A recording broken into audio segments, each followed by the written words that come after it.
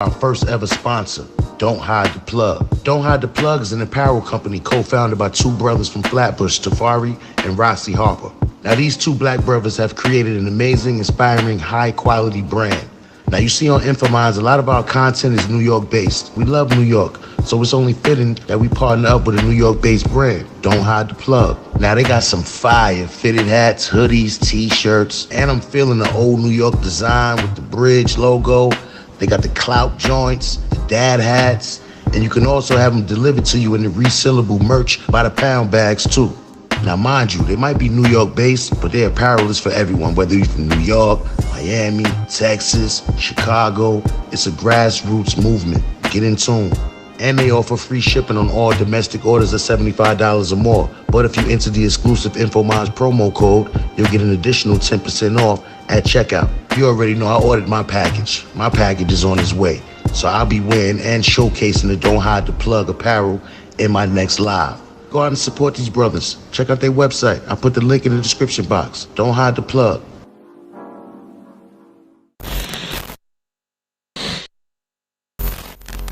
Community. Peace community, peace community. Welcome to the community. Right now you're listening to Real Ones. I want to shout you out for being a real one. Us having to bring awareness is a serious situation, y'all. I had the pleasure of meeting some great queens in the community that was talking about this specific topic. Last week, we had two queens building on this topic. So just listen to the sounds as we build up in the chat.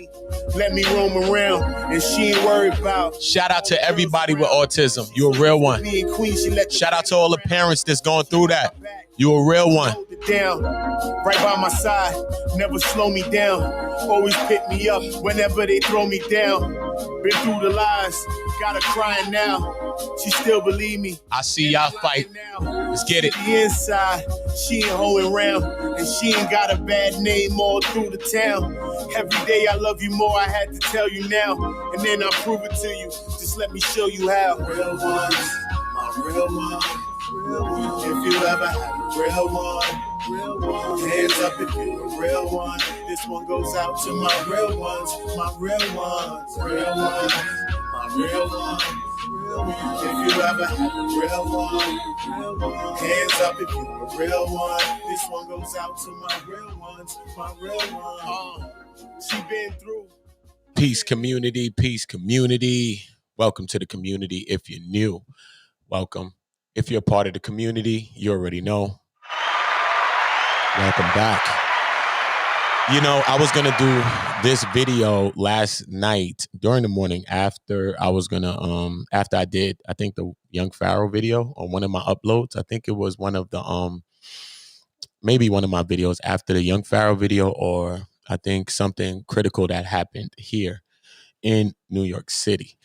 But I felt that I should do this in the morning and not in the middle of the night, because this is a topic that, you know, I was, you know, made privy to and brought, you know what I mean, up to speed by, you know, a queen, Melanin Royal. And, you know, she was having, you know, a build with one of the queens that were in the chat, you know, that was in the chat, Queen Noble. And they were having a discussion, you know, based on this same topic, you know, and it was bringing a lot of awareness to me alone, you know, because I'm covering a lot of stories, you know, of child abuse, of a lot of topics that, you know, also cause me like traumas and PTSDs and like, you know, like anxiety sometimes, you know, just thinking of, you know, certain situations, it causes, you know, trauma or it causes anxiety. So, you know, in covering these kinds of topics, you know, and listening to a couple of the queens as they were building, you know, we also had Kat on the other day, and she was talking about her own situation with her child as well. A little bit, she spoke about it. And, you know, with bringing awareness to this type of a situation is because, you know, especially having children that is nonverbal, you know, that are nonverbal, you know, how does a child that's nonverbal go about, you know, saying that they've been hurt? you know, is something that it led me to think about, you know, and just talking to even Melanin, and we were talking, you know, and every time she speaks, you know, it's something that just really resonates with me, you know, and it's something that we never talk about. You know, we have so many kids, so many people. We're talking about white kids, we're talking about black kids, we're talking about this, we're talking about that.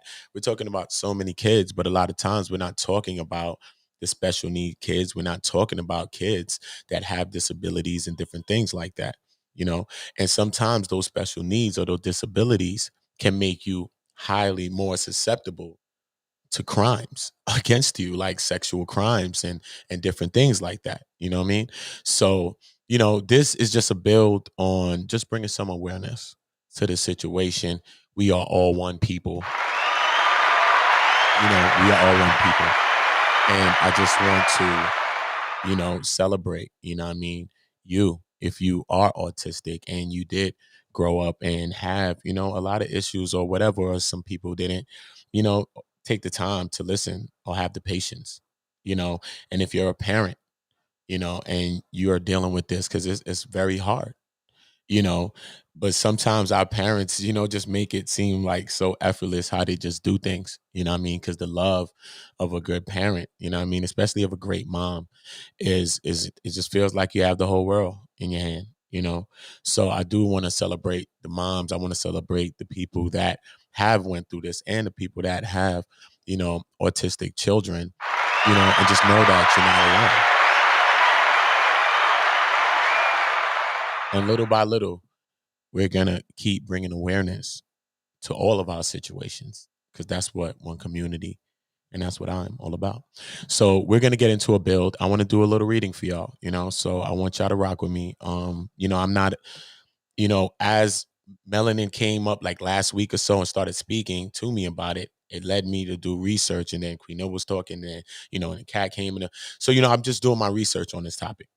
You know what I mean? And the more I do my research on this specific topic, you know, the more that I feel that we really, really, really need to think about this.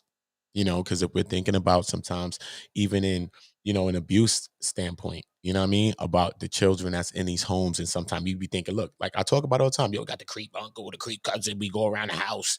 What about those children that's in the house? What about the special needs kids? You know what I mean? Because sometimes you may need someone to watch a child, right? You know what I mean? So it's a very scary thing. It is a very, very, very scary thing. You know what I mean? Because some kids gonna speak, and some kids go through things and they can speak, and they have no disabilities, and they don't talk, because trauma is trauma, and different people react to trauma differently. And we must understand that not everybody is gonna have the same response, you know, to trauma. Some people say, "Damn, this is me. Oh, come on, man. You supposed to." You can't say that, because everybody has a different psychological and emotional response to trauma. All right. So I just want to salute y'all again before I get into this read. Right before I get into this read. Um, Salute to y'all, man. Salute to everybody that's rocking with us. You know, these are not going to be the most the catchy of topics that a lot of people, but you know, I don't do my streams for the most views. If I did, I'd be doing more things that I wanted to do. You know what I mean? But this is what we have to do. You know what I mean? This is what we have to do. So salute to you if you're listening. Yeah, and salute to you if you're listening in the future to this. You know what I mean? And hopefully you're bringing awareness to the situation. Hopefully you're talking a little bit about this on your channels, on your Facebook, and bringing awareness to this situation. All right. Hopefully that's what you are doing. And if that's what you're doing, be it today or in the future, if you're listening to this stream, then this King Jaffe Joe that I'm about to play for you, I don't care if you're white, black, whatever, I'm about to throw a King Jaffe Joe that's in Coming to America, when he threw the roses at King Jaffe Joe feet because he was a king. So listen, we kings and we queens, and when we in a community, you already know. King Jaffe. King Jaffe. I salute y'all. You know what I mean? I salute y'all, because it's hard to be us. And you just need sometimes need an applause for just being you and for just being us. You know what I mean? I be. I don't care what you think of. I be. So sometimes we just need to applaud for that. It's real. Trust me, it's real. So just stay positive, man. Keep your hope, and just know that we're not alone out here, man. And we're gonna fight. You know what I mean? We're gonna fight, man. We're gonna stand up and we're gonna fight. And that's all we can do. Cause we done laid down, we done did all that. We done waded in the water, we done did all that. So now this is what we're going to do. You know what I'm saying? And we're going to fight with our minds. You know what I mean? We're going to fight with our minds. We're going to fight with our voices by unifying our minds and our voices on our commonalities. We have children. We are in pain. We are traumatized out here. You know what I'm saying? We all want to be safe. We want our children to be safe, man. We want to break some generational curses, gain some generational wealth, man. Come on, man. We just want to be all right out here. Come on, man. That's it. Other people running around trying to do weird stuff. Well, we just really trying to be all right out here. That's it, man. We good. We all right. We chilling. That's, you know what I mean? Everybody good? Yeah, we good. That's what most people want to do, man. You know? So let's get into this build. I want to get into this build. So I'm going to do a screen share real quick. I'm going to do a screen share. Bear with me. Hold up. Let me play. Hold up. Bear with me. Bear with me. I think I need some sounds. Yeah, I could do with that. That sound loud? I could deal with that. I need some mellow music, man. Not none of this extra stuff. Yeah, I could rock with that. Yeah. All right. So let me get into the screen share. Hold up. I'm sorry.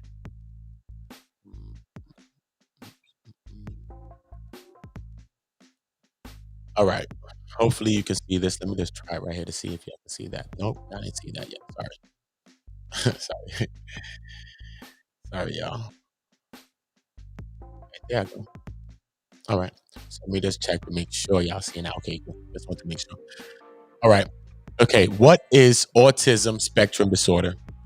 Autism spectrum disorder, ASD, is a developmental disability that can cause significant social, communication, and behavioral challenges. The term spectrum refers to the wide range of symptoms, skills, and levels of impairment that people with ASD can have.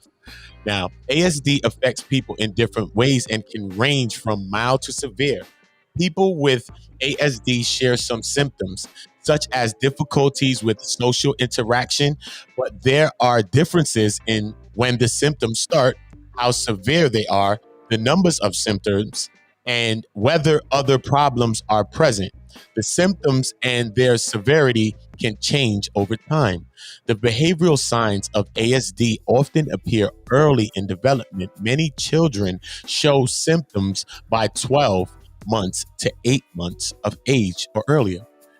Who is affected by ASD? ASD affects people of every race. Okay, so it's just not something that people are gonna specific, and I mean, place to a race or specific group of people. You know, ASD affects people of every race, ethnic group, and socioeconomic background. It is 4 times more common among boys than among girls. See, that's a fact. I didn't know that. This thing is 4 times more common among boys than among girls. The Centers for Disease Control and Prevention, the CDC, estimates that about 1 in every 54 children in the US have been identified as having ASD. Now, how does ASD affect communication?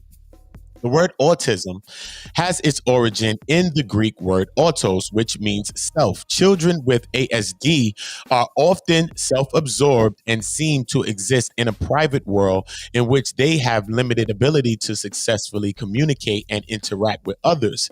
Children with ASD may have difficulty developing language skills and understanding what others say to them. They also have difficulty communicating non verbally, such as through hand gestures, eye contact, and facial expressions. Okay, so this is something that's real because you have verbal and non-verbal communication when it comes to autism as well. So that's something that I've been made privy to as in the last few weeks since I've been talking to a few of the queens that's been bringing me up to speed on this knowledge. So the ability of children with ASD to communicate and use language depends on their intellectual and social development. Some children with ASD may not be able to communicate using speech or language, and some may have very limited speaking skills. Others may have rich vocabularies and be able to talk about specific subjects in great detail. Many have problems with the meaning and rhythm of words and sentences. They also may be unable to understand body language and the meanings of different vocal tones. Okay, hold on. Let me get back on that sentence, so I don't want nobody to mess up. So they also may be unable to understand body language and the meanings of different vocal tones taken together. These difficulties affect the ability of children with ASD to interact with others, especially people their own age. Okay, below are some patterns of language use and behaviors that are often found in children with ASD. These are things that we need to be aware of, all right? We might have a child and we might be thinking of a child being, not having a disability, right? And we're trying to treat our child, in a maybe in a traditional fashion, right? For lack of better words, right? In a traditional fashion, when you're dealing with certain cases, you have to know what you're doing and deal with things, but you have to be privy and you have to have the awareness, you know. So with these types of builds, hopefully this brings the awareness. And shout out to y'all if you're still with us. All right. So I'm going to go into some of the patterns of language use and behaviors that are often found in children with ASD. Now, repetitive or rigid language, right? Or rigid language, right? Often children with ASD who can speak will say things that have no meaning or that do not relate to the conversation they are having with others. For example, a child may count from 1 to 5 repeatedly, right? Amid a conversation that is not related to numbers. Okay, I want to reprocess this whole sentence, right? Okay, often children with ASD who can speak will say things that have no meaning or that do not relate to the conversations they are having with others. For example, a child may count from 1 to 5 repeatedly amid a conversation that is not related to numbers. Okay, I get what they're saying there. Do y'all get what they're saying there? I get that. Or a child may continuously repeat words he or she has heard, a condition called echolalia. Echolalia. Okay, a condition called echolalia. Immediate echolalia occurs when the child repeats words someone has just said. For example, the child may respond to a question by asking the same question. In delayed echolalia, in delayed echolalia, the child repeats words heard at an earlier time. Okay, so let's go back again. So let me make sure that I'm really processing the sentence the right way, right? Okay, a child may continuously repeat words that he or she has heard, a condition called echolalia. Immediate echolalia occurs when the child repeats words someone has just said. For example, the child may respond to a question by asking the same question in a delayed echolalia. The child repeats words heard at an earlier time. The child may say, "Do you want something to drink?" whenever he or she asks for a drink. Some children with ASD speak in a high-pitched or sing-song voice or use robot-like speech. Other children may use stock phrases to start a conversation. For example, a child may say, "My name is Tom," even when he talks with friends or family. Still, others may repeat what they hear on television programs or commercials. Okay? So I got the processes of repetitive or rigid language. All right. So now narrow interests and exceptional abilities. Some children may be able to deliver an in depth monologue about a topic that holds their interest, even though they may not be able to carry on a two-way conversation about the same topic. Others may have musical talents or an advanced ability to count and do math calculations. Approximately 10% of children with ASD show savant skills or extremely high abilities in specific areas such as memorization, calendar calculation, music, or math. Uneven language development. Many children with ASD develop some speech and language skills, but not to a normal level of ability, and their progress is usually uneven. For example, they may develop a strong vocabulary in a particular area of interest very quickly. Many children have good memories for information just heard or seen. Some may be able to read words before age 5, right?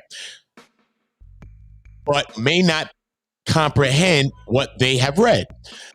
They often do not respond to speech or others and may not respond to their own names. As a result, these children are sometimes mistakenly thought to have a hearing problem. See, you might think your child has a hearing issue.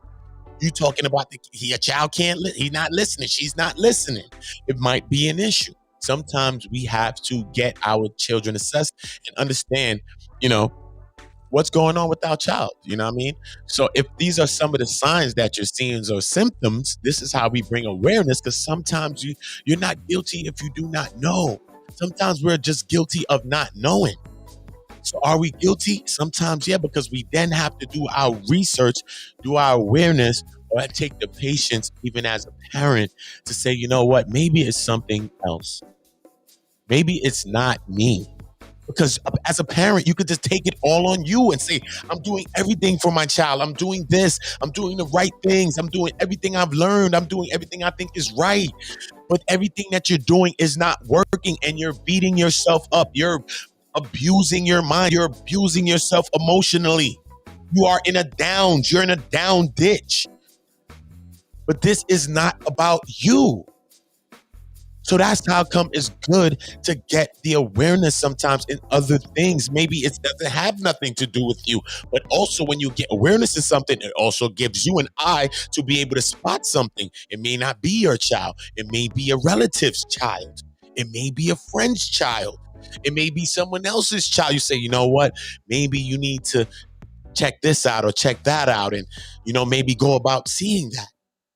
And then the person say, you know what? Hey, wow. You know what? You know what I'm saying? I thought it was just me. You know what I'm saying? So the awareness. All right. So we just went into the uneven language development, right?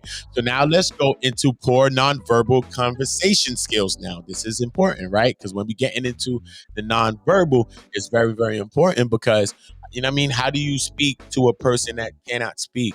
How does a person that cannot speak really verbalize, you know what I mean, vocalize what they want to say to you? You know what I mean? And that's what makes me think a lot about, you know, even with traumas, and even when you're dealing with sexual abuse and things like that.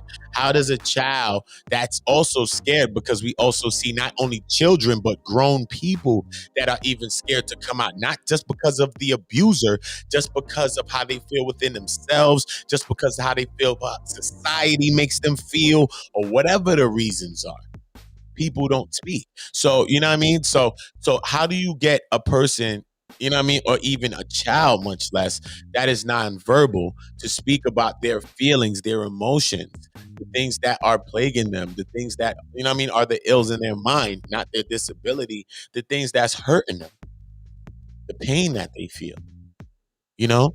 So these are very, very important things. You know, when I heard these things, you know, and I was talking to another queen, and, you know, just listening to her plight, you know, of having a nonverbal child, you know what I mean? And just seeing how effortlessly she handles things, you know, because I've been around people, I have children, and, you know, I have children with, you know, two children's moms that, you know, they have sense.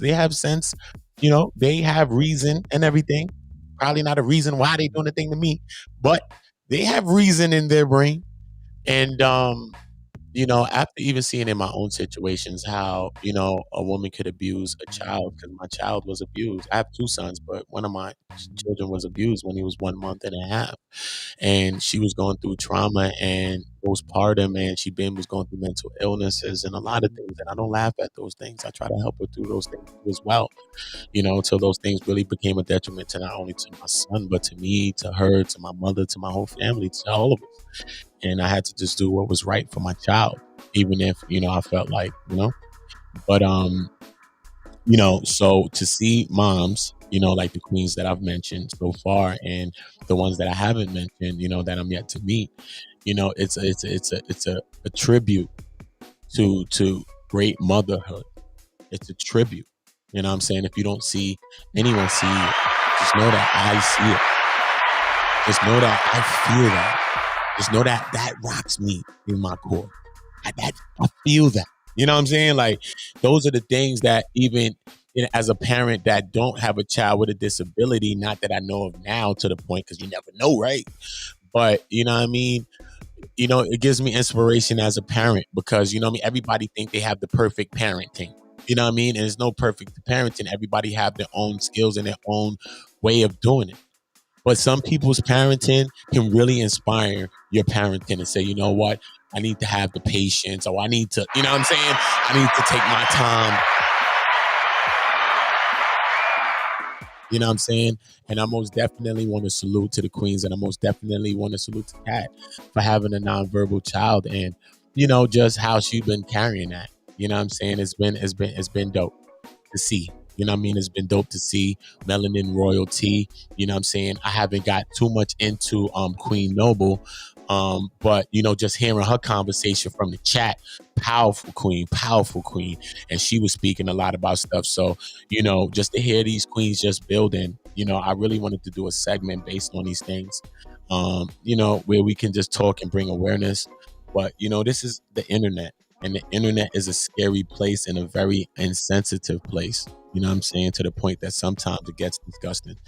And, but with this, we need to just have some sort of compassion, some sort of humility, some sort of cool, some sort of moral compass, some sort of moral flaw. You know what I mean? Anything you can use as words to put together to mean what I'm saying. You know what I mean? We need to really take that into consideration.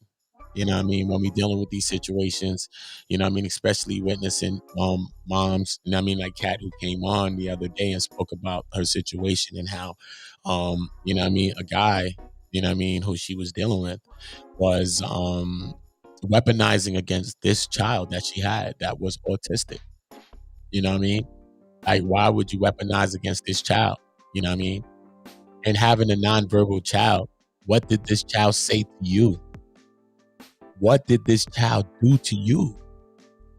Okay. So I don't feel it's right for anybody, especially not a so-called man, to bring down any person, especially not any woman, trying to seem strong by using her autistic child. Because what I'm reading right now is not a joke. If y'all think it's a joke, y'all can press 1 in there. So I can instantly give y'all a block party and invite y'all to the block party. Because y'all could go to the block party block. Because we're not going to condone certain fuckery. Because that's fuckery, yo. That is fuckery. And sorry for my language, but we have to call it what it is. A spade is a spade. If you ever played spades stick. And that one just stuck. That is fuckery. We're going to leave it there. We're going to move forward. All right, now, poor nonverbal conversation skills. Children with ASD are often unable to use gestures, such as pointing to an object. All right, let's listen to this now, because let's go into our children and look at our children again now. Okay. Children with ASD are often unable to use gestures, such as pointing to an object, to give meaning to their speech. They often avoid eye contact, okay, which can make them seem rude, uninterested, or unattentive. Okay, let's go over that line again, because sometimes our child may be displaying something like this and we taking them for being rude. We want to get the belt and all type of, you know what I mean? Take your time. Slow down, Ike.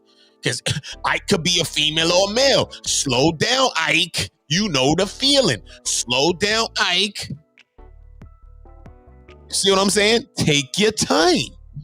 What love got to do with this? A lot. Love has everything to do with this one.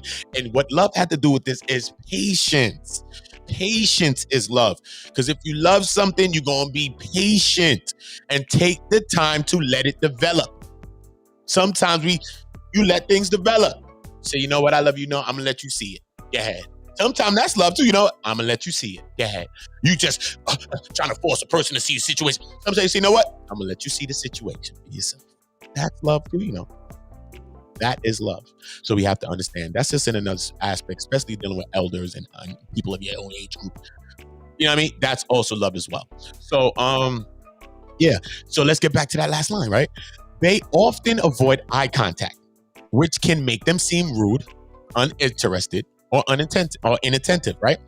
Without meaningful gestures or other nonverbal skills to enhance their oral language skills, many children with ASD become frustrated in their attempts to make their feelings, thoughts, and needs known.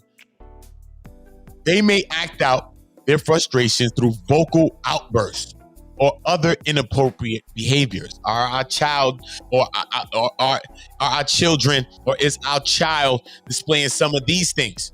Some grown people, some grown men, some grown women displaying this. You know what I mean? So we ain't gonna cut no corners. We ain't gonna cut no corners. It ain't a joke, because we are traumatized as a people. You know what I'm saying? And a lot of things we got to understand that that's just not going for our people. People are traumatized. As society alone, just watching the news can traumatize you. Just going through your life and taking losses and going through some of the things. Even if you have a conscience, then you could be traumatized. So some of the shit you done did, and then thinking about your own past and your own life, you be like, damn, that could give you PTSD just thinking of all the wicked ass things you did in your life. You see what I'm saying? So we have to understand these things, but we have to be able to see the awareness and understand them. Because when we dealing with older people or elder people, we know how to assess a person quick. This, he got a problem. She wrong. She got an issue. Why we can't take our time to say, you know what? Maybe this person's having a mental issue. Maybe we all suffer from some of these same things. Maybe my child is maybe having a mental issue. Maybe we all suffer from the same things. Why we can't look at everything the same? Like, even though everything is not the same, but we got to give everything the same grace period. You see what I'm saying? Give everything the same grace period. Shout out to y'all if y'all still rocking.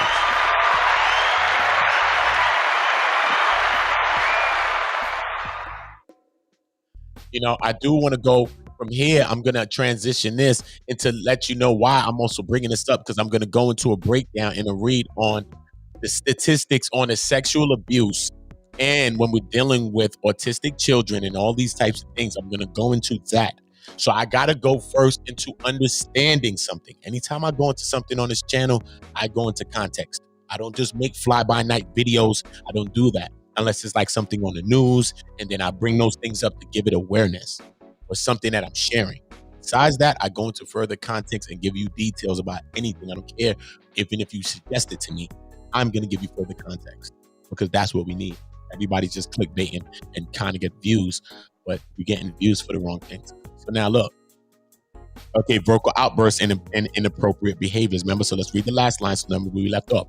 They may act out their frustration through vocal outbursts or inappropriate behaviors. Okay, how are speech and language problems of ASD treated? Now let's see how they're treated now, right? Because everybody think they got the remedy. I'm about to get the belt. You get to your room. Go in the corner and all of this. No, take your time. Slow down, Ike. Remember, Ike could be a female or a woman or a man or whoever is this specific abuser. It's Ike. He's an Ike. Okay? Slow down. What love got to do with this? Love got a lot to do with this. Love means patience. Take your time and get the awareness so you can know what you're dealing with. See what I'm saying? We could take the time to know somebody we getting to know and getting to be with. We need to take the time to get to know our children every day, because we even get to know ourselves every day. When we learn about ourselves, say, damn, how the hell I did that? Exactly. So we learning ourselves. So that means we have to learn our kids every day and stop thinking we just know everything about our kids. Okay? Can I get a King Jaffe to that? Okay, King Jaffe. Okay. All right. So now, how are the speech and language problems of ASD treated? If a doctor suspects a child has ASD or another developmental disability, he or she usually will refer the child to a variety of specialists, including a speech language pathologist. And this is a health professional trained to treat individuals with voice, speech, and language disorders. The speech language pathologist will perform a comprehensive evaluation of the child's ability to communicate and will design an appropriate treatment program. In addition, the speech language pathologist might make a referral for a hearing test to make sure the child's hearing is normal.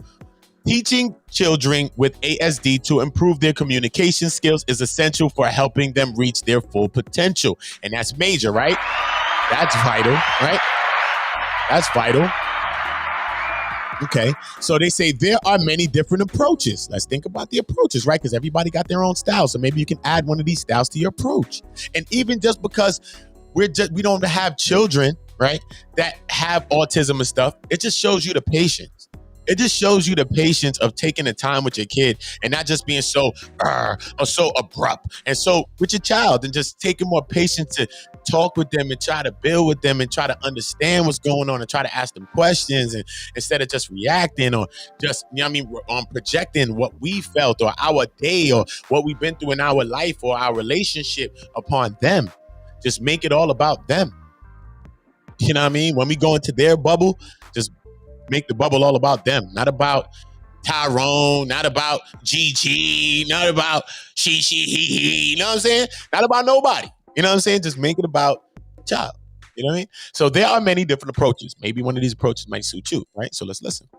But the best treatment program begins early, okay? Remember, let's say that again. The best treatment programs begins early. So that means we gotta have the awareness. Got to catch things early. But look what it says, how early it starts. During the preschool years, and is tailored to the child's age and interests. It should address both the child's behavior and communication skills and offer regular reinforcement and let's bring that line back. It should address both the child's behavior and communication skill and offer regular reinforcement of positive actions. Most children with ASD respond well to highly structured, specialized programs. Parents or primary caregivers, as well as other family members, should be involved in the treatment program so that it becomes part of the child's daily life. So now you're understanding that even in this, as dealing with an autistic child, right, we also dealing with a child that you deem regular, because all our children is regular. Okay, we got to stop separating our children, right? We got to stop separating our children. Right. So now when you think about this, right, they say parents or primary caregivers, as well as other family members, should be involved in the treatment of program so that it becomes a part of a child's daily life. And I think that not only in autistic children or children with disabilities, right, or impairments, I think that that is in any child. Every child needs that. Got a King Joppy Joe. Every child needs this. Not only every child, we need this. They say it takes a village to raise a child, but I think it takes that same village that it takes to raise a child to raise every single one of us, because it takes us coming together to lift any one of us. Even if you want to look and point a finger at any one of the people on social media, anyone that you say, wow, these people are the creep, this person, that, whatever. A lot of these people, we've helped lift them to the place that they're at. We supported and lifted them to the platforms that they are. So it does take a village to do everything. Whether we want to take ownership of that or not, whether we want to take our energy and use it for something constructive, whether we want to take our motivation, take our voices and use it for lifting somebody up and helping somebody and giving good advice instead of chastising and bringing someone down and pointing out the negatives. Let's point out the highlights that we can highlight and say, you know what, maybe you can take this approach. It's like golf. It's like golf. It's all about your approach. Communication is golf. It ain't basketball, it ain't football, it's golf. Your approach is everything. It's everything. If your approach ain't right, You're not gonna hit that hole in one. You're not getting on the green. You about to be in a crowd somewhere. They bugging, dodging. Oh, Johnny, listen. Oh my God, I think it went left off the green. Oh, this happened again. We'll be back. Let's take a commercial break. We're tired of wiggling off into the crowd. Exactly. So we have to take the right approaches. All right. So let's remember, going back to the last sentence, remember, this is something for all of our children. So just because he's simply going to be ASD, okay, my child ain't autistic, let me skip past this. It's okay. Well, you might miss information. I'm reading something about autistic children. I'm learning about myself. I'm learning about people. I'm learning about how I need to treat people. I'm learning how I need to treat my child. You know what I'm saying? Even though I feel I do know, but do you know everything? No, you can always learn. The wise man, the wise woman becomes a baby again and learns again in the knowledge that they already know. You could get further understanding and overstanding and understanding. You know what I'm saying? So now, not to drag this, man, but I'm taking my time on this, right? But yeah, so for some, because we're going to go into builds on this. So I just want everybody, so when they get this, I can say, look, go down to this stream right here. I got a full breakdown on this. Go there and get caught up to speed with us, because when this train get going, we on this train and it's going. Georgia, Georgia, the whole way through. Georgia, this train is gone.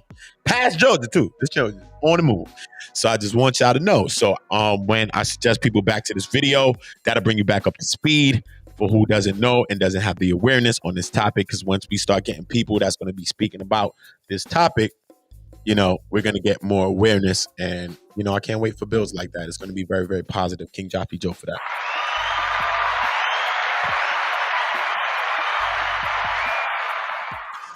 Okay, so am I here? Yes, I am. Remember, parents or primary caregivers, as well as other family members, should be involved in the treatment program so that it becomes part of the child's daily life.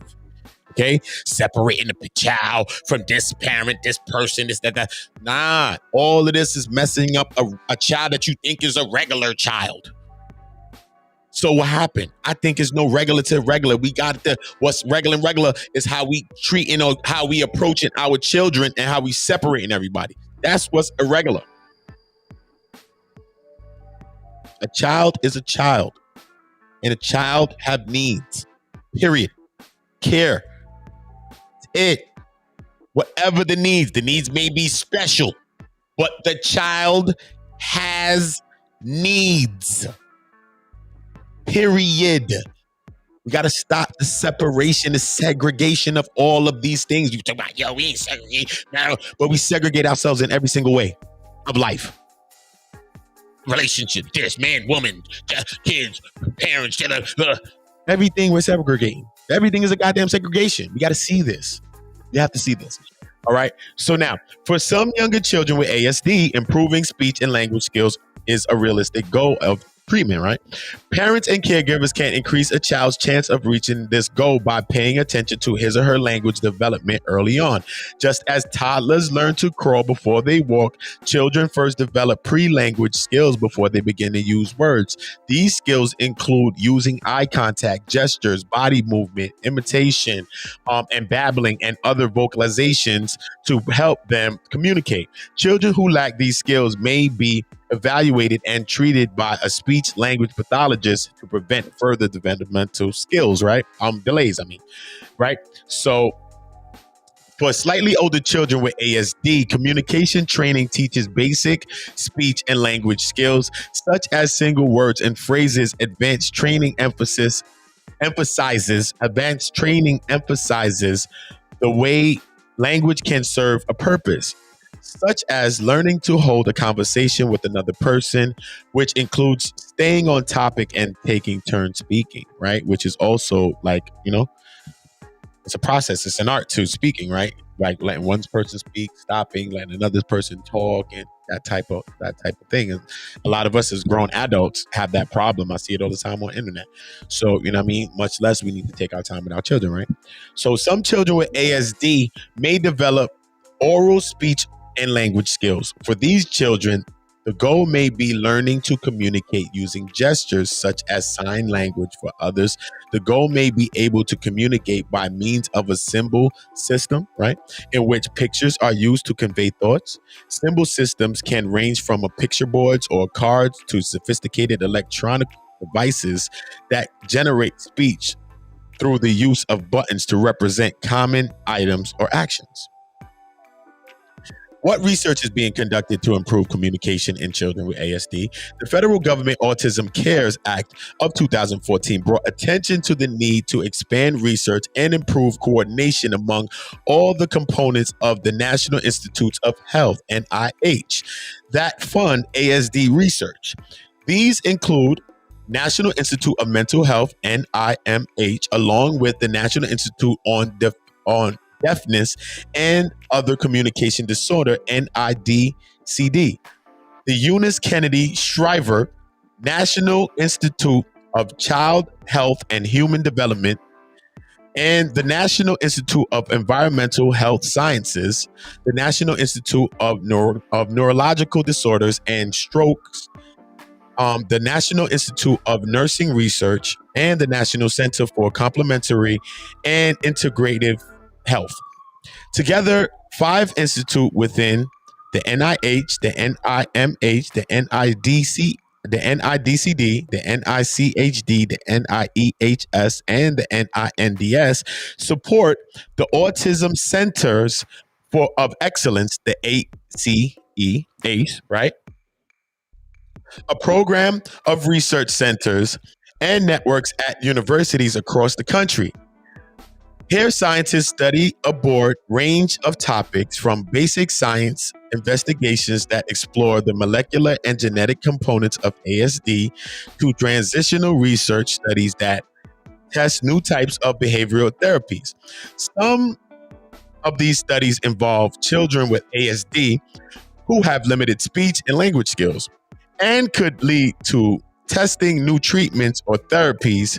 You can visit NIH Clinical Trials website and enter the search term autism for information about current trials, their locations, and who may participate. All right. Salute to y'all if y'all got through that part.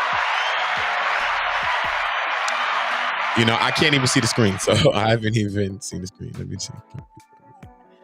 So it's gonna be a couple people rocking with us. All right. So let's go here, right? So, okay. With this troubling information in mind that I just read to you, right? Autism Speaks is providing families, right, with information regarding sexual abuse. And they were talking about, this is a stat they was doing. They said, according to a stat, 55,000, they said a child with any type of intellectual disability was 4 more times likely to be sexually abused than a child without disabilities, okay? With no specific numbers that exist for individuals with autism, right?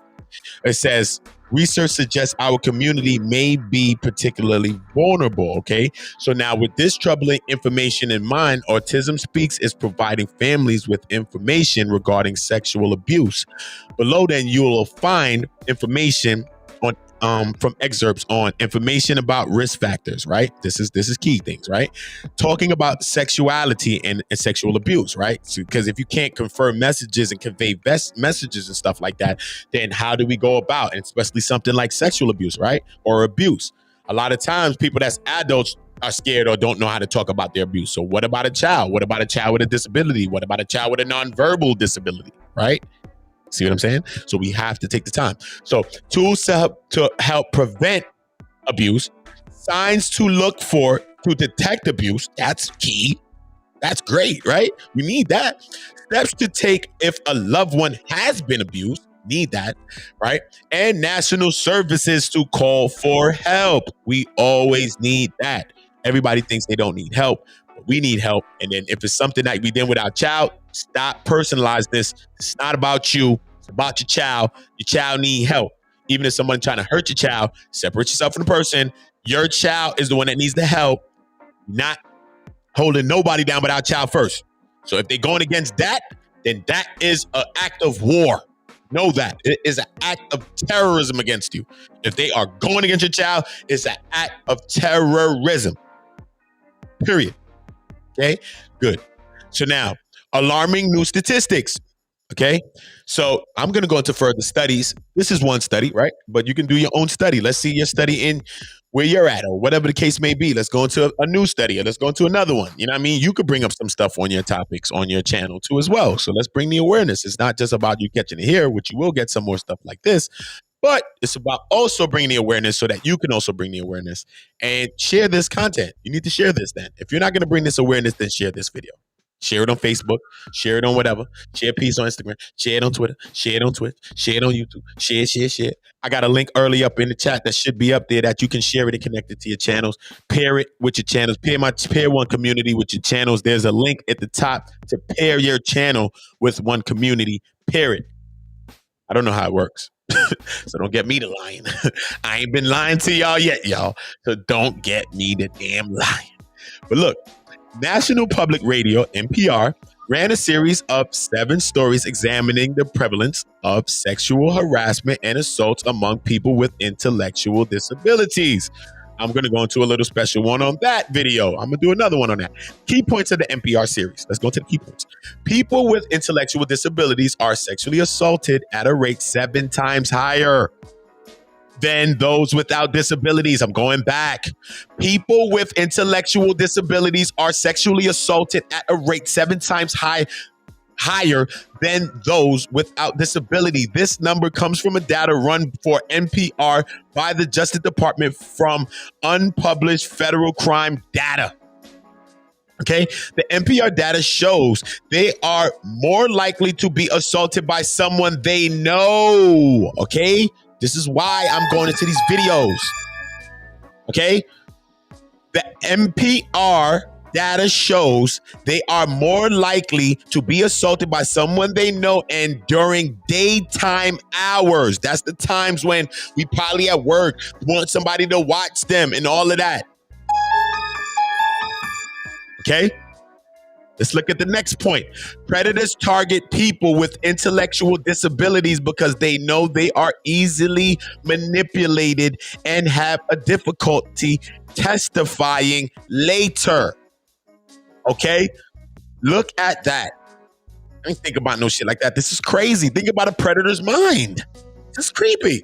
Predators target people with intellectual disabilities because they know they are easily manipulated and have difficulty testifying later. These crimes go mostly unrecognized, unprosecuted, and unpunished. And those are uns that we're not trying to understand at all. Okay?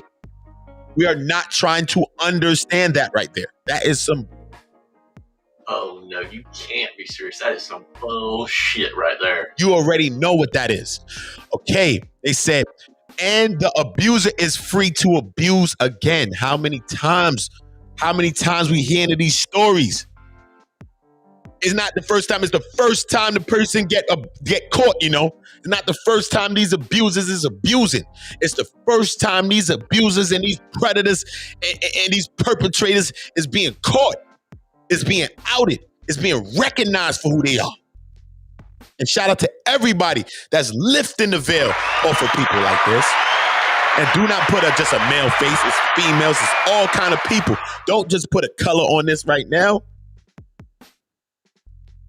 But you could get into colors and you could get into who's doing what more at a likely rate. You could get into stats, but then you got to question who's doing the statistics.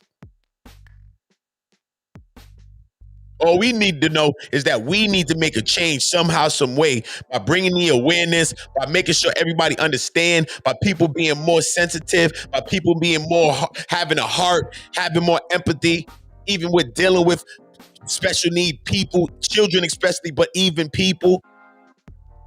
Caring a little bit, not being so quick to call people names just to box a person in, peg a person for being something.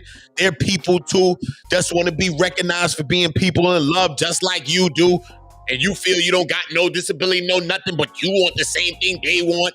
So what the goddamn problem, which I don't see, which I be trying to just give to everybody, which get me in a goddamn problem sometimes. But I guess it's just a problem I'm going to have because we need love. And we need patience. And you cannot use me because I'm giving my love because I'm giving it. And once I see people like that, block party, get out of my life because I already know who you are. I look like a fool to you. No, I'm not. Never been. See what I'm talking about? But we got to help people. And we got to help people for a higher reason than ourselves. And that should be the reason of why we're helping our children, right? For something higher than ourselves. Even if we want them to achieve higher than ourselves and higher than we have achieved as people, as parents, as this, as business, as whatever you are in this life. Of course you would want that, right? Why would you want to be better than your kid? You want your child to grow up and surpass you in anything, right? Right? We aspire for more. We aspire for more out of our children. So if we aspire for more out of our children, we have to protect them. Because them getting abused is causing traumas that's going to be long lasting and sometimes long lived. That's beyond the traumas that they're already facing from these disabilities and all of these things that they're going through already. This is a major issue. It's a problem. I don't hear nobody talking about this. Only the queens that came and talk about the situation. 3 queens. 3 people. Since I've been online on YouTube, man, right now. Been on there right now, even this time to like 7, 8 months. I don't know the months. Maybe 7 months, who knows? I have not heard no one speaking about this. But everybody's covering the sexual molestation, the pedophilia, and all that. What about these children? A lot of times they're in the house. And a lot of times they end up around people that feel and know that they can get away with that. And that is a scary thing, yo. Sorry for the sound effect being so loud, but I need y'all to hear the severity of that creepy sound. That's really creepy. Police and prosecutors are often reluctant to take these cases because they're difficult to win in court because you can't prove them. You see what I'm saying? You got a non-verbal person, can't speak, can't testify, all these other things. Then they start to get into like lines, and then lines get blurred. You see how people understanding that? Imagine the people that prey on this, understanding that last line, that the police and prosecutors are often reluctant to take these cases. So how many cases are they getting away with right now? They are getting away with our goddamn children. They are playing a goddamn game that no one should be able to goddamn play with us. It's the worst game. Play with me, you wrong for that. But play with my goddamn kid, I'm about to show you how wrong you is for that one. I might just say, you know what? I'm gonna let that slide for right now. Next week, I'll bust your head. When you're dealing with the children, man, you're not playing that game. You're not gonna get that leeway, man. These is children, man. These are children. These are children, man. How to talk about sexuality. This is major, right? While this can be a difficult topic, families are urged to address the dangers of sexual abuse in ways that are comfortable for them, right? Let's go back. I don't want to drag this thing, all right? Because I want it to be digestible from everybody that listens to it now into the future. But I also want things that, this is me using my highlighter. This is part I'd have highlighted if I was reading this thing. So this is when I go back and say, hold on, that's just me using my visual highlighter, okay? Because I want this to stand out to you, right? Because it stands out to me, right? While this can be a difficult topic, families are urged to address the dangers of sexual abuse in ways that are comfortable for them. Being aware and educating yourself, okay? Look at that first, yourself and your loved ones. They didn't say your loved ones and yourself.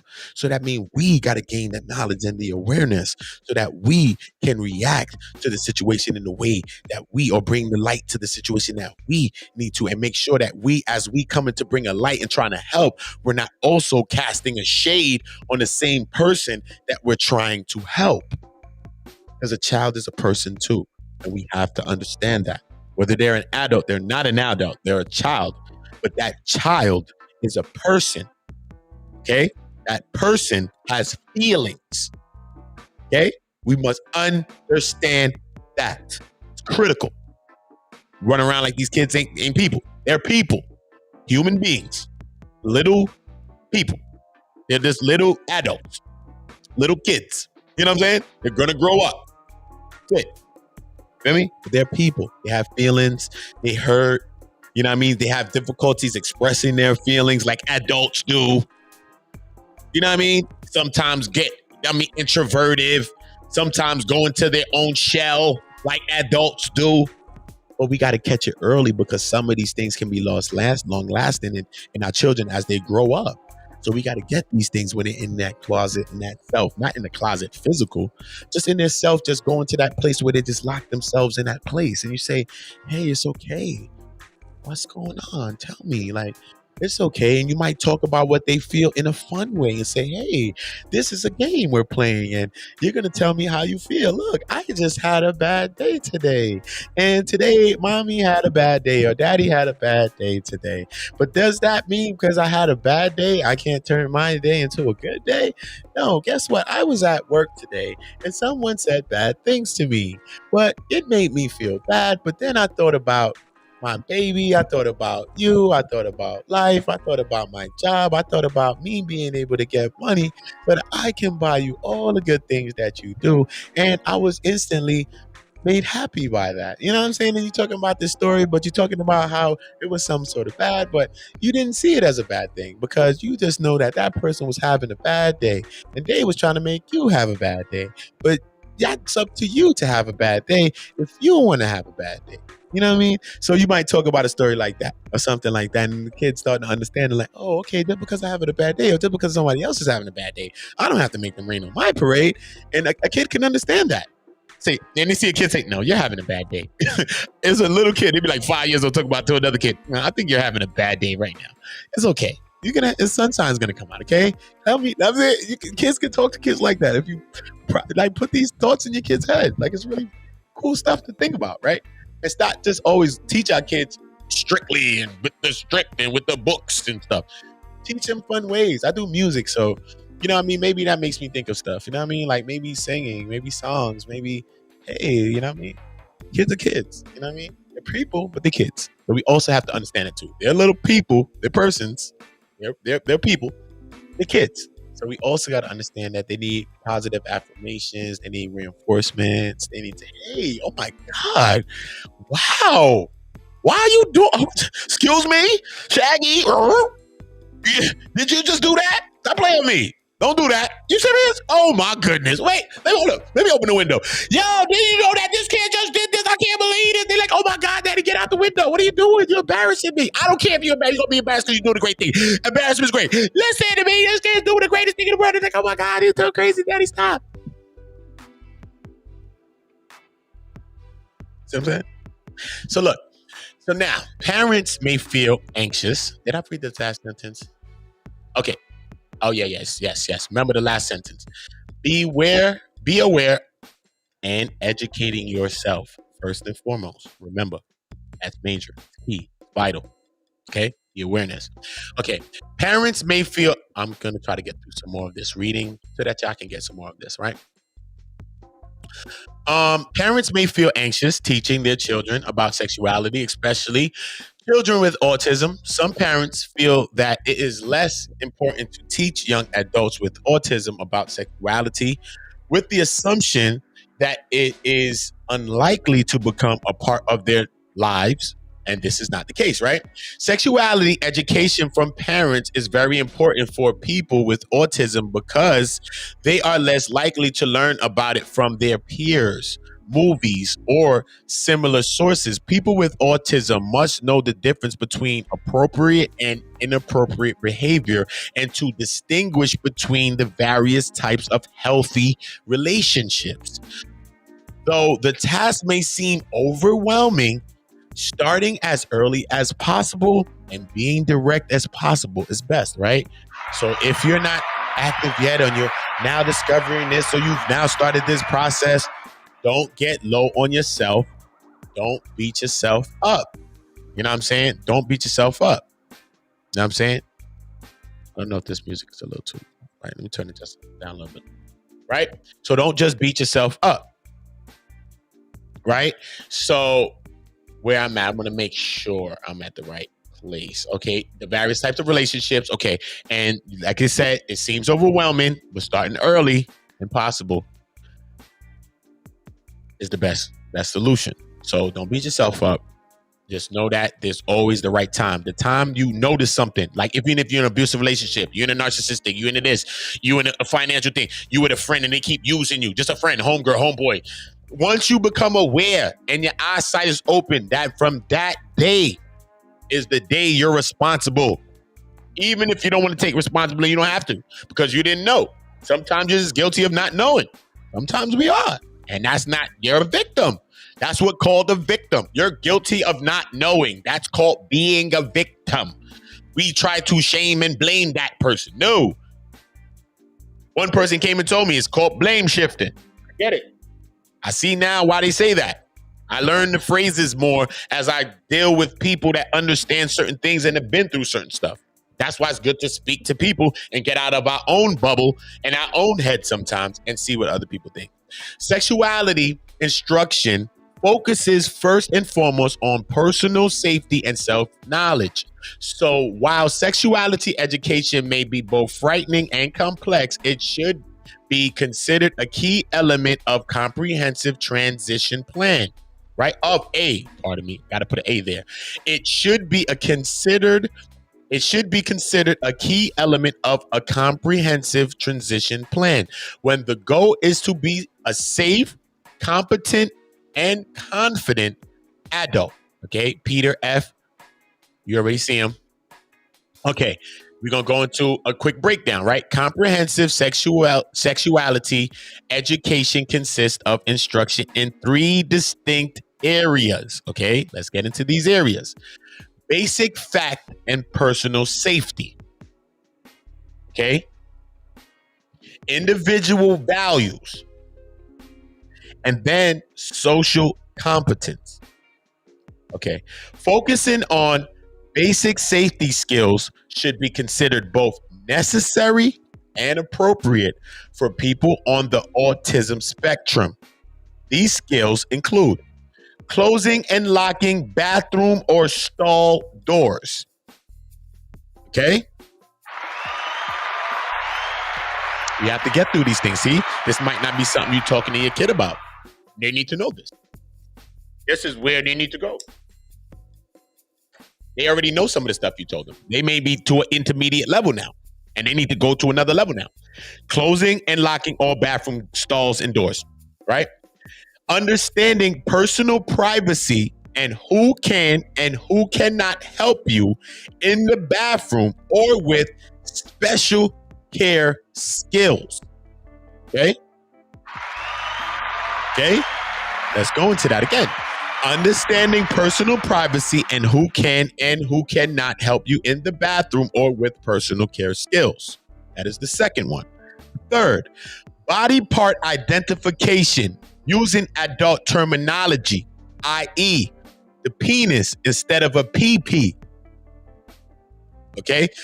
The third thing is body part identification using adult terminology, like penis instead of a PP. Okay?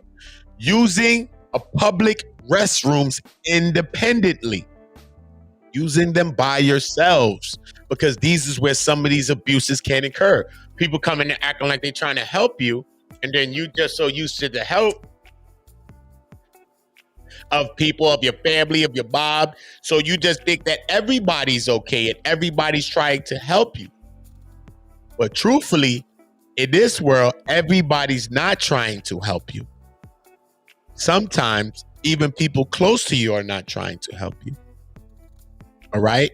So you got to have the awareness to see. And it's, as parents, we got to make sure that we're giving our children the awareness.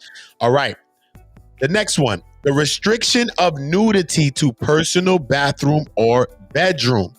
The restriction of nudity to personal bathroom or bedroom. But is that in saying that you have to get fully naked to use the bathroom, or to be sleeping, you need to have clothes on and stuff like that? Maybe, I don't know. Maybe if someone, as I go back, because I can't see my screen on my chat, just converse to me as you writing in there, because I just can't see the chat because I'm showing y'all this whole screen.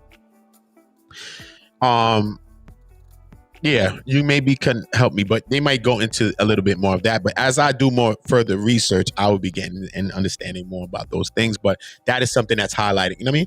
So the issue of personal space or for both self and others. So even if a person's helping you and stuff, you say, no, it's okay. I got it here. I got it. I'm okay. You know what I'm saying? Even if someone was helping, you know what I'm saying? So it's just like a help, but it's to a degree so they understand the difference between help and personal space. You know what I'm saying? So sexuality education for people with autism is often regarded as a problem because it is not an issue, or is an issue because it is seen as a problem. Okay, this means sexuality for people with autism is likely to be ignored until it becomes a problem.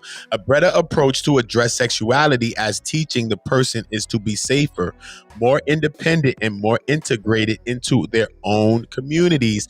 This can result in a more positive quality of life, right? And that's what we all want for not only our children, but for ourselves, right?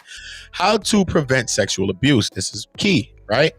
So now, the National Child Traumatic Stress Network, right? This is going to go into the breakdown of this. These are things that you need to go and check out so that you can see, right? Provide some helpful tips on protecting children from sexual abuse. So now, just because it's an autistic child, you're going to look at this knowledge as knowledge for autistic children, or you're going to look at this knowledge as protecting any child. You see what I'm saying? So many people are going to breeze by this topic like it doesn't have no value, or that when it does have every bit of value as anything else on earth, right? But they don't see how much this values their own self, because everybody's so wrapped up into themselves that they can't listen to someone else's plight and understand how their plight also affects them in some way, subconsciously or consciously. Okay, so let's go into some ways of how can we prevent sexual abuse, not just in kids with autism, but in any child, right? That's how I look at things. I look at things as in a local and then an express, in a local and in a global sense. You know what I mean? In a personal and then in a universal sense. You know what I mean? So both sense, both dualities, not just one spectrum, both dualities to everything. So I look at them in both sides, and when I weigh them like that, I get to be biased. I'm unbiased and fair. You know what I mean? When I can weigh it on the other side of the spectrum, say, you know what, maybe this person was thinking like this or something. Okay, cool. I feel like this. All right, cool. Maybe just stop myself in the middle. And then when the communication begins, then we see where we lie, right? So let's get into how to prevent some of these things. Teach children accurate names of private body parts, like they said, the exact names. Avoid focusing exclusively on stranger danger. Keep in mind that most children are abused by someone they know and trust. That is key. That is critical, y'all. That is critical. Okay? You need to avoid this. Avoid focusing exclusively on the stranger danger, and we do that sometimes as parents. Keep in mind that most children are abused by someone they know and trust. They said most children, not autistic kids, not kids with special needs, not kids that's white, not kids that's black, not kids that's tall, not kids that's small, not kids that's anything. They said kids, most children are abused by someone that they know and trust. Teach children about body safety and the difference between okay and not okay touches. Okay? Okay and not okay touches. That is a good language to speak, right? Are you using that for the children? This is not okay. That's okay, right? Okay, cool. Let children know that they have the right to make decisions about their own bodies. Empower them to say no when they do not want to be touched, even in non-sexual ways, politely refusing hugs, and to say no to touching others. Like, hey, give them a hug. No, I don't want to give them a hug. No, give your cousin a hug. Give them a hug. Why are you going to be that way? No, I don't want to give them a hug. No, don't force them to give them a hug. No, they don't want to do that. No. See what it did? Both ways. That's how I'm taking that sentence, right? Okay, cool. So once we understand that, stop forcing our kids. Stop pushing our kids to do things they don't want to do. We traumatizing our kids. They'll naturally come into what they need to come into. And kids learn from kids anyway. The best. When they start playing around kids, they'll start lightening up. right? So make sure children know that adults and older children never need help with their private body parts, i.g., bathing or going to the bathroom. Make sure that children know that adults and older children never need help with their private parts, because they may need so much help that you help them all the time, that when this person uses this against them, like, could you help me with this? You see what I'm saying? They may see it the same way because they're so used to people helping them, or their parent, or be it their family member, helping them in this way, that they might correlate it with help or something that is okay, or an okay touching. But it's not an okay touch. It is not okay. See what I'm saying?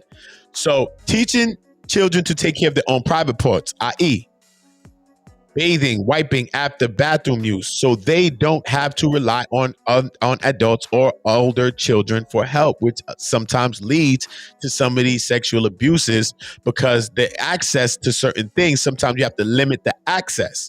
The access points are where some of these abuses are looking to come in.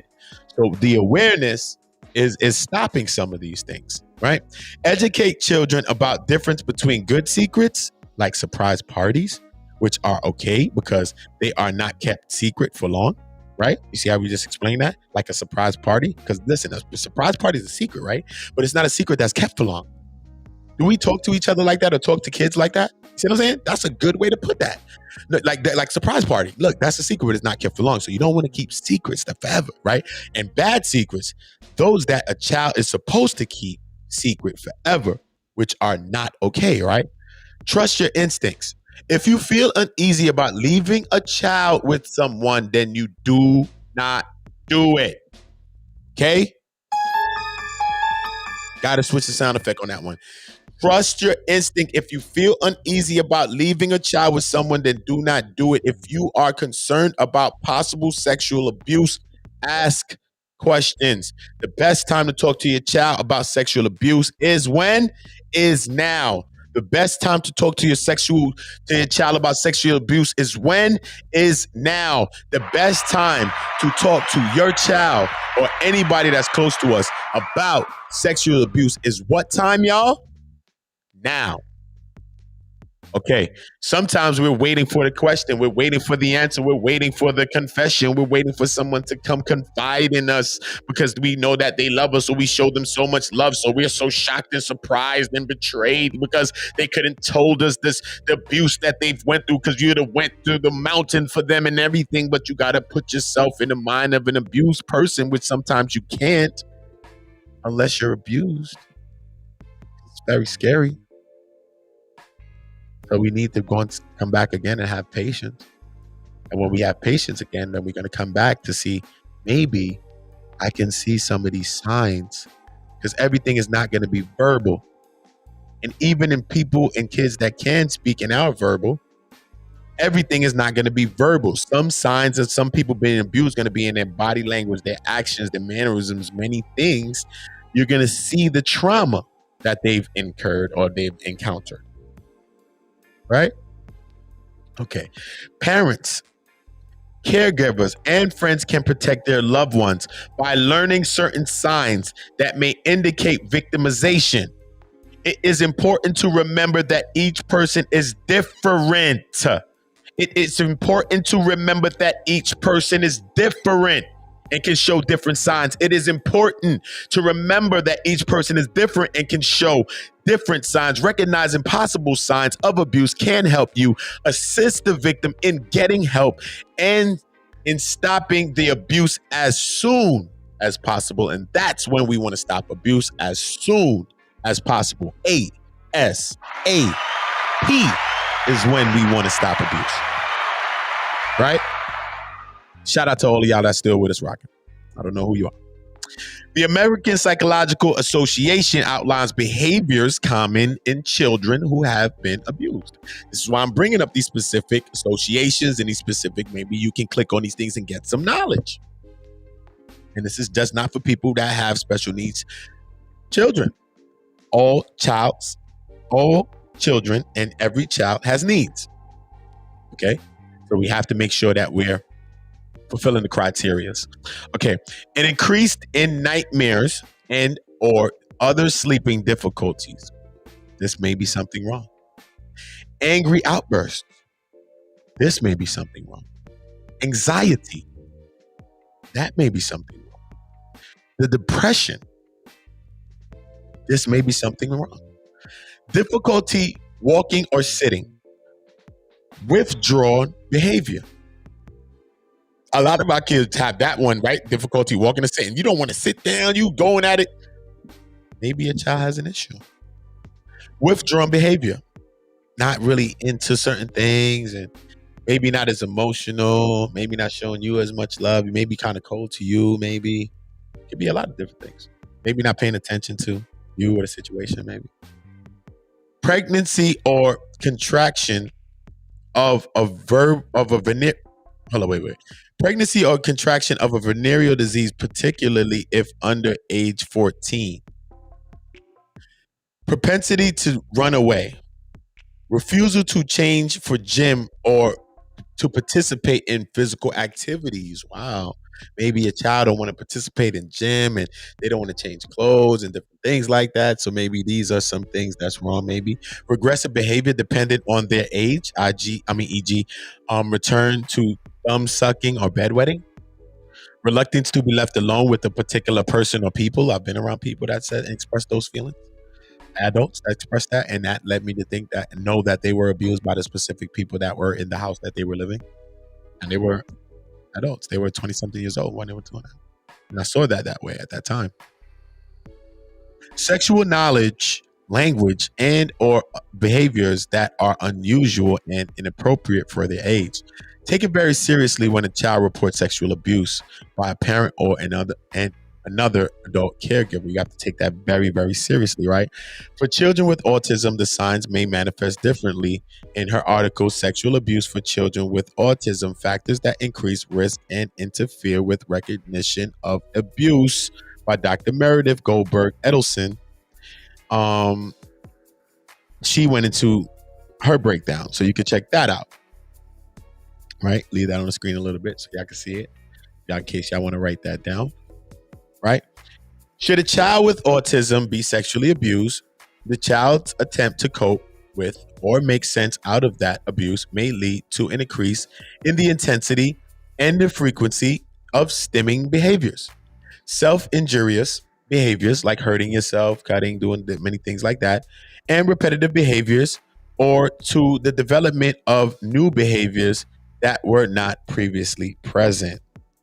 For children with autism that wish to disclose their abuse, behavioral reactions to sexual abuse may develop. Unfortunately, these behaviors may be misinterpreted by others as merely a simple symptom of autism. Therefore, the fact that the child was or continues to be sexually abused may be missed, right?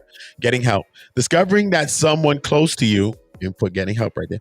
Discovering that someone close to you is a victim of sexual abuse is devastating. Once you know, step one is to report the abuse. If a child discloses abuse, it is critical to stay calm, listen carefully, and never blame the child.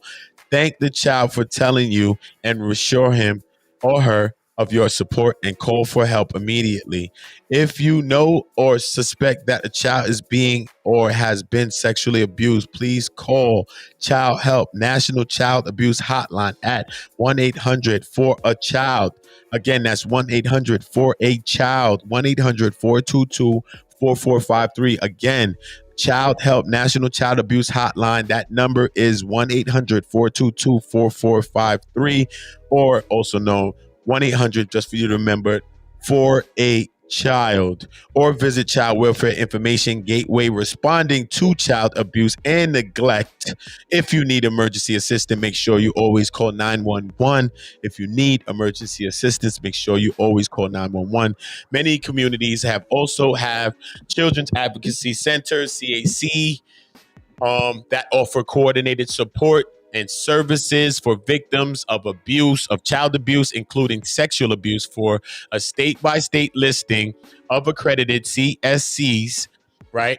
Visit the National Children's Alliance website. That's another website you can go into. This is all the things that we need to know, right? Let's start getting into these websites and start bringing the knowledge, right? Start bringing the awareness, because I'm learning about my own parenting just by more about patience. Just by, even when you talk about being patient with a child, it just tells you about how being patient with a person, maybe even related to me being patient with a woman, right? Because you got to have the patience of a child when you're having patience with a woman. You know what I'm saying? And I can't just react to a woman like she's a man, right? I have to have the patience like of a child, like I have sometimes the patience of a woman, even though a woman's an adult. So we're going to understand that we will be more assertive in understanding that a woman's a woman and a child is a child, right? But you understand that you have to sometimes treat a woman like how we would treat a child with the same hands and care for them and treat them good and be patient and listen and try to think about something's wrong with her maybe and try to not force her, don't blame shift or don't judge her. And you know what I'm saying? So I learned from even things like this, and I can correlate it to something else like that, like how you treat a woman, right? So we can learn from different things, right? And we could cross-reference things just like I just did right there in front of your face, right? So after learning a loved one has been abused, it is critical to take the proper steps to get help. The effects of sexual abuse can be devastating for both victims and for their families, right? If anyone have been abused or anyone knows somebody that's been abused, I have. I get that. My son's mom was abused, you know what I'm saying? And this is why she further went on to abuse my child. She was abused as a child. See? Yeah, and it's a part of it that she can't live down. And since I went out and spoke out against her abuse against my child, is why these people keep trying to lock me up even till today. I haven't seen my baby. They took my baby from me. Cry every day for my son. I miss him to death. This happened when he was 1 month and a half. You know what I'm saying? So at the end of the day, it's a lot. You know what I mean? It stressed me out. It's depressing. It's devastating to both the victim, my baby. He don't understand this at the time. He's a baby. But to the family, me, my family, anybody that knows in her family that's caping and capping for her and allowing this person to still be with the child unsupervised. See what I'm talking about? But at the end of the day, let's move forward. There are a number of treatments for children who have been sexually abused, including individual therapy, family therapy, group therapy, trauma-focused cognitive behavioral therapy, okay? Child-centered therapy from the American Psychological Association, okay? There is no one-size-fits-all treatment for sexual abuse. For the autism community, it may be necessary to consider preferred communication and behavioral supports. Try to work with professionals that have experience with autism or incorporate therapists that have worked with the person with autism before. Recovery is possible. Children can be very resilient, and with a combination of effective treatment and support and parents, caregivers, they do recover from their abuses. So these are a few of the sources. Just want to bring them up. Lauren Kids Foundation, our mission is to prevent sexual abuse through awareness and education to help survivors heal with guidance and support. You know, a couple of hotline numbers, the National Center for Missing and Exploited Children. This is something I got to copy. Hold up, I got to copy. Yeah, I got to copy this. I got to copy this. Yeah, we need that. 1-800 The Lost. Missing and exploited children. We have so many children that are missing and exploited. That should be one of our main numbers we're calling. I'm about to. I wanted to just copy this. Oh yes, I can. Thank you. Okay, copy that for now. All right, cool. Because I'm gonna go back through this. Okay, autism. This is hitting it on the exploited children. People are. I mean, look at Shout Out Queen's Throne. Her niece is missing from Georgia. You know what I'm saying? Like a lot of us are going missing. Hashtag help us find us, man. Like it's scary. You know what I mean? It's scary. And she was just I think she was in Georgia and she was on a bus, if I'm not mistaken. And I think she got into altercation with the bus driver, if I'm not mistaken. I don't know what kind of bus this was, if this was like a city bus or like one of those trailway buses. Figuring it's probably like a trailway bus. I don't know. But altercation happened and she was arrested. And in the process of her being arrested, I think she was with a child. I think she had a child, if I'm not mistaken, as well, which is even more frightening. But what we do know is that she was arrested. And she was arrested in another county in Georgia, wherever she was, wherever they locked her up at. And she was released from there. And when she was released from there, she was never seen again. She was never seen again. And her family is looking for her. It's in my community tab. I'm going to do another share from Queen Throne, and from Neekwa B did a piece on it too as well. So I'm going to highlight Neekwa B News. Yeah, Neekwa B News most definitely did a piece on that. So you can check out that on Neekwa B Spoken Word channel. And yeah, man, it's really, really heartbreaking. You know what I mean? Really, really heartbreaking to hear that, U.S. Department of Justice, Office of Victims of Crimes. You know what I mean? These are numbers we need to know. You might not think you have help, might have to call on these numbers. Child Welfare Information Gateway, all right? Formerly known as the National Clearinghouse on Child Abuse and Neglect Information. We got the National Domestic Violence Hotline. Need that one for a fact as well. Right? Need that. Right? Damn, but I'm gonna leave this page right here. I gotta copy all these things. Autism risk and safety management, because when I'm covering these topics, I also want to have these lines in my description boxes, making sure that, because sometimes covering topics trigger people, and I don't have no intention of triggering you. I most definitely, I'm triggered by the situation. I'm triggered for you.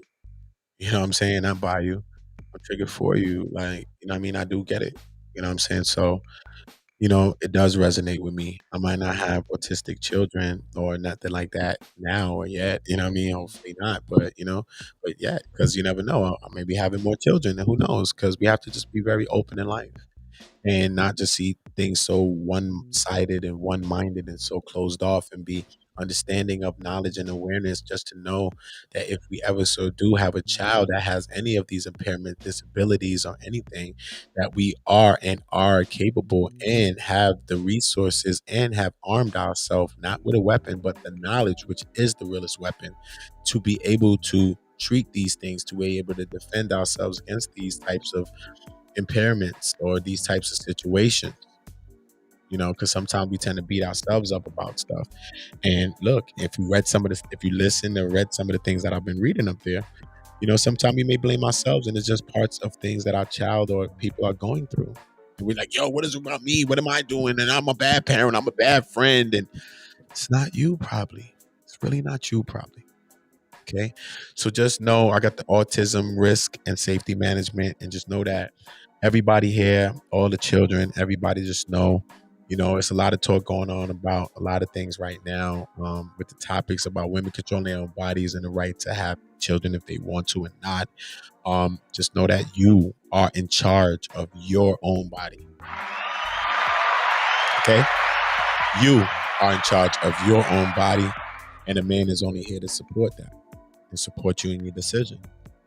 You know what I mean? And a real man will support you in your decision, and a real man will stand by you, stand behind you, stand next to you, and most definitely stand in front of you to shield you from anything you're going through. But one thing a real man will not do, sister, queens, high vibrational, divine femininity out there, my divine feminines, he will not stand on you. Because a real man don't gotta stand on you to be a man. All he got to do is stand on the side of you, the right of you, the left of you, right behind you, and only right in front of you when he need to stand in front of you to shield you from some stuff. But sometimes he got to step out your way and say, excuse me, king, let me use my sword because I got something to say. And so we as kings got to understand that our queens have a voice like that. So how are we going to give our children a voice like that if we taking away that voice from the queen? So as a king, and if you want to be a king, then you need to rule, or you need to be thinking about east, west, south, and north. Okay? You need to be supporting on the side of her, on the east of her, on the west of her, When she looked to her left, she see your support. Even when she getting besides herself and she looked to her left, which is her left side of herself, which is wrong, and she be beating herself up for the things she doing. She know you right. And she looked to her left side and you still there support. When she falls, she look behind herself. You there to lift her up. And anytime she feels she weak and she can't do something, you right there in front of her to say, hold on, sister. Hold on, queen. I got you. Let me handle a bit of this for you. Let me hold you down real quick. Chill. Let me hold this down. Chill. You can be strong all you want. Hold on. Let me get this. What happened was, let me get this. Let me get this. And you may not even recognize that at the time. You may even smile a week later. You might smile a year later. It might trigger in your brain to say, damn, I understand what that sister was trying to do. I understand what that brother was trying to do. Because as a sister, you could do the same thing, you know. It's not just a king to do. And as a king, we could do that for our brother. Stand on the left and the right of our brother, even sometime way in the left of themselves to say, brother, man, you going the wrong way, man. I don't agree with that right now, but who is me to judge you when I was out there doing a bunch of things too? So maybe me still trying to help you, that don't mean you help a person to the point of you bringing yourself down. But you rather give a person advice than give a person sometimes criticisms. And just know how to give advice, because you need to give constructive criticism, because constructive criticism is good. But just to criticize a person is wrong. So once again, shout out to all of the real people, all of the real ones. Shout out to anyone with autism. Shout out to any child that's dealing with autism, any one of special needs, impairments, anything, deaf, blind, anything, language disorders, everything, you know, handicaps, paralyzed, everything, quadriplegic, everything. You are a person. You are a part of the community. We love you in the community. To all your parents. So you got to get with me and give your parents a King Jaffe Joe, a Queen Amarenius, and giving your parents a warm welcome to say, you know, wow, what you did was real.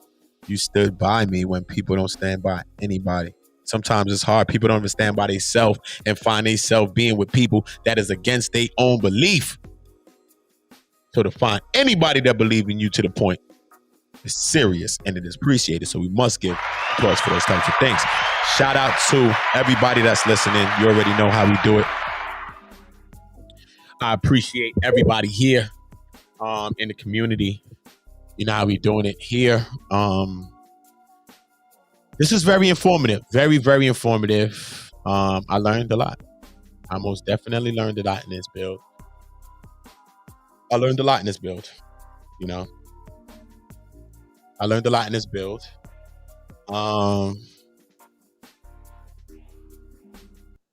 Most definitely learned a lot. Patience. Patience is what I learned. Awareness. You know, being ahead of something. Not judging yourself, beating yourself up, thinking that you probably doing the wrong thing. Maybe you have the right answers. Comes back to awareness. Hopefully this brings awareness, and in things we do in the future and further streams brings even more awareness. Like I said, these topics may not be the most catchy of topics, and I don't expect them to, you know what I mean, fill up yet. Maybe as we bring awareness, people that just understand that it's just not about autism and understanding the spectrum. It is, though. It's about understanding, you know what I mean, parenting our children, you know, patience, loving, you know what I mean, not projecting, you know what I mean, not beating ourselves up for some things, because they say sometimes kids are unresponsive and it might make them seem rude. They're not sitting down. You're telling them to sit down and you keep screaming and you're taking other approaches that are only further traumatizing the child. You know what I mean? And I'm knowing this from reading this. You know what I mean? Not because it makes me like I'm a pro. You know what I mean? I really know about this from maybe like a couple of weeks ago when one of the queens came on and was speaking to me about it. And then by the grace of the Most High, the ancestors, the spirit, the universe, Another queen who I've seen on a tube, she was there too, and they had like a dialogue from the chat to the panel. I was telling that queen, come up, queen, and speak. But she didn't come up that day, but she's always welcome. Yeah, and that alone just led me to do research on it. And then meeting Kat, and then Kat having a situation where, a guy was trying to abuse her and put her down as a melanated woman, and him being a melanated person as well. Because I don't call his actions manly, and I don't call that type of stuff a man. His best choice of a weapon was to weaponize her autistic child and her situation against not only her, but against her child and against everything else. And that is very, very sickening, and it's very saddening to see. Because having a child that's also nonverbal, my only question is, what did that child say to you? Because we know the child ain't do nothing to you. So what do you say? What is your excuse? But that's the kind of actions that's condoned. After me reading all of those things to you about what not only what a child goes through, but a parent goes through dealing with that type of situation. How are those actions considered okay? How are those actions supported by people and being given lifting on platforms? You know what I'm saying? I have no association with people that deal with people like that. On no scale. Okay? On no scale at all. And this goes for anybody. This goes for the victims. No, this goes for the perpetrators, I mean. This goes for even parents that want to side with perpetrators or people that's perpetrating. We're not going to blame or shame victims. But sometimes as parents, we are guilty of this. Okay? I'm not condoning nobody that is communicating with these kinds of people. Okay? Your communications to those people loses mind. I am one community. This is one community. But I will stick to my moral compass because I have one. Because I see this internet, a lot of people do not have one. Okay? I'm not here to meet friends. Okay? But along the way, we will meet relationships, brothers, sisters, and a lot of great people that we will take into the future with us. This is what we're doing here. But in the same breath, I will be unbiased. And I'm talking about situations that give me trauma and gives me anxiety. My baby was hurt. So I'm not playing games with that. I'm not siding with no parent that's considering playing around, playing with these people that's saying these type of things, playing around, joking with these people that joke about these things. Even if these people cool with these people and you cool with those people, you lose my interest. You lose me. Gone. As a friend as anything. You lose me. I'm telling you that. I will not side with you. I don't care what color you are. You're molested, you're pedophile. I don't care. I want you to know that. Understand that my eyes are very open and I'm watching everything. I came into this internet showing nothing but love to everybody, and I have learned a great lesson. Trust me, I have. Nothing was intentional, I feel. So I guess, hey, man, people will be haters. I get that. But you don't see me hating on people. You see me covering the topics I'm covering. Okay? I understand you cannot show love to everybody. I understand there are pessimism. Pessimists, I need that. Sometimes I don't say the word, I don't know how to say the goddamn word. Because I'm so optimistic of a person, I forget the goddamn word. Because I'm not a pessimist.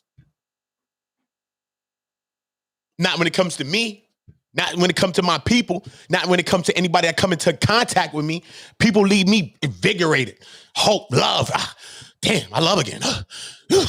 Love, real, energy in the street, just randomly. Ordering chicken. Yo, you ordering chicken? Damn, son, your brother, man, bless you, man. Damn, so I'm glad I met you, man. What's your name, man? Brother, man, I'm gonna hit you, man.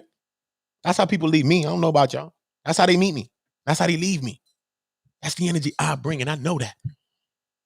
What you see in the front is a confident man. I used to be confident. I've been that. But I was confident in a lot of negative things too. Not no more. Not no more. I'm confident in what's right. And that's the place I speak from. And what's right may get me in a lot of bullshit. But you will know that my intentions are pure. All right. And we will take accountability. All right. And you will hold me to accountability. And I will hold y'all to the same thing. Not just these people we talking about and covering. Us too. What happened? We forgot about us? No, we didn't forget about us, right? Yeah. Us too. Us too. Yeah. You see some yellow flags with me, you call them shits out. Community, what's going on? Uda, what's up? What happened? What's up with you? Nick, getting off course. What's up? Come here. Bring your ass back. Street light on. Get your ass back on the porch. Come back. You're going too far out there. Come here. Shout out to all the great people like that in this chat that do that for me. Shout out great people. Trip C TV. Shout out great people. Sister Nandy. Shout out Angelica Diallo. Shout out great people like that. You know what I'm saying? Hit me. Chop it up. Melanin Royalty. Shout out.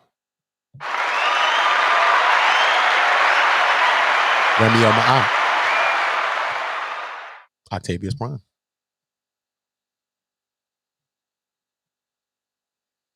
You don't understand how much people's words can help a person go through the day. I'm telling you, I'm very strong. I'm very, very strong. But even strong people are weak too. And sometimes y'all, you see like, damn, he going. I got it in me. I could do it without, if no one watched me, I could do this. I've been doing it. If you see my stream from when I first started the channel, I started it original by itself and didn't incorporate it into none of my other channels. So it could just be real people in here, not just trolls coming in here. So I don't mind. I'll cover the stories that I'm going to cover. That's how I built my channel. So I'm not into just, look, I could be covering topics that's going on right now if I want to get views. I've always gotten thousands of views on everything I've ever done. You must understand that. I'm not here for that. I will have that and gain that anyway. Don't care about that part. It's who's viewing and what are they doing with what they're viewing. That's what I'm thinking about in my head. I don't want to be sailing spaceships and saucers over people's heads. Nah, man, I need us to resonate with each other. I need things to resonate with people and bring the awareness and the eyes open to see, and they have that aha moment. If I could get a couple of people to have that aha moment, King Joffrey, marvelous specimen of a man. Marvelous specimen of a man. Young, fine community. Yes, a fine young man. Trying to be a fine young man. And be the inspiration to my children that I always wanted to be. And every day now I am. But not only to my children, your children as well. Your friends, your family, your people. Fuck. It's real. We gotta know, man. People that treating people ill, treat people ill. But treating you bad, gonna treat the goddamn kid bad. People that's ill is gonna treat you ill. People act really good though. So you gotta be very careful, man. Especially when we dealing with our children. Be careful when we letting our children around, please. Please let us be careful.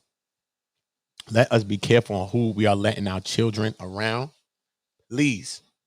Oh, Melanin, she was with me in the chat. Oh, yeah, I couldn't see. Remember, I told y'all I couldn't see. I would love for you to. I wanted you to be here the whole time, but I was doing some reading. So, I was doing some reading.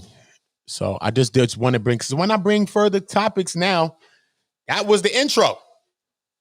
So now right back to the and go see that and up to date. And, yeah. You know what I'm saying? Yeah. Hold on, quick. Hold on. Let me put this link in the chat. Let me see if I can put this real quick. Because I wanted you to come, Melanin. I wanted any one of y'all to come and speak to me. Yeah, you, Kat. I told you I want to get you and Kat to talk and to do some discussion. Not even just about, as a show, but even just y'all talking to each other, I think could be very, very beneficial,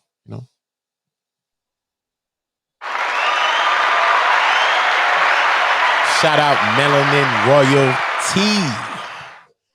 Hello. Hi, sweetheart. How are you? I'm doing blessed and highly favored, especially when Of, three little birds. Doing good. of course you are. How you feeling? Well, of course, this topic is very sensitive and dear to my heart. I So know. I had to stop in and talk to the family. Please. And I know that what you share was is cursory information. Okay. Certainly do want to give a little bit more specifics of ways to identify children on the spectrum because that is very important. Okay. The information that you provided is what to do with them, but first we have to know how to identify them. So, that's something that we definitely can have a conversation at a later time.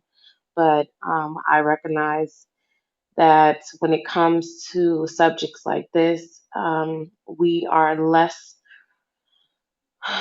we're more reluctant to run away from it.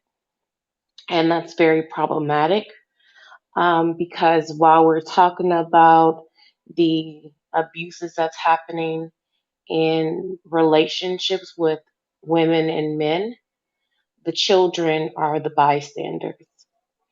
And even more so, the children that are on the spectrum, especially those that are nonverbal. So their suffering is a little bit more than a child that can verbalize, right? So we have to understand the nuances. For me, it's protect the children at all costs, 100% across the board. But I have to say, I have a very soft spot for children on the spectrum because my daughter is on the spectrum. And she is what they would call nonverbal, but she does have some verbal skills. Okay, so children that are on the spectrum, what you will recognize is that they would be what we call recluse or loners, or um, they just kind of go in the corner and they're by themselves. That is one way to identify them, and that's with them being verbal or not. One thing that I want the families to know that autism is it's a social inability. I refrain from saying disability because I don't believe that there is a inability. It's an inability. And inability is for the moment at time, and that ability can be gained. So that's why I call it inability. Um, So you will have children that are on the spectrum. And again, we have to remember that we have Asperger's on this spectrum. We have various types of inabilities on this autism spectrum. So when I'm speaking specifically to the children that are on the autistic spectrum. And under that category, you have your verbal and your nonverbal. And there are some characteristics that you will find that is consistent. One of them is rocking back and forth. Another is they like to line things up. So, say for instance, like straws or pencils, they like to line those things up. They're interested in consistency, in routine. The other thing that you may find is that when they're looking at you, they don't have direct eye contact. That is one of the characteristics. Um, so there's many more characteristics that I can break down and explain to you what children on the spectrum, exhibit. But common. Um, those are common characteristics that you'll see. And you touched on something that was very important to also um, understand, in my opinion, with children with autism, is that they are not socially aware. And when I say that, they don't understand the social norms that we have. So when you're talking about um, potential predators and touching them in certain areas, they don't understand that that's not okay. So they are susceptible to many forms of abuse. And especially when you're dealing with the children that are nonverbal, because, like you indicated, they're not going to say anything. So predators look for children that will help them in their sickness by not saying anything. And so this is why, these children are very dear to my heart because I recognize that we have predators out there. And, um, there's a lot of ways that parents can get assistance. I know the school system have things set up to where they do IEPs. That's called an individual evaluation assessment. And that's to determine what type of educational program they need. like therapy, physical therapy, if they need speech therapy. Obviously, those that are nonverbal will need speech therapy. And then they determine how much therapy they will need while in school. Um, and the IEP is something that the parents are encouraged to be in attendance, and they go over the nuances of what they're assisting the child with, what their learning plan is. You will find that children that are on the spectrum, they are behind based off of what the school system says that where they should be at their age. So that's why you find them in the special needs classrooms. That's why you also find that some of them are older, but they have characteristics that's like a child. And when I say that, maybe 2 years behind their age. For example, you can have a third grader, but that third grader exhibits abilities of a 1 year old. That is what happens when you have the inability of autism. And so, I would love to share with the family and teach the family ways of recognizing these children and equipped us with how to deal with them. They are absolutely brilliant children. A lot of children that are on the spectrum, they're really good with math. They're really good with pattern recognition. Um, like I said before, they're into routine. So if you change one element of the routine, they know and they will remind you. And they're brilliant. They're silent, but they're brilliant.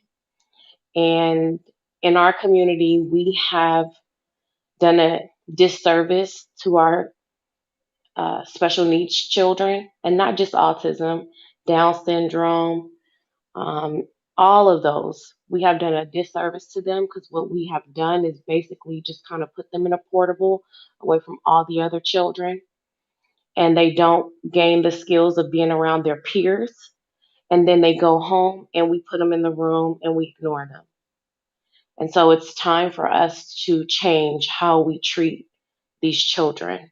Like you indicated, they're human and we have to treat them as such. So, I want to encourage all the parents out there to continue what you're doing. It is a thankless job, and I know.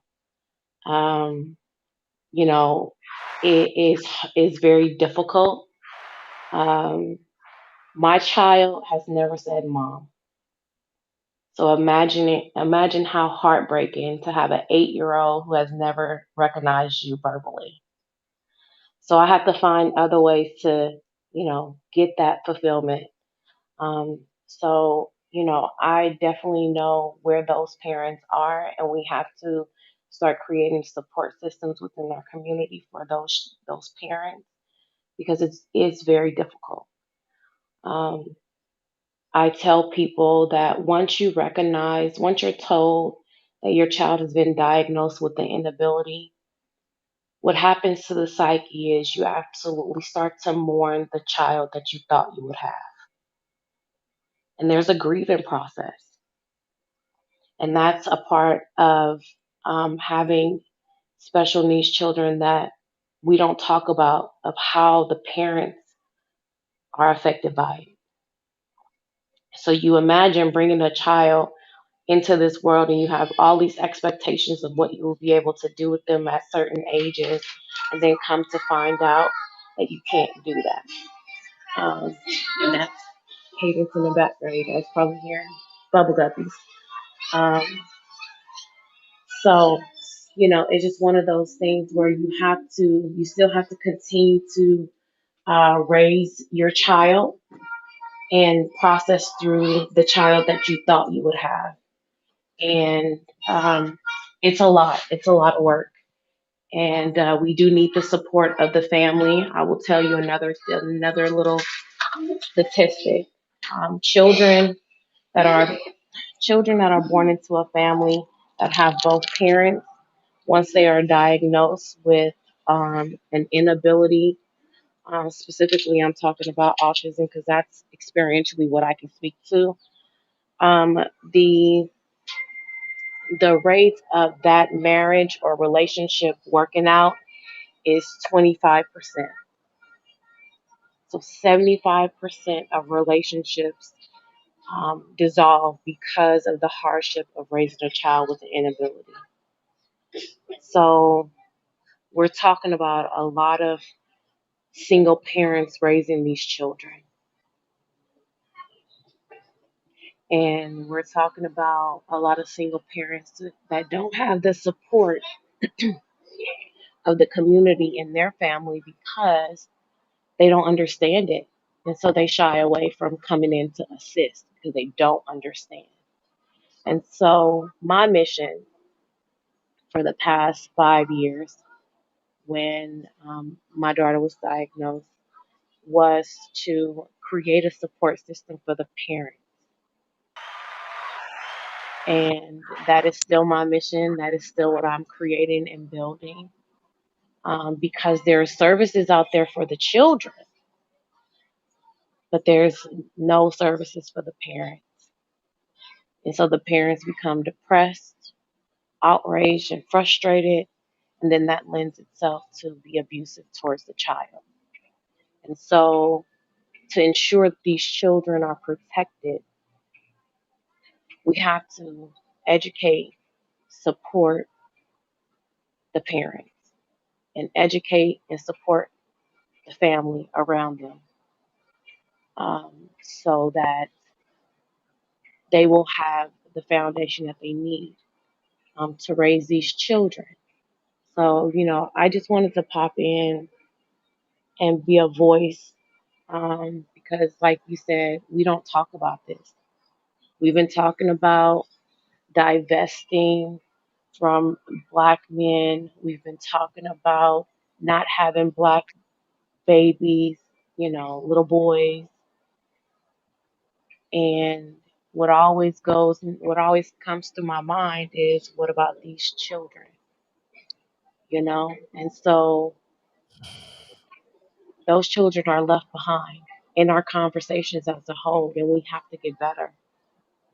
We have to get better because this is the generation that's coming up. You know, um, autism is not new. I'll give you a little brief story. When we learned that she had autism, and we actually pre-diagnosed her, um, just on our research. So when we got the official diagnosis, we weren't surprised, even though we were still heartbroken. We weren't surprised. Okay. But um, as we started asking questions in the family, we came to find out that there are many relatives that had the signs of autism, the rocking back and forth, not having direct eye contact. And it raised the question of, well, do they have it? And lo and behold, they did. They just didn't diagnose it at that time. So in the 40s and the 50s and the 60s, it wasn't on the radar. They just bunched them all together and said that they're, um, what did they used to call it? I hate some of the words that they would use. Um, Retarded. They would put them all in that bunch. They didn't specify. And so, they lumped them all together. And so as a community, we just didn't deal with it. We just said, oh, well, you know how he is or she is, and they just left them to their own vices. Mm-hmm. Um, but now we're at a time where we know, we're studying, we're recognizing, we're becoming a lot more educated with how we are addressing, how we are educating people about these groups of people. Yeah. And like I said, lo and behold, come to find out there was like 3 people in the family that had it Yeah. Yeah. and went untreated and was marginalized within their own family. There was one where he was just pretty much put in the basement. That was his existence. They just left him in the basement. That's cool. He would come up to eat. He wouldn't even socialize with the family. The family wouldn't go down there and socialize with him. he was just to himself because they didn't understand it and they didn't take the time. And I don't want us to continue to do that to these children, you know. So I just wanted to, you know, share my experience. My experience is not unique to me. I know that there's others out there, but I want to encourage those that's in the community under the sound of my voice that you come out and share your experience so that we can learn from your experience, Yes. because that's how we're going to help and protect these children. Yes. And it's all about the awareness. We was having a conversation the other day on live, and you went into speaking about this, right? We've had many conversations, but this is the first day that you actually spoke to me about this. And when you ended up speaking about it, every time you speak about it, you bring the awareness to my mind. And just us even covering, I mean, these kinds of concepts and these kinds of topics, what I'm talking about with the abuse and the molestation and so many other things, and we're talking about children. What I mean? It was one of those bubbles, like, to me, like, word, I don't hear a lot of talk about a lot of the special needs and kids that have inabilities and disabilities and all different things like that, when a lot of times the people that are doing the abusing are people that they know and that are close, are deemed as, like, sometimes caregivers as well. So, with you bringing the awareness to me, I started to do my research on it from, like, since that, I think that was like, what, a week ago or something. And one of the other queens was in the chat, and you were having a dialogue with her from the chat to the panel, and even I was reading what she was going through, because that showed me the difference in between everybody's situation, between verbal and nonverbal. It's not something that was just, like, on the tip of my mind. You know what I mean? Like, the awareness level in my mind now is because of, the three queens that I met, you know what I'm saying? Leading from Melanin Royalty, then to Queen Noble, and then to Kat, you know what I'm saying? And everybody having their own experience, you know what I mean? Because we've all been vibing and experiencing each other, vibing, you know what I'm saying? And talking with each other. And some of them experience what I've done with my son and what I've been going through with the heartache of, you know what I mean? What my son been through and stuff as well. So to hear them express their feelings about things that they're going through with their children, is something. But what I do want to do is give them applause, though, because the level of, just the patience, as a parent, what I'm saying? Just as a parent, and the level of, when they go about speaking about things like this, or even when Queen Noble was writing, just the level of strength. You know what I mean? Just a level of strength, because you can only imagine what a person is going through, right? And sometimes we don't try to even put ourselves in other people's shoes, but it is, something to commend y'all strength on the situation. And it also leading into this, I mean, this is why, things correlate, because leading into this and me reading that alone, I didn't just see a problem that children that ASD or with autism or inabilities. I mean, I seen many problems with how we react to our kids, of how we talking with our kids, of how we're teaching our kids, or how we're treating our kids, about how we're making sure we're securing their situation. And you know what I mean? Like, all of those things, I've seen a lot of things to learn just about any child, not just a child you deem to have inabilities. You know what I mean? So we can learn, I think, from each other. But I do want to salute you, on your strength, because you've been very helpful to me too, as well. You know what I mean? And anything that I'm going through and the things that I've been going through. You know what I mean? When they see kings and queens get together, they think that it got to be about, you know what I mean, like sexual things, or it got to be about something else, lower vibration things, man. You know what I mean? It's really about support and a support system, but that support system starts with everyone showing support. You know what I mean? And this is what we're trying to build here. So I just don't want anyone to think that their voice is going unheard here. I don't want anyone to think that their plight or their story is going unheard here. You know what I mean? I feel that we'll bring the awareness. I think that it starts with queens just like Melanin stepping up. Hopefully I could get Noble to come and talk more. Hopefully I can get Kat to come and speak about her story more. And we could maybe get the queens to talk and just start building awareness. It's not just about what people want to see as far as me and this shows and these goes. I want to inform people. I want people to always be informed, but I do understand the reservations within a queen like Melanin or anybody that's going through these situations on discussing these types of stories or topics online, and especially on a platform via like YouTube, because just the insensitivity, just the sickness of things that I hear and see online, I think is scary. And it's most definitely scary to a parent that's trying to bring awareness to a situation that we all should be aware of, right?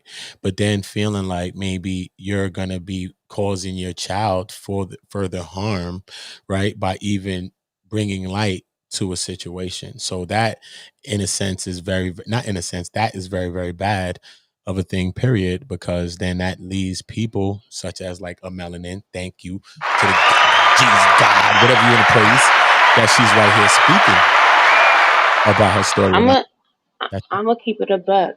I have no shame whatsoever. I appreciate you. I'm gonna keep it a buck.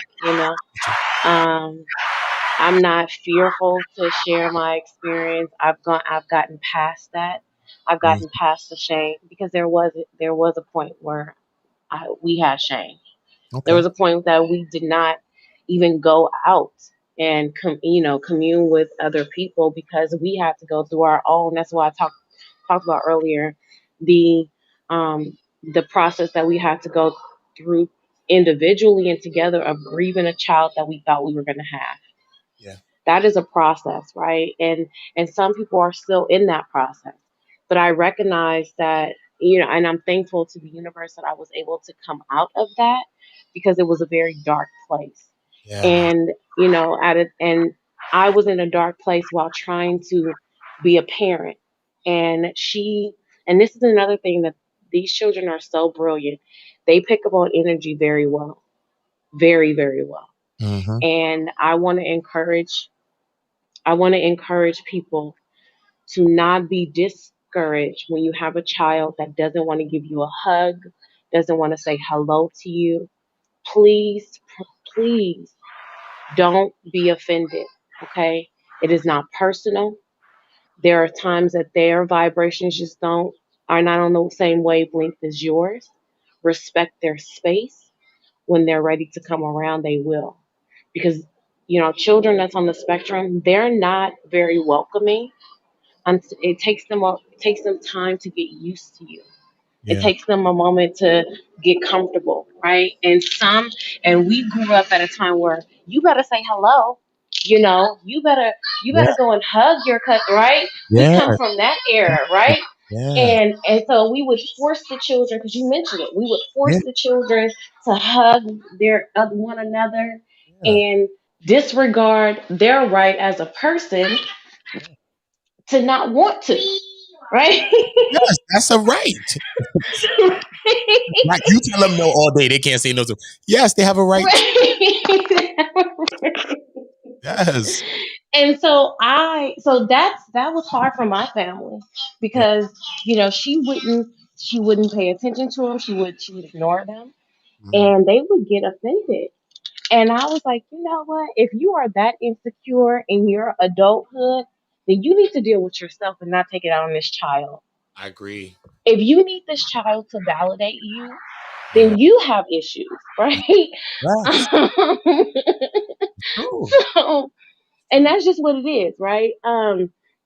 But it takes them a minute to come around. But when they do come around, they are the most loving children ever. They are so loving and caring. Yes. Um, Brilliant. because they pick up on ill energy. Mm-hmm. And so I just these are things that we do have to talk about. But like I said earlier, I don't have any shame by sharing my experience because I recognize that my experience is not unique to me. Meaning that there's another parent that is finding out today that their child was diagnosed and is going to go through the same process that I had to. And I would be defrauding my people if I didn't share my story. Mm-hmm. Now, you're going to have those ignorant persons out there. And, for me, it's not a personal thing. Yeah. She was given to me for a reason. That's right. And I know a lot of the reasons. And I am appreciative of the gift that I have. Um, and so I'm not shunned. I'm not ashamed. I'm not scared by those persons that have crafty things to say. It only speaks to their character. Yep. You Yep. know, Yep. I mean, at the end of the day, that's what it does.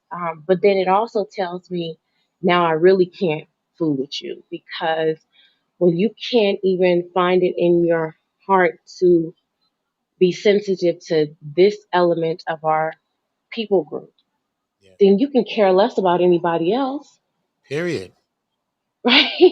That's a I child, mean, regardless of the fact that is a child. So imagine you can't have no love for nobody else. It's like you're in a relationship with a person, you a woman, and this person bad abusing their mom and no type of stuff. And you expecting the person to be good to you, or you with a woman and she just all just booked to her dad, and it's like, come on, man. It's gonna sometimes spill into each other. We have to have some yeah, sort of respect, you know what I mean, and love for each other. Yeah. Yeah, Queen. Not for yeah. me.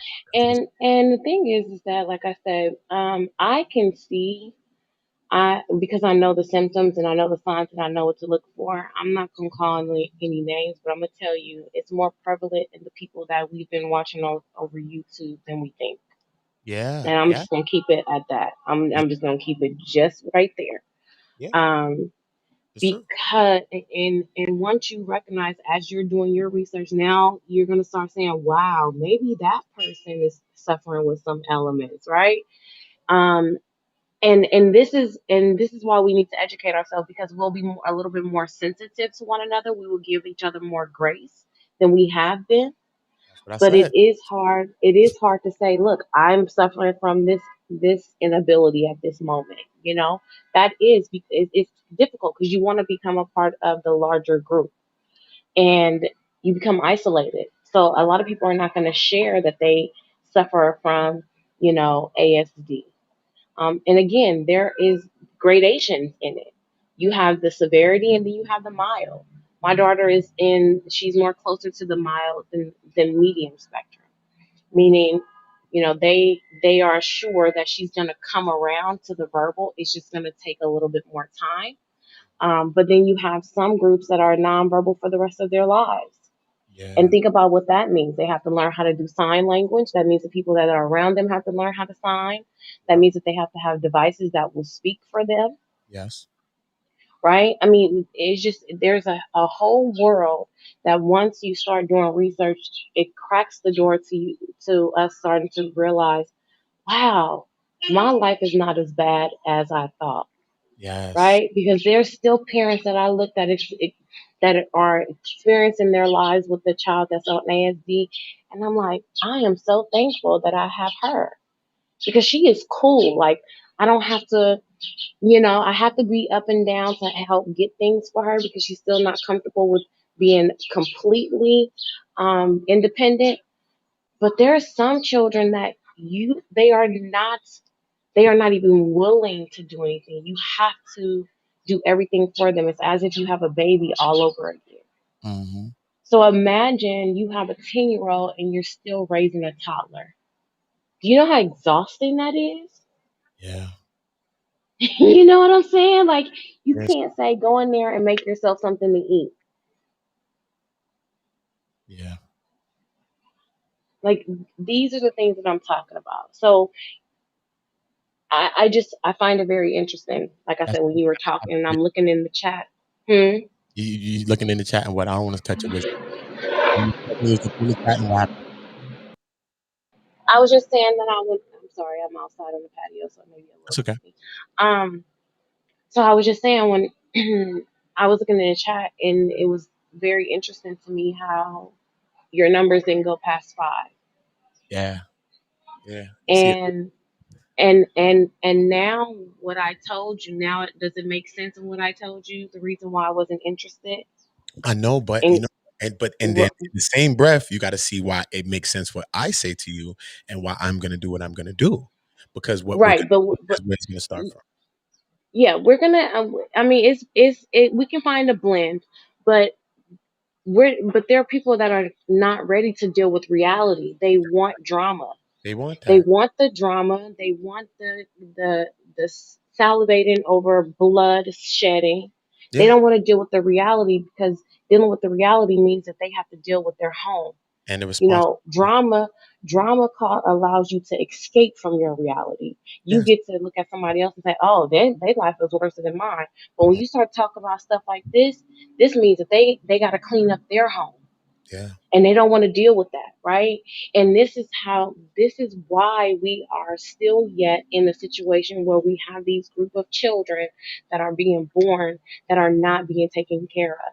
This is why we have a large group of these children that are put up for adoption. This is Yeah. why we have a large group of people, children, when their parents find out that they have Down syndrome or some type of chromosome of an inability, they abort them. This is real. Yes. This is like really real. There are women that are going in there, and when they receive that test and tell them that it's a high probability that their child is going to have ASD, they are aborting these children. This is why that conversation about getting rid of baby black boys is a problem. That's problematic for me Yeah.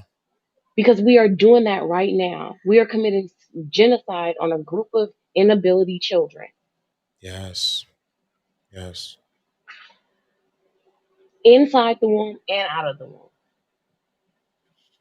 Hmm. And And we this got, is real life. yeah, it's real. You know, so VH1 reality shows, Love and Hip Hop, all that stuff is not reality. This is reality. Yeah, I And don't when we're watch. talking about these things, we only get 5 and 6 people in the chat. I know, but You at know, the end of the day, it's about bringing the awareness. It's about, here people suggest content. Like if they Google and they look at what my description box been said of what my channel means.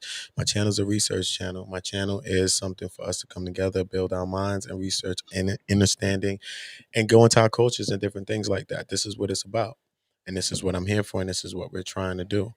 You know what I mean? Yeah. So you know what I mean. Certain things not gonna be the touch, and not gonna be the topic that they gonna come in. But guess what? They gonna watch them. If we catch every one person that watches that, imagine the one person that is looking for that kind of content here online. Imagine that person that just thinks they're alone. That's what I do it for. I don't. You know what I mean? no, and I get that. I I plan mean, on for touching the me, millions. I plan on touching the but millions. for me, But for me, it's not about. For this, me, it's not about the numbers. It's about how serious are we about our children. I agree. I You agree. see what I'm saying? Like I for agree. real, for real. The You know, numbers because will we determine talk that a with the good talk. people saying that. That'll show how determined people are with the people and how they responding to things like that. But people only respond to their own situations, and we got to get us out of that thing.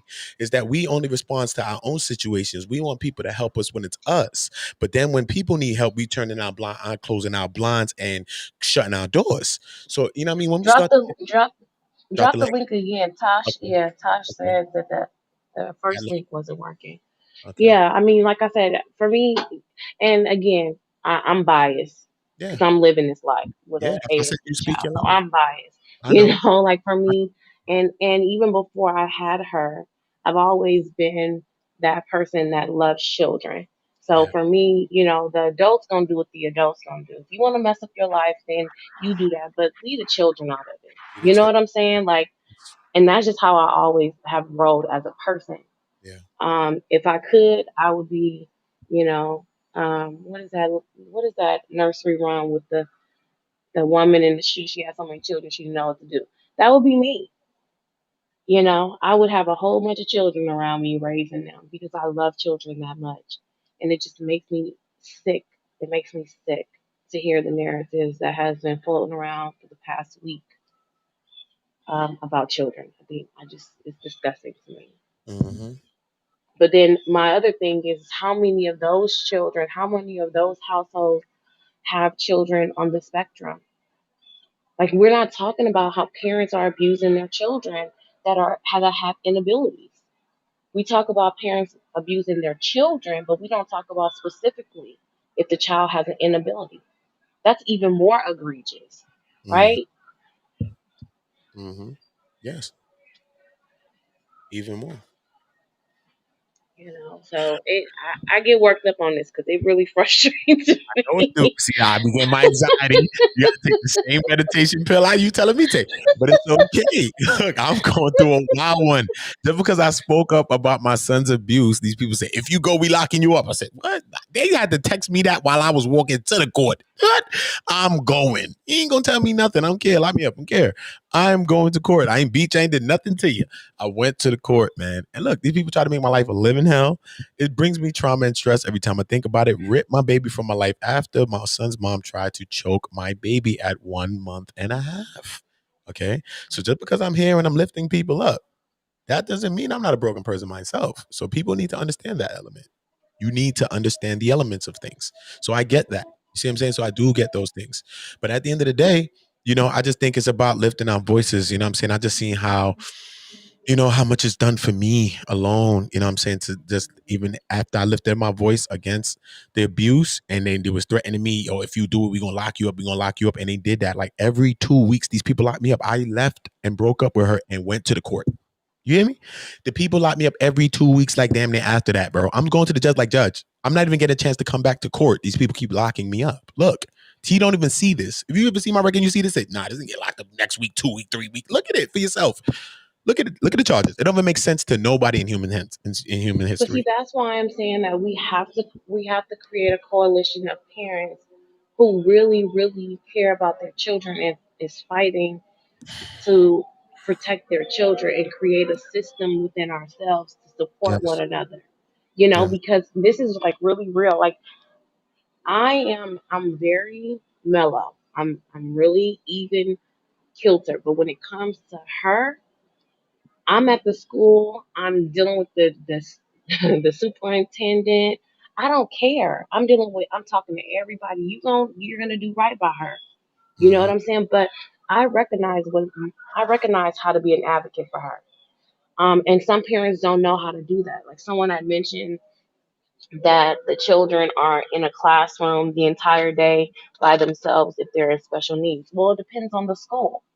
This is why you have to, when you have a child that is diagnosed, there within your school district, according to your address, there is a school that child would attend, right? And that would be considered the home school. Well, once they recognize that they've been diagnosed with autism and they have special needs, Yeah. and there's particular schools that will service those children. But as a parent, you have a right to say, I don't want that child to go to that school, right? And this is what I'm working on building. Working on building a company that can support parents by telling them what their rights are, how to advocate for themselves and their children. There Mhm. are ways that you can go with around the system because of that inability, right? To make sure that child is getting exactly what they need. That's why I mentioned the IEP. The IEP is something that if they tell you this is what they're suggesting, you don't have to agree to that. If you want to make an addendum to what they said, you can do that. That is your legal right. But a lot of parents don't know that. So a lot of parents are sending their children to these classrooms where they're in the classroom the whole entire day in portables away from their other peers, and they think that that is the education that's appropriate for their child. And for some children it is, but for some children it's not. So my daughter is in a school where she gets time to be around the other quote unquote regular students. She goes to different classrooms like music class and arts and crafts and cooking. They don't have to be stuck in one classroom. But you as a parent have to know what your rights are and how to advocate for your child to expose them, because the goal is for them to merge from that special needs classroom into mainstream classroom. That's the goal, right? So if that's the goal, you have to find a way, and you have to make sure that the teacher has a curriculum set up to integrate that into that child's everyday school life. So they don't have to be stuck in that special needs classroom all day. But as a parent, if you don't know that, because they're not going to tell you that, but if you don't know that, then you you do whatever is given to you. You acquiesce to whatever they give you, right? Because it means that it requires for them to do more work. So for me, because I know and because I go hard in the paint for her, I'm requiring them to do more work. They know me. They know me by first and last name. Okay. And a lot of parents don't know what their rights are. They give you all of this documentation. Most of it, most parents are not going to read through all of that. This is why we need companies set up to assist the parents and let them know what they can do and what their rights are. And we don't have a lot of those advocacy programs or companies. So I'm working on building something like that so that I can empower parents to be proactive and be a part of their child's education, even though their child is in a special needs classroom. So they don't have to be stuck there, but as a parent, you have to know and you have to be willing to fight for it, Mm-hmm. you know? So and like I said, a lot of it is just educating. A lot of it is being an example, inspiring other parents. I know that there's a lot of parents that's listening and will listen that can inspire me and give me information about how I can better assist my daughter, you know, and I'm up for it and I want it, you know, because I look forward to the day that she will be able to speak to me.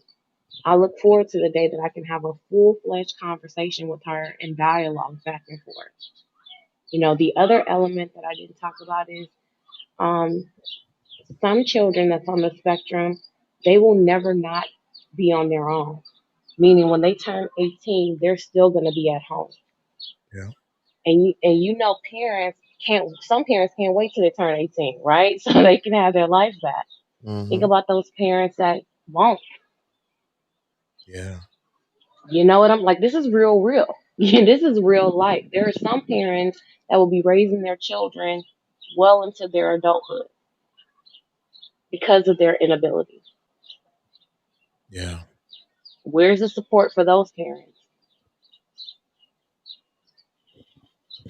You know, Yeah. this thing is huge, and you know, like I said, this is something that we don't talk about a lot. So I really thank you for listening to us and taking it upon yourself to do the research, to get your feet wet, to understand that you know there is a group of people who have a different type of concern, right? And daily concern.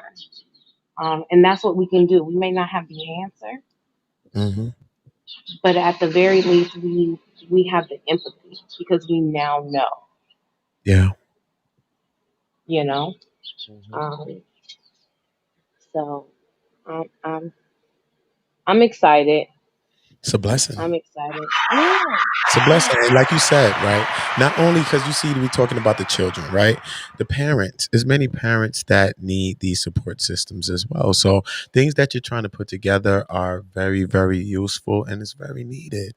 And it's very needed. And sometimes we got to be very, very careful on what we're giving light because we're actually casting shade on a lot of other things when we're giving other things light. So these types of situations are the things that we need to give light. These are the types of things that we need to share. These are the type of people's stories that we need to talk about to inspire people because sometimes we hear things and it's not just all about the internet and sharing something here. You share a message when you talk to somebody. You know what I mean? Because you be affected by something that you listen here, and then when you're at work or you're somewhere and you're talking with someone, you know what I mean? It's just about us bringing the awareness, just like how this whole polite situation and these R. Kelly situations has brought a light on a lot of victims coming out and speaking their minds about situations they've never spoken about, and a lot of people that wasn't covering topics like that are talking about it, and it's getting everybody speaking. This is what we want to get the level on our children on all forms of it. We want to get us speaking on our children, speaking about our children, because many of our children and many adults too as well are going missing every single day. We are going missing. You know what I mean? So So yeah, I'm sorry to cut you off. quick. East Africa, I'm struggling with your messages in the chat. if you wouldn't mind, I would love to hear from you. If you can tap the link and come on up. Um, Yeah, we need to hear. We need to hear whatever you're saying there. I don't know where. But I didn't even read these comments of what this is saying. All right. yeah, Okay, but I, what I is pay attention, but I pay I'm interested. I'm interested attention. in You got to this come up and perspective. give further details on certain things. That's why certain things cannot be written and some things must be said. Just like if you're in a relationship, this goes to anyone listening to this. Before you send a text message, please pick up the phone and call the person. Because when you write a message, it is up for interpretation of however that person seems fit at that time when they receive it. So if a person's mind is not in a good place, they receive that message is taken another way. So we must also take that into consideration when we're talking to each other. This is not basically something to go back to an ancient time. I'm not going nowhere ancient with this conversation. This conversation is right here today. It's happening today, and we want people talking about what they're going to do about it today. I know all about the ancient. You could go into anybody could go into a discussion with me on any country, ancient, wherever you want to talk. I speak multiple languages. We could do it in languages if y'all want to do it. I do this for real. See what I'm saying? So I'm not doing So that. Here to just so support and do what we got to do in the present. yeah, because I need I'm solution sorry to cut you. based building. That's all. Yeah, go on. I'm sorry to cut you off. I just, Yeah, I recognize that there is a systematic oppression yeah, yeah. I get that that. we have experienced and that we are experiencing. I come from the philosophy that it's not an either or, it's a both and. So while we can say that, autism was created by whatever, and for the reason of oppressions or whatever, we can come up with all types of, you know, we can spin this any type of way. And that's cool. That's cool if we want to get on a philosophical level of that. But it does not negate the experience that myself and other families are having with our children that have autism. Okay. So this is why I'm really interested in hearing what East Africa has to say, because I think that sometimes what we do when we are not when we are not tasked with the challenge of a certain thing, we Yeah. become so philosophical in our See assessment. past it and we see past it and all of this other stuff. That's why I'm just staying in the present. When I'm in dropping knowledge and I'm doing all of that, we could do all of that. But this ain't about that. This is about information about what you know. Oh, I know somebody that their child is autistic. Oh, this person went about doing this that way. This is solution based building. This is not just us going into the ancients. I want stats. I want statistics. I want things like that, things that's going to be helping us, things that's going to be informative to not only help people that's dealing with having autistic children, children with inabilities, disabilities, all types of things, but us as parents, because some of us are the ones with the damn disabilities, and it's not the kids, it's Yes, us with the that's damn right. disability. So That's we right. think we talking about kids right now. No, we talking about grown ass people. We talking about as well. Yeah, You see what I'm saying yeah, to you?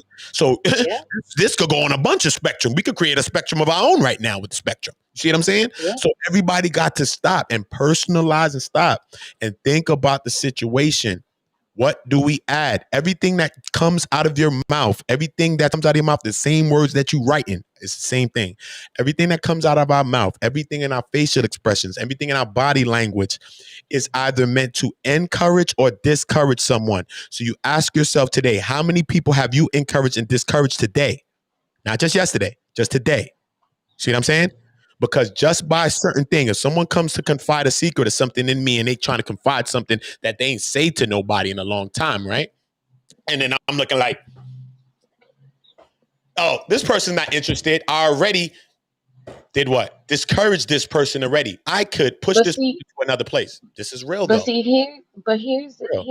here's the matter at hand. Here's another matter that we are dealing with. What's up? We're dealing with a lack of empathy, Period. right? Period. Um, that we have become so Desensitized. we have become so desensitized to humanity And a lot of that desensitil- the desensitizing has come from education. Yeah. Yeah. And the Miseducation. Oh, more we think we no, I'm gonna say education oh, the because here's education the of thing. it. That's right. The Okay. more you know, the more you think you know. Okay. Okay. I get And the what you truth of the matter is the more you know, the more you don't know. You don't know at all. Okay? Yeah, I got you. And so we're at this point where we think because we are so studious and we have so much knowledge behind us and we know these stats and we know all of this other kind of stuff that we understand how this works. And it extracts the level of empathy, right? Yes. So now we're talking about having comments that is talking about philosophical thought processes that doesn't have anything to do with the reality of a thing, right? And so we can have all the conjecture that we want. And trust me, I can bring out big words too. I'm college educated, Yeah. but my degree does not prevent me and nor does it help me deal with a child that has autism. Practically, I still have to get down in the mud and be empathetic to my child. Yes. So in the larger realm of what is considered conscious, so much information people are absorbing and they think that they know. And the reason why I'm frustrated with this is because I had to end a friendship with someone who basically, without doing it, blamed me for my child having autism. Oh my God, man. I just witnessed something like that. Maliciously, a person did this maliciously hmm to hmm one of the queens, man. A person did this And maliciously. told me, well, if you did this or that, then she would get better. And I try really hard not to be in my emotional bag. And Um, but I'm gonna tell you, I had to. I said, let me lay out to you what a day looks like, and I'm gonna share with you guys what a day looks like. mm, Okay.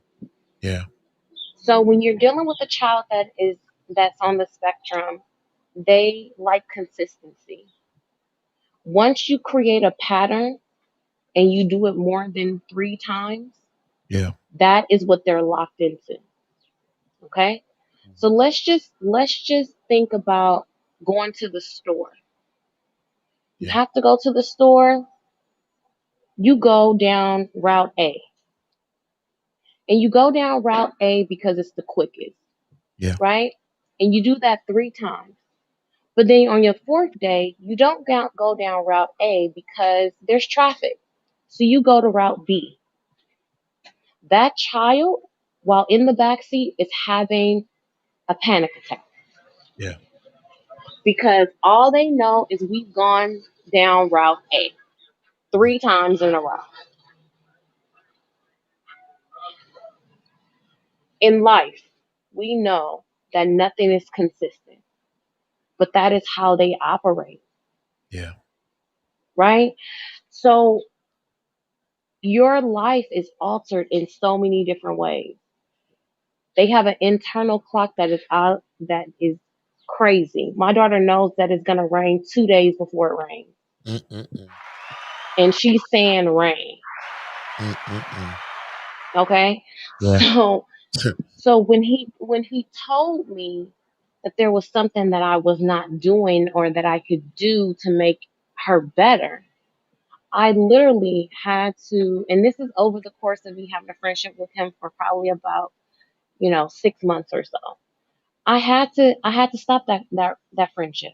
And it was a platonic friendship, but I had to stop it yeah, because it was clear to me that he had so much information that he had no information. at all. And sometimes we're guilty of that same thing, man.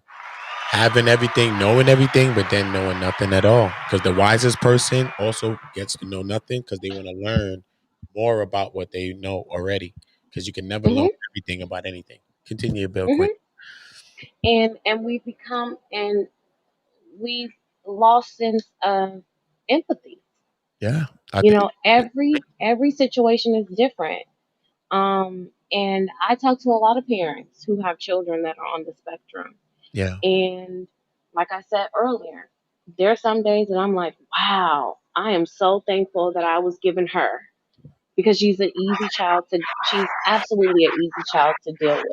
Yeah. I heard the other But then kid. you have some children that they have to wear um, helmets on their head because they will bump their heads purposefully, and they don't know any better, but they will bump their heads purposefully on granite counters or on the wall. This is what we're talking about. So there's no information, there's no textbook that is going to help us deal with that, right? You can't drop enough knowledge to a parent that has to deal with their child harming themselves. And it's not because they want to, it's because of their inability that causes them to do that. So this child has fluid on in his cranium because he's been hitting his head constantly to where they have to put a helmet on him.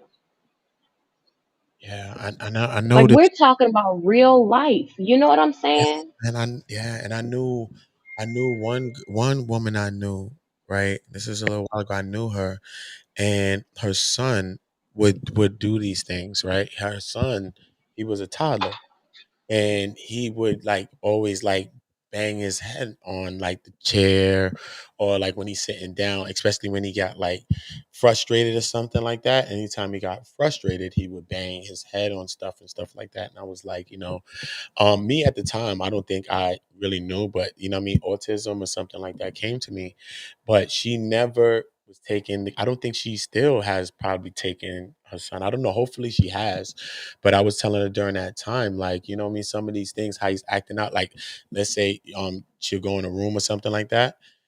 He will run to the door and just bang his head on the door. And like, let's say she got to go in the bathroom, and she'll go in the bathroom or something. He'll just run and just bang his head on the door. Boom. And just start banging his head on the door until the door opens. Just bang his head on the door. And I'm like, You need to go and see about these things." You know what I'm saying? Because I can imagine the head trauma that's being caused by him just bumping his head inadvertently, just doing it constantly over time. Is something that just struck something in me that I thought about. Yeah. And just think about, like I just told you, how they like routine. Yeah. They don't know the difference between good and bad, harm and safety. They don't know. Yeah. So that child was banging his head because someone didn't stop him the first time, Yeah. Yeah. right? And Yeah. now it becomes a pattern. Yeah. And now we're talking about a pattern that is harmful to him. Yes. And if there is no diagnosis on the record, she takes that child to the emergency room. CPS will be in that room with her. Yeah. Do you Yes. see what I'm saying? Like, this is some real life type of stuff. We're talking about your child being taken from you if there is not a diagnosis on record. Yeah. This Yeah. is why we have to educate ourselves. Yeah. These children are not just misbehaving, but Yeah. if we don't know the signs, the other thing is they don't understand discipline.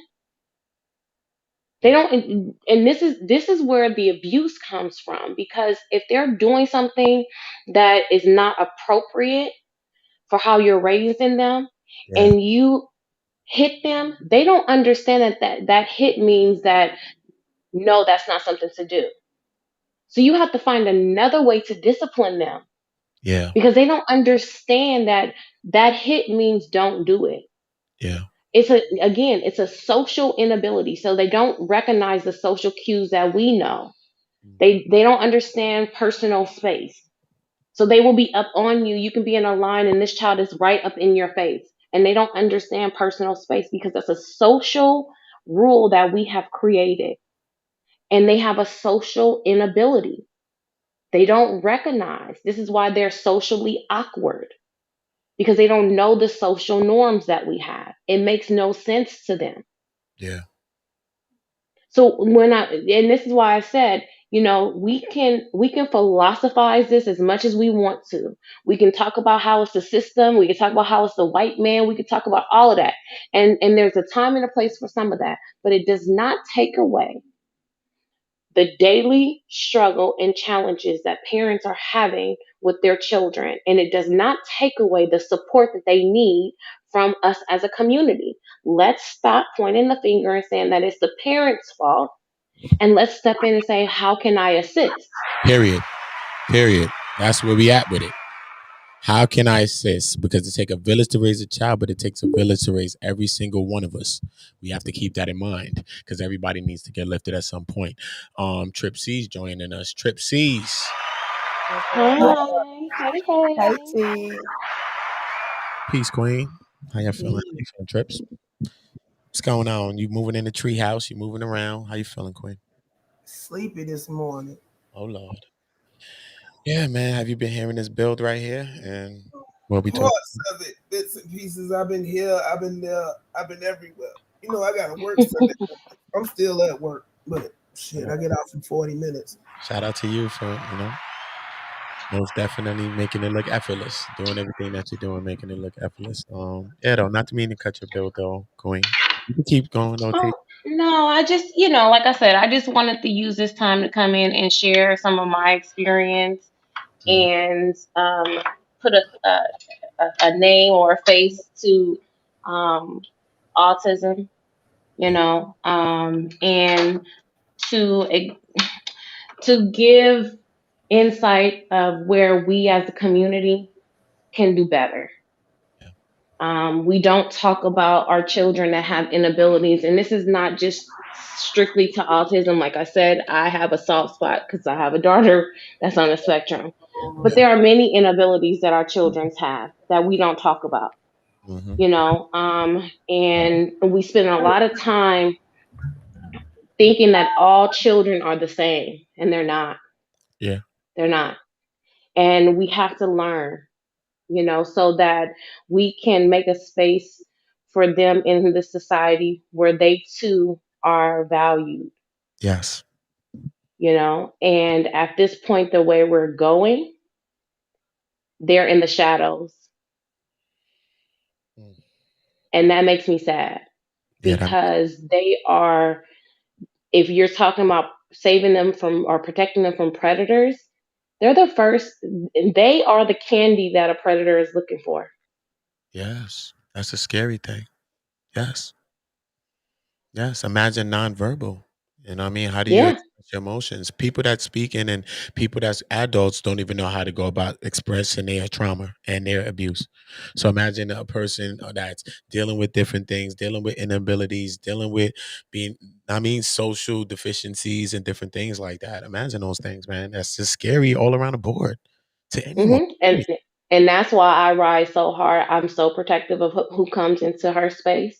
Yes. Like, for real, for real. Even I have, and I mean, I'm proud of it because I did it as a mother, thinking about her. But there's a part of me that's not so proud of it. But I had to pretty much tell certain family members that they couldn't come around her because their energy wasn't right. That's protective. That's You good. know what I'm saying? I That's good. and I have to talk and to my I mom stood about on it, it. and I stood on it. Yep. Yep. Abs- Because that's my responsibility is to make sure whoever comes into her space that I vetted them properly.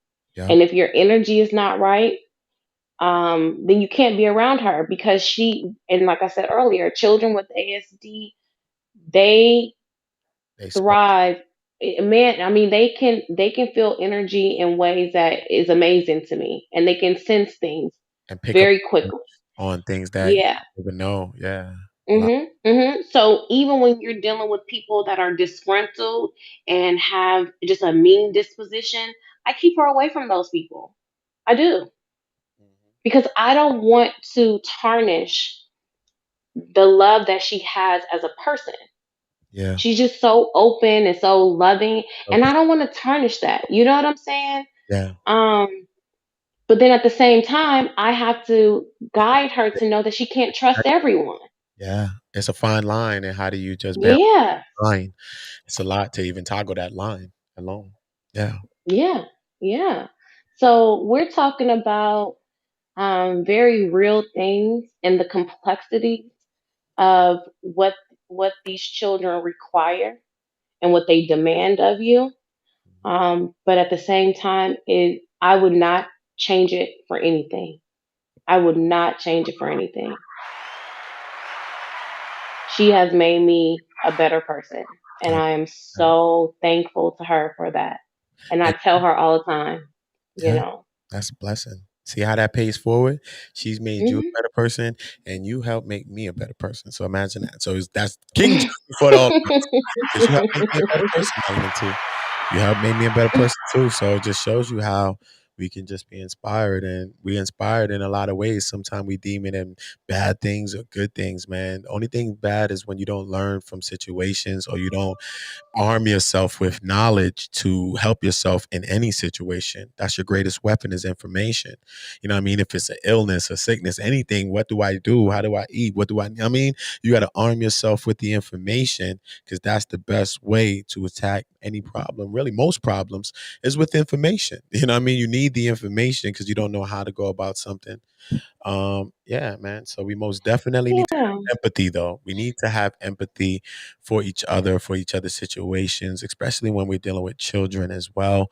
You know, everything is not science. Everything is not just history and things like that. We need to also keep our minds very present, even though we And study history. practical. We need to be practical. We need to be right now and not just in the future or in the past. Sometimes we need to be right now and say, damn, what can I do and what can I say to give a person a constructive criticism, or maybe like some sort of an advice.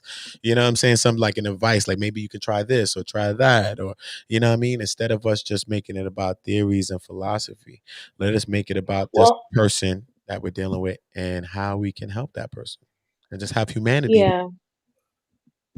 I recognize that some people, hey, Nick be are in the chat, and if you have any questions, please type them in the chat. I'm perusing through the chat, and I will answer to the best of my ability. I don't want this to be just a session where I'm sharing. I want to have a dialogue. If you have any questions, observations, I will do the best that I can to answer them.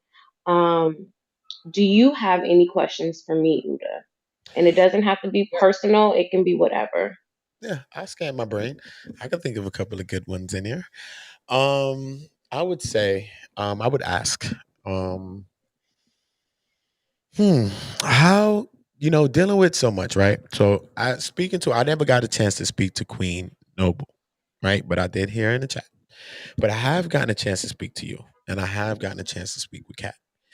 And both of your approaches are similar. Like very patient, and y'all both said the same thing, which I got to give a King Jaffe Joe to this. Y'all both said the same thing. Y'all said, it's like a breeze. It's like I couldn't even be mad. Like, you know what I'm saying? Like, it's so easy. You know what I'm saying? She has a son and you have a daughter. You know what I'm saying? And she's like, it's just so easy. And it's like, I can't even be mad at it. You know what I mean? And just the patience and everything like that. Sometimes as parents, as people, friends, as sisters, brothers, anything in any form of relation in life, it gets really hard, and some people don't know how to cope, and we do all types of things, and we run from the responsibility of our actual situations. How did you, and like at your significant other at the time, because you had your child, or how did you go about, getting to that place of, accepting everything and understanding, it's about you and what you do to the situation and how you see the situation, how you gonna add to the situation. How did you get yourself from that first grieving place? And then what were some of the steps that you think took you through that grieving process? Like you said, because after you have a child, you got all these expectations of what you want to do and the things you can do. And, then you find out that's limited. That's even a shock in itself. You know what I mean? There's so many levels of this thing, right? So after going through these things, and right now you're at a place of strength and at a place of peace in yourself, which is very, very strong. Some people don't get to these places in a lot of things, and on the battlefield, they don't get to this place of strength that you at right now. So, how do you think, I mean, I know you suggested meditation to me and one thing, no, but what are some of the things that you think has gotten you to this place where you're at now and being able to speak about it so freely? So as you mentioned, there was a grieving process. That process probably was about a good 8 months. And her father and I were having our own personal grieving. We didn't really share that with one another because we wanted to be each other's support while we were grieving. But, for me, my strength and how I pulled myself out of it was recognizing that I had to be her voice, which meant that I had to find my voice. Mm, mm, mm, I mm. had to get to a point where I knew that I was great, even in my insecurities, even in me being unsure of how to be a mother to a child that had autism. I had to find that strength within myself. I can't tell you when that happened, but what I can tell you is when I recognized that I had to speak for her, that is the day that I went hard in the paint. And I have not looked back since. And in speaking for her, Spoke for I yourself. also it also built up the strength and the surety within myself to build my confidence. Yes. Yes. Yes. Yes. Yeah. So this is why I say she absolutely made me a better person, right? So while I'm helping her, she's helping me. And it's one of those things where it's like it's hard to get to that point because sometimes it looks very grim. It's isolating because a lot of people don't understand. A lot of times you don't want to have to explain your situation all the time. Sometimes it's hard to go into public and your child is looks like a 8-year old, but verbally she's a 1 or 2 year old. And I had to learn how to shut those blinds in my mind closed and not to worry about what other people were looking at and seeing and thinking. And I had to really become tunnel vision that it's me and her, and that I am here to assist her in every way possible. So, in doing that, that is how I was able to come out of that dark spot. Now, I'm telling you, I still have days.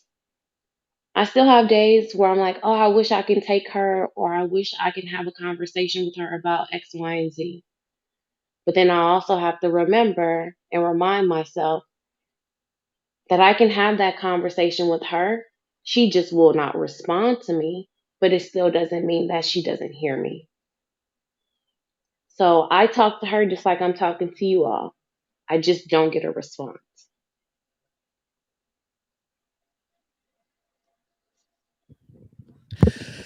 It's a level of growth, you know. I just gotta, King Jaffe Joe, to be loved, to be loved. Always a hater in the crowd. Shut up. That's like in Coming to America. Always gonna be a hater. But yeah, I just gotta salute you, man. From the first day I heard you speak, you rocked me. Like a lot of the great people that I've met. And you know, I appreciate you. I'm going to tell you that first and foremost. I appreciate you for being a blessing in my life, for thinking about me, for caring about me, honestly, I really, really appreciate that, because sometimes that's just the hardest thing and the easiest thing at the same time for people to do. I talk Hmm. about my story and I talk about the things that I go through and a lot of things, you know what I mean? And, you also took my story as something that's serious, you know what I mean? Like it's your story. And I do Hmm. appreciate you, So Thank I you. will go out my way, what I mean, to support because I'm supporting anyone that is with the love. But I'm knowing that I have to also learning from my people that I have to take my time. But I'm most definitely here to support us. I appreciate y'all. I appreciate the queens and the kings. You know what I mean? I appreciate all the kings that salute and stand up with the queens. You know what I mean? Kings like Octavius Prime being there rocking with us. You know what I'm saying? kings like that, that's supporting, you know, our women, what I mean, going through things. Our women, are raising our families. They're raising our children. Whether we're doing a lot of other things, whether you want to be a breadwinner, all those things, our women are raising our children right now. Whether people want to say it's masculinity, want to be where the man ain't there, whatever. Let's talk about the fact right now. Our women are raising our children. You see what I'm saying? And then we are bashing and putting our women down. All right. So how can she productively, in a right mindset, raise the children productively, conducive to a normalcy, some sort of reality? Because you got to create reality. The world is not going to give you a reality. The world's about to send you into a tailspin when you go out there. Okay. Hmm. So we got to be able to create our own reality, right? So how can we create that reality with a disturbance within the reality? You see what I'm saying? I'm not saying it's not a woman and man thing. I'm not saying, because I'm in a situation where a woman, a black woman, melanated woman, carbonated woman, light being, whatever you want to call her, is doing this to me. But does that mean I have to bring her down? No. Does that mean I have to call a bunch of bees right now? No. Doesn't mean that. Am I mad about the situation? Of course. Am I angry? Yes. Have I thought of everything that you say? A motherfucker play with my kid, I'm gone. Yes. Yes. Do I have a hole in my heart right now? Yes, I do. All right. It's amazing that I'm still able to be positive and to do what I'm doing. You know what I mean? I could be running around like Pharaoh and be mad at everybody. You see what I'm saying? I could. Yeah, and that's one of the things that we have to start speaking about as couples or ex couples, That's good too. because um, a father is not less of a father, and a mother is not less of a mother. We both care about our children. We just express it and it appears differently, Yeah. right? And men internalize it a lot more. And for them, from a woman's standpoint, sometimes it appears as if men, they don't care, right? Yeah. Because they're not expressive about their parenthood. Yeah. Depends. But what I have come to recognize is that that child is as much you as it is her, and vice versa. They just be wanting And to, so there is no way, and all the bad things they right? want to throw on you. Oh, that's Well, but here's the thing. oh, you the reason for this. So Yeah, but you're doing something. well, We all yeah, but let me help you. Let okay. me help you. Okay. I'm gonna help you here. Okay. All of that is their own personal grievance with how the relationship didn't work. I agree. Let's just keep it a buck, But okay? Let's just keep it a buck. I think a buck is That too doesn't have anything. $1,000 bill. Okay, That $1,000 bill. okay. So that doesn't have anything to do with your fathering. Okay. It doesn't have anything to do with your fatherhood. That has to do with her disgruntlement against you, and how it didn't work the way she had envisioned for it to work. Yeah. This is why we have to suspend our emotions at times when we're assessing a thing. So as I am talking to you, her father and I have a great relationship. Hold up, King Jaffe. And King, and hold, and we're hold on. Let the roses touch the floor. Wait a minute. I gotta bring back the roses. Wait a minute.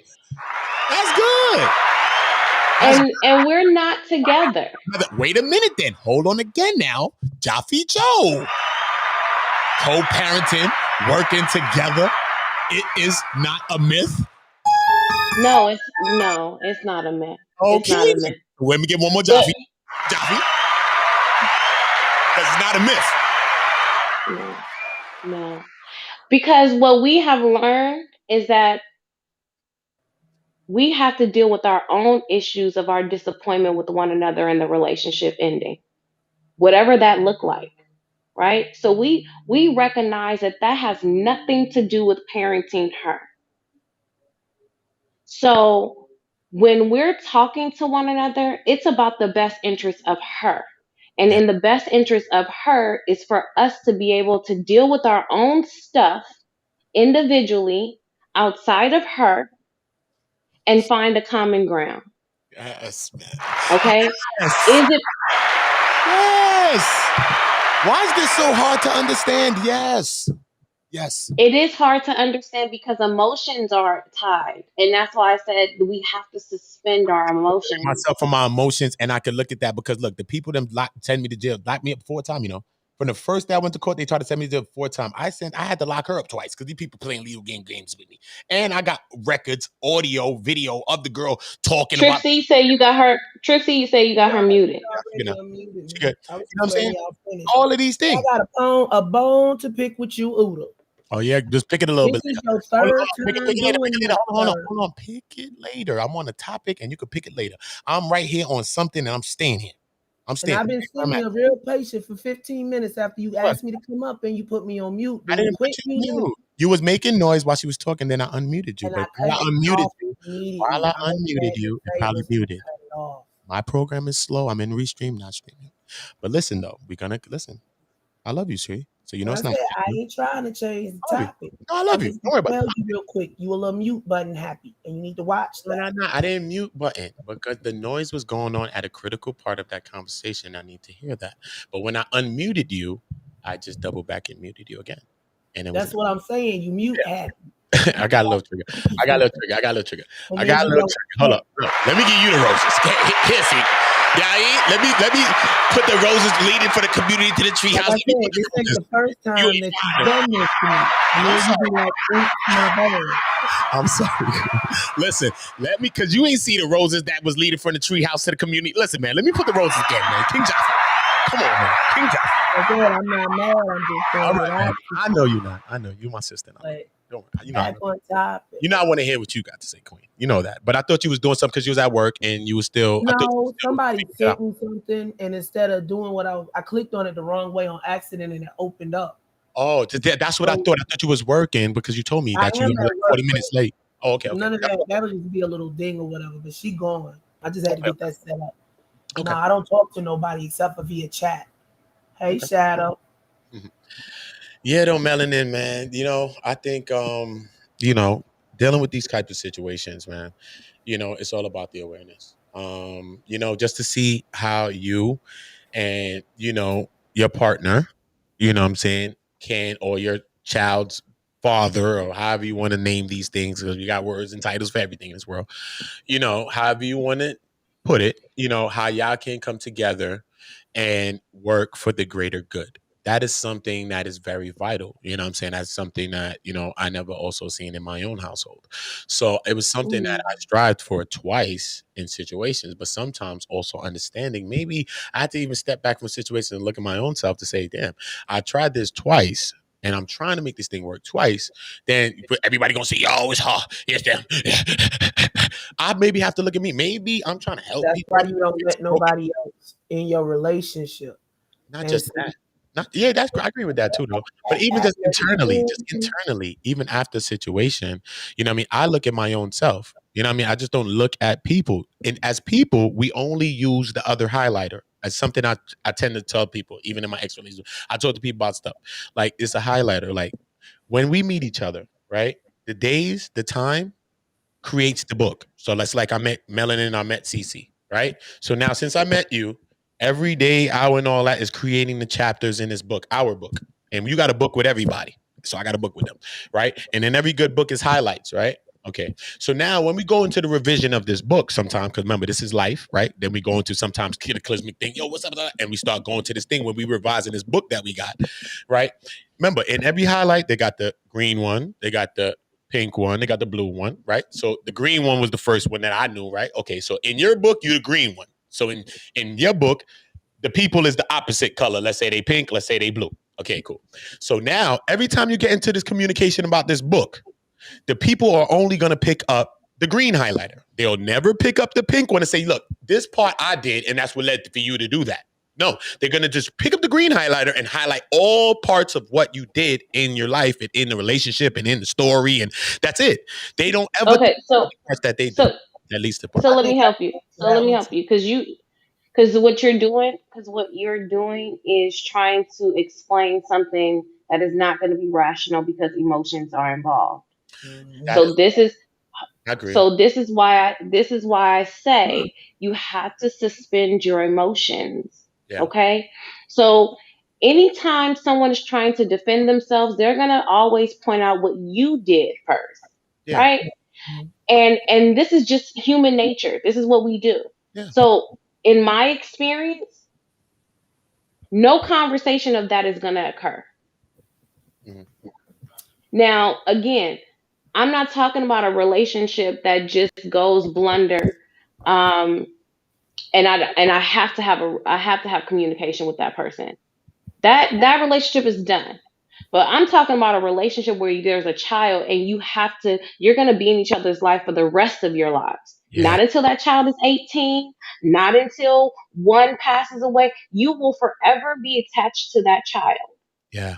Yeah. and that parent, right? So there comes a point where there's a level of maturity that has to arise in you to say we're not going to have those conversations.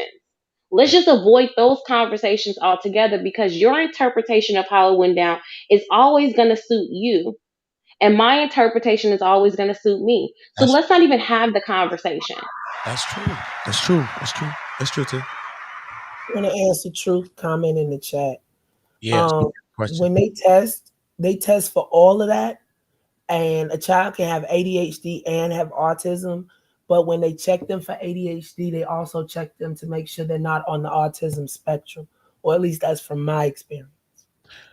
Okay. What do you feel about that, Melanie? So, so for my experience, because she was displaying some of um, the Sorry. major characteristics, we didn't even have to go down testing her for ADHD or anything else. Yeah. What they tested her for was autism and Asperger's Okay. because she had Asperger's and autism have a lot of the same similarities and characteristics. And so we underwent testing. I think it was like three different testing days that we did, and they kind of they take you in the room, take her in the room. The parents are on the other side of a window that they can look into the room to see what's happening, and they just test them on their social abilities, building blocks, and that type of stuff. And then they're taking notes. And so there was a 3-day assessment to determine if it was autism or if it was Asperger's. So it ended up being autism. But I want to tell you this: do not let the school give you any type of diagnosis. But the Okay, school isn't this allowed to give you a diagnosis, at least not down south. They can refer they're not you to right. get testing, but they can't You're make a diagnosis themselves. right. But what happens is that they will not officially make a diagnosis. What I have seen happen is that they suggest that that is what the child is struggling with, and then place them in a special needs classroom without an actual medical diagnosis. I've Melanie, seen this happen a lot. can I ask you what Hmm. state is you in? Sure. I'm in Texas now, but I was in California when she was diagnosed. Okay, they still have. I'm saying they still have special ed rooms out there because they integrated Hmm. everybody over here. That's what I'm saying. It might be different, but they integrated everybody Yeah. So into their classrooms over here, and then they have yeah. So it. a Go ahead. special class that they go to for like DJ. He goes in there for 1 hour every other day or something like that. He gets tutoring and he gets to do stuff on the computer instead of having to write it down on paper because that's one of his weaknesses. But Hmm. the way they set it up here is depending, like their EIP or whatever. When they set that up, they tell you IEP. Hmm. the IEP. I always get acronyms is one of my Achilles heels. But when they go in for the IEP, and I'm speaking from the standpoint of a mother with a child with ADHD. Like he got diagnosed in kindergarten. They was like he might have ADHD, but we can't diagnose him. What you have to do, they had to give me the referral to the psychiatric center. After that, they took their Hmm. hands off of it. I went to the Hmm. psychiatric center. We had to go to like 2 or 3 meetings. I had to talk to the therapist, and he had to talk to the therapist alone. they had to go back there and do some testing. They tested him to make sure that he wasn't on the on autism spectrum, as well as being ADHD, or if ADHD wasn't being diagnosed or in indirectly, and it was actually autism. They test for all. They're supposed to test for all of that when you take them in for that main testing. So then once you get that back, they tell you what's wrong, and then you take that to the school. The school does the IEP with you. They list it up, and then they have a meeting with you, and you can sit up there and agree. It's kind of like you're tailoring your child's program when it gets to that point. So like they tell you, well, this is what we can offer them in this situation. This is what they qualify. This is what they qualify for under the state mandate. So like, because like I said, out down here, down south, they done totally eliminated special education classes. Everybody is in the same class, and then they have a special Yeah. education department where they send them for certain things. Like you have the ESL's children, and they certain times that they go out for their extra classes, and then you have the ADHD children. Depending on which subject they're having an issue on, they'll go out during different times. It's like they schedule it into their normal schedule, so they still have all the other activities with all the other kids. Yeah. So it is a state by state. Each state Yeah, is see, that's what I different. was wondering. Yeah, each state is different, and even each school district is different as well. A lot of it depends on if they have the resources for the children. So earlier I was talking about how when you receive that diagnosis, because in California the pediatrician does the referral. So again, it depends on what state you're in. Some states, as you mentioned, the school will give a referral, but in California, the referral comes from the pediatrician, and then the pediatrician refers you over to a specialist, and Mm-hmm. then that's the process that you take in California. In The Texas, main thing that you need to know if you have a special needs child or you're going to be taking on a special needs child, when they give you those papers at the office, read them, because they tell you mhm, exactly what your rights are. They tell you what the child is and is not entitled to, depending on what the issue is. All that stuff I just listed off, they basically tell you when you go into the EIP, you are just as much as part of tailoring that program as the teacher is. The teachers there, the special educations, the head of the special education departments there, and the principals there, and you all sit down and you all together make the decisions for this child. Because quiet as it's kept, they get special funding every year for these children yep, so that they can it sure do. receive, so that they can keep the special education department up, so that they can receive the things that they need. Depending on the level of your child's disability, they could get as much as, say, not having to take a written test. Somebody has to verbally give them the test, depending on which disorder they have.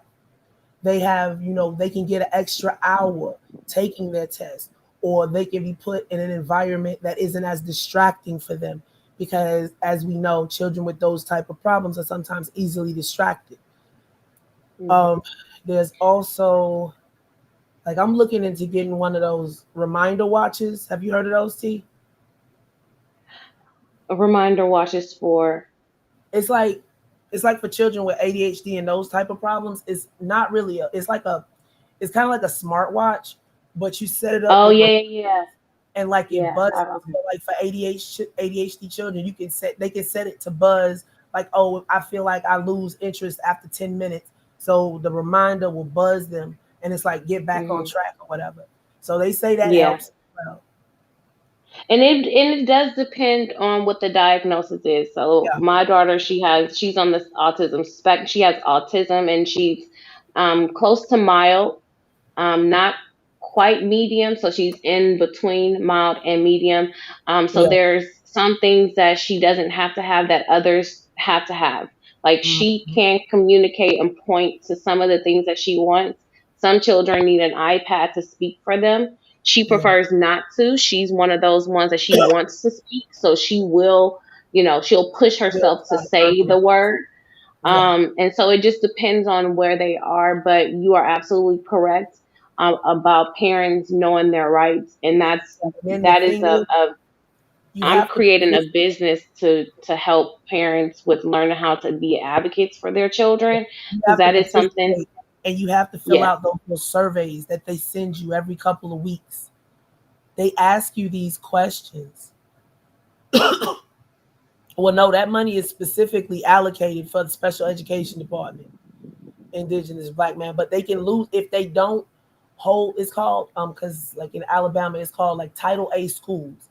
If they don't keep a certain percentage of something going, they can lose that funding.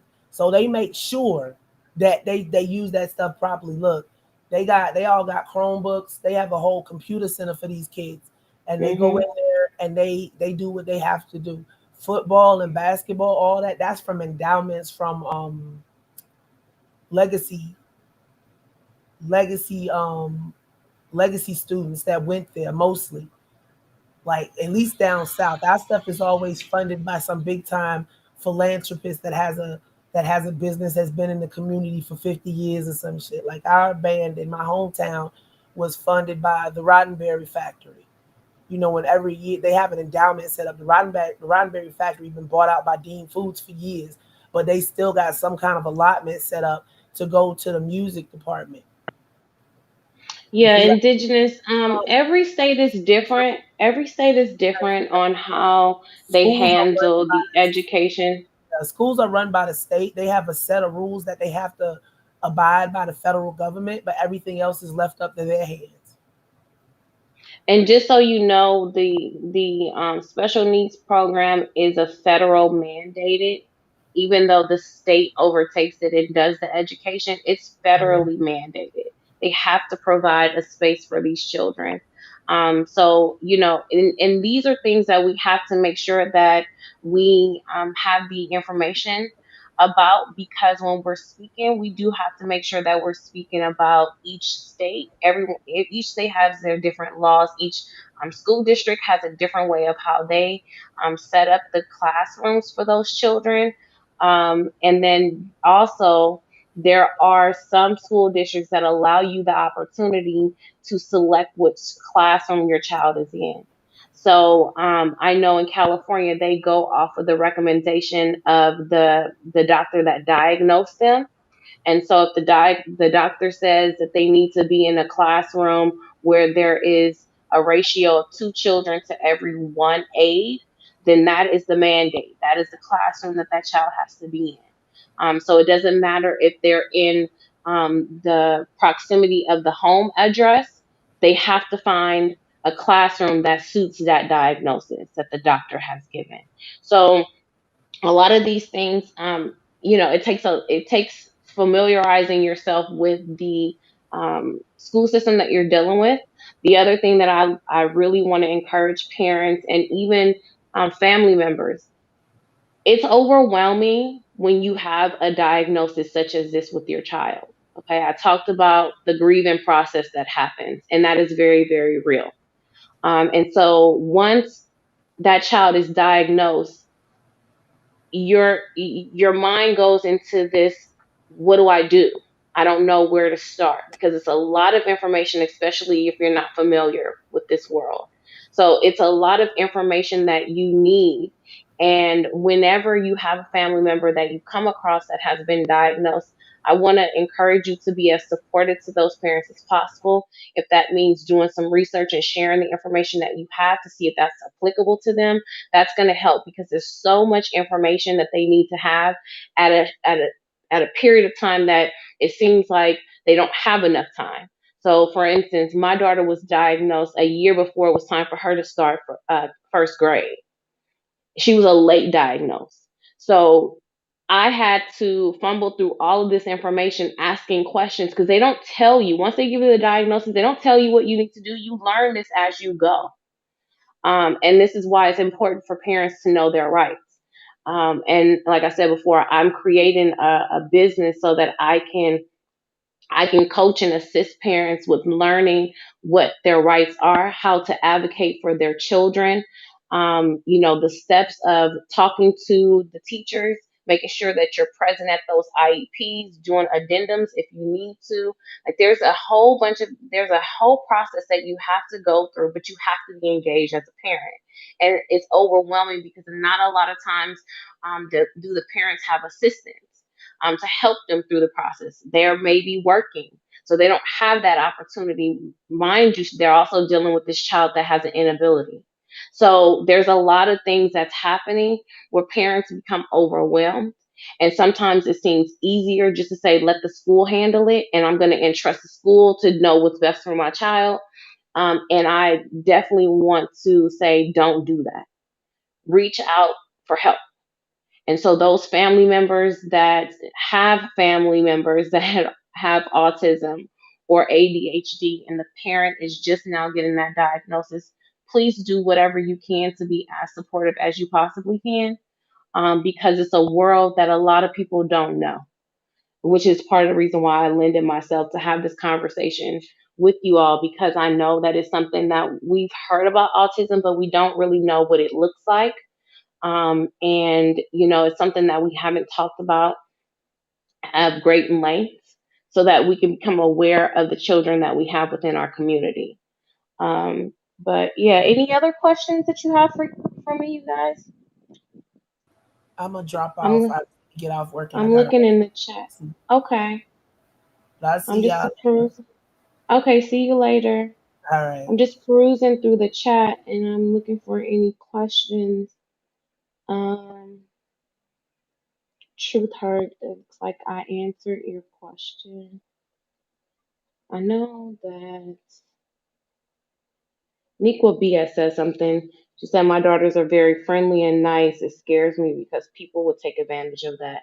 Yeah, that's definitely something that is a challenge just for children in general, even more so for children that are on the spectrum. As I stated earlier, these children are very, very loving, because, some of it is a social inability.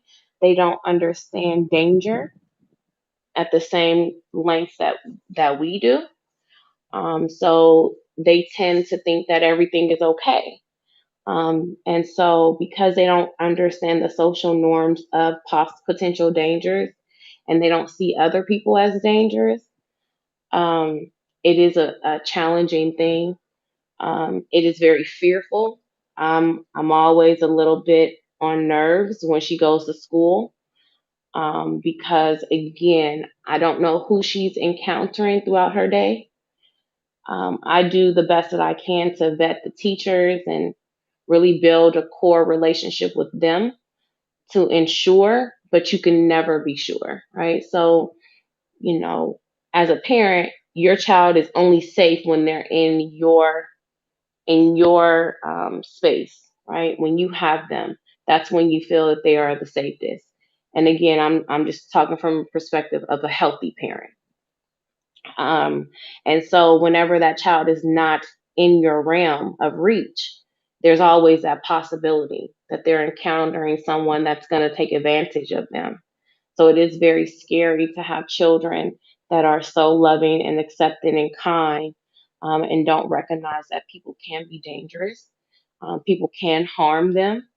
And so there is a lot of information out there. Uda had shared that information earlier about the things that you can teach your children, to look for this, teach your children about protecting them from sexual um, mistouchings, how to potty train them, the things to look out for if they're wetting, if they're having accidents in the bed, or if they don't want to go to someone. That's the other thing I want to highly mention and highlight.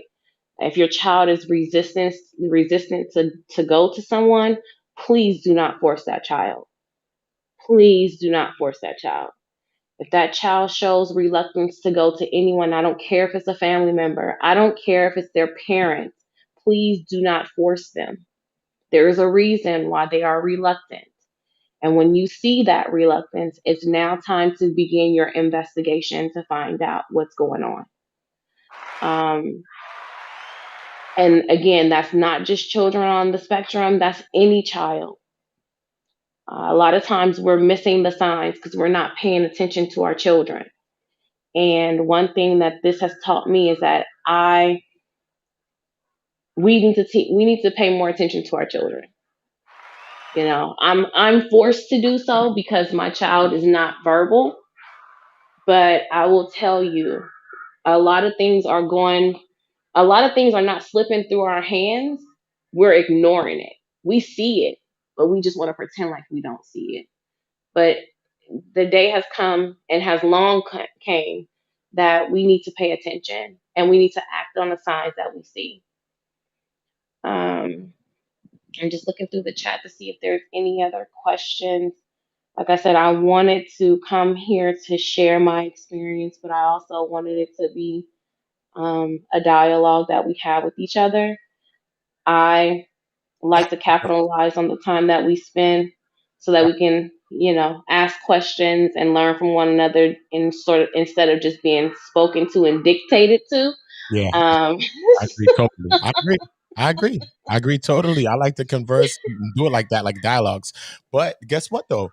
But once we start with the awareness, right? Because remember, this was impromptu. This was something I was gonna do. I'm glad I didn't do it last night, right? Because after I was doing my stream, this is something that's been in my mind ever since you was talking to me about it. Remember, I was telling you, I'm like, this is something that's been on my mind. You know what I mean? So even yesterday came to me like middle of the night after I was doing a couple of streams.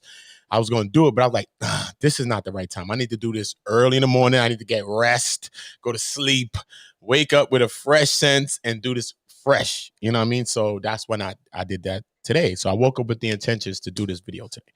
And then for you to come and the spirits and everything working perfectly. But now with me setting a reminder, let's say we set up for a couple of days from now, 4 days, and I set the reminder and that's already out there. So even by the time that come, now people come in Q&A, so we could do it more. We could go about building this thing off. I mean, we could call me and we could talk about this and really build this thing, this Q&A and put this dialogue together where we can do something like that. So I think anything we create our own environments, and I want to be an asset, and I just want to be helpful. And sometimes, like I said, I might step over my toes and my own shoelaces trying to help people, but that's all you're gonna see from me. You know what I'm saying? You're not gonna see me help and bring people down. That's not what I'm here for. I'm here for change. You know what I'm saying? I'm changing every day in my own self, and we got to take accountability for it. You know what I'm saying? Period. I'm not mad at me taking my own onus. I'm not blaming the woman, the man, the white man. I'm not blaming nobody. I'm taking hold of what I got to do and what I'm going to start pushing forward to my children and how we going to do this. That's all I'm thinking about. That's and on the premise of one community, we're talking about tearing down some of the old structures that did not serve us well. Yeah. And one of those was misinformation or disinformation or no information at all. That did not serve us well, right? And so we're at a point in time in this society where we have enough information that there is no reason why we are pretending as if we don't see what we see. And these children exist and they are walking amongst you every single day. And again, to your point, those children existed back then as well, and they're now adults, right? So this inability did not just start 10, 15 years ago. Please don't let them lie to you. This has been an inability that we have been dealing with for decades. Okay. And some of those children are now adults that have children of their own and not knowing how to rear those children. And this is what we have to talk about. We have to talk about these inabilities because we're not just talking about them in children, we're talking about them in adults as well. Yeah. And so when we recognize that these inabilities are in adults, now we have to really address how to properly educate them to be the best parents that they can be, right? So especially when you're talking about a group of people that were not educated about their inability. Period. So there's a lot of adults out there that are in their 40s, 30s and 40s didn't have an autism diagnosis, and now they have children. Yes, and they're projecting, right? And it's just a cycle. Yes. Untreated, So, uncommunicated issues. It's a lot. Yeah. So, I'm happy that you decided to, take this opportunity to do that, to have this show. And of course, I'm down for questions. You guys can get in contact with Uda and he can forward me the questions that you have. Yeah. For those of you that's going to listen to this stream while we're not on live, please type in your questions in the comment section so that we can address those questions. I always tell people that no question is a dumb question. Someone else is asking the same question that you had. They just haven't had the courage to ask it. Facts. Okay. Facts. So please ask questions. I'm here to assist. I'm telling you, I am not a, a guru at this. I can just tell you and share information from my experience, but there are so many other. And you a muru. You ain't a guru, but you a muru. You a mother and you a guru. The hell you talking about? Being a mother's a damn guru in itself. The hell? You know my mother? My mother, you see it say, I know where you got it from. Exactly. She's a muru. New word. Muru. So, there's other women and fathers in the community that I've come in contact with that also have children with autism, and I hope that they will also share their experience. And, I will do the best that I can to answer those questions and provide any information that I can to assist you and your family if you are struggling with trying to find your way through this world that you have uncovered. Because it is scary, but I want to encourage you that you can do it and it can be done and it will be done because you're going to have the help to get you through it. I'm here helping. I'm here. Y'all need a little boost. I'm trying to get over that gate. Come. Let's go. We got to get to it. Yeah.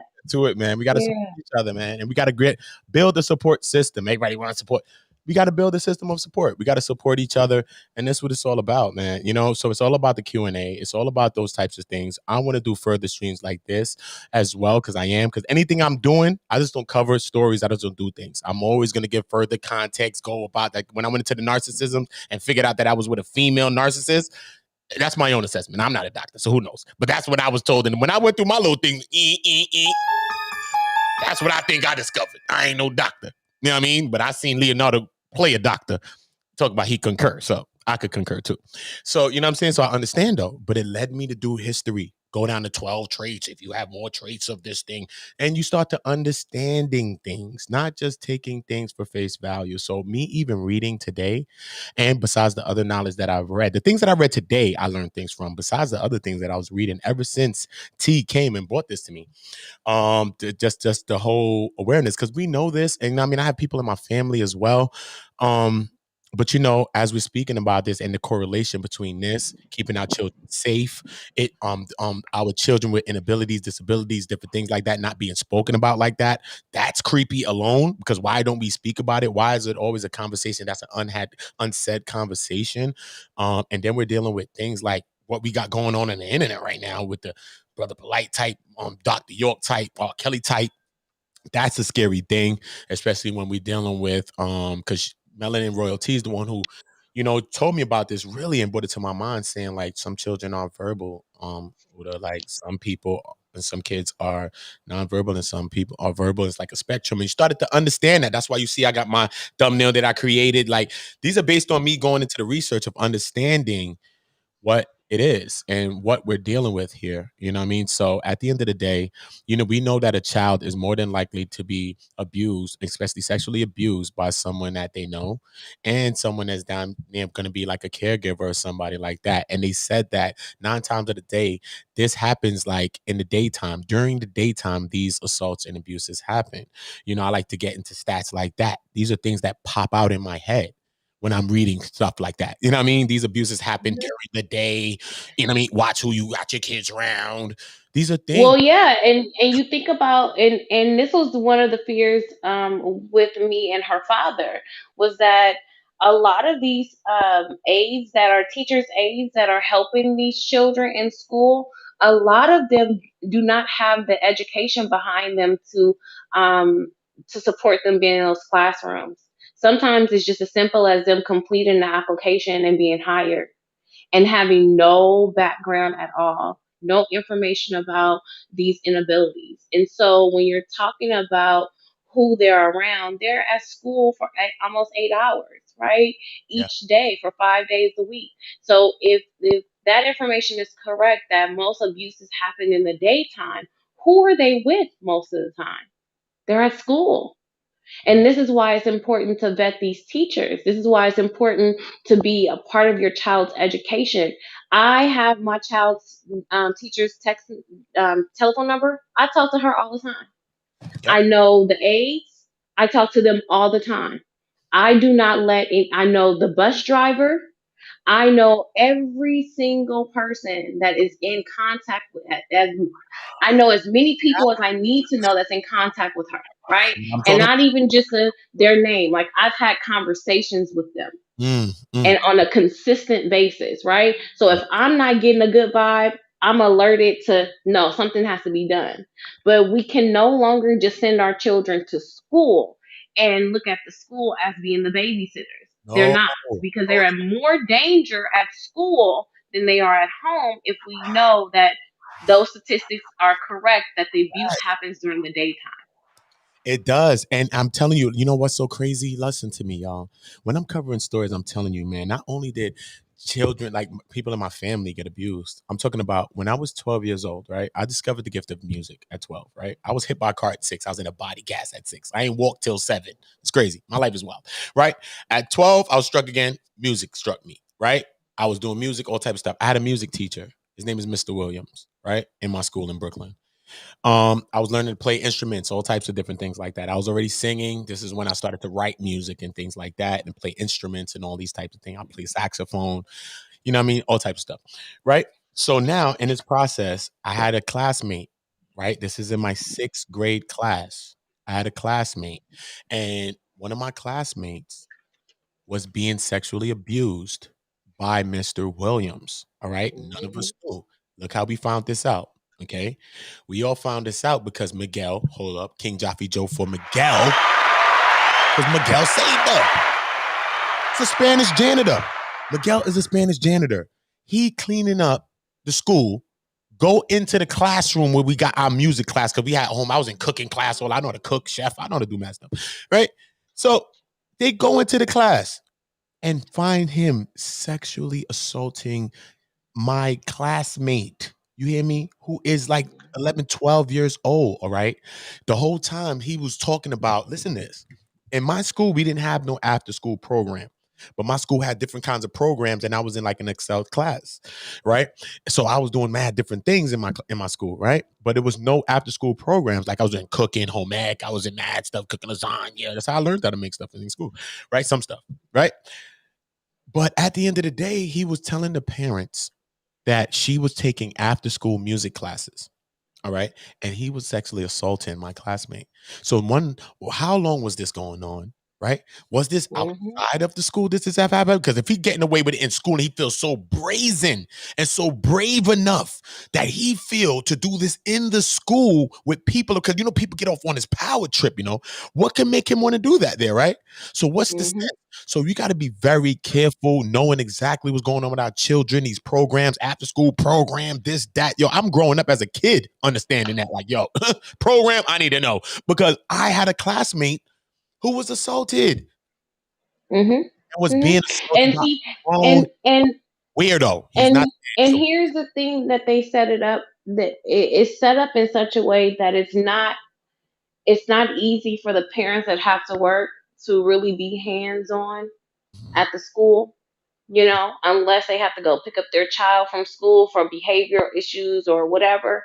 But a lot of it is set up to not support the parent being hands on. And what I want to recommend is that you have the teacher's telephone number. And I'm not talking about the classroom number, their personal cell phone number. You communicate with them. In the evening time, you send them text messages and you ask them, can you talk to them? You do a weekly check in outside of school. Don't let your child have to come to you and tell you what's going on. You want to have information from the teacher as well. You want to have that teacher included in the dialogue that you're having with your child.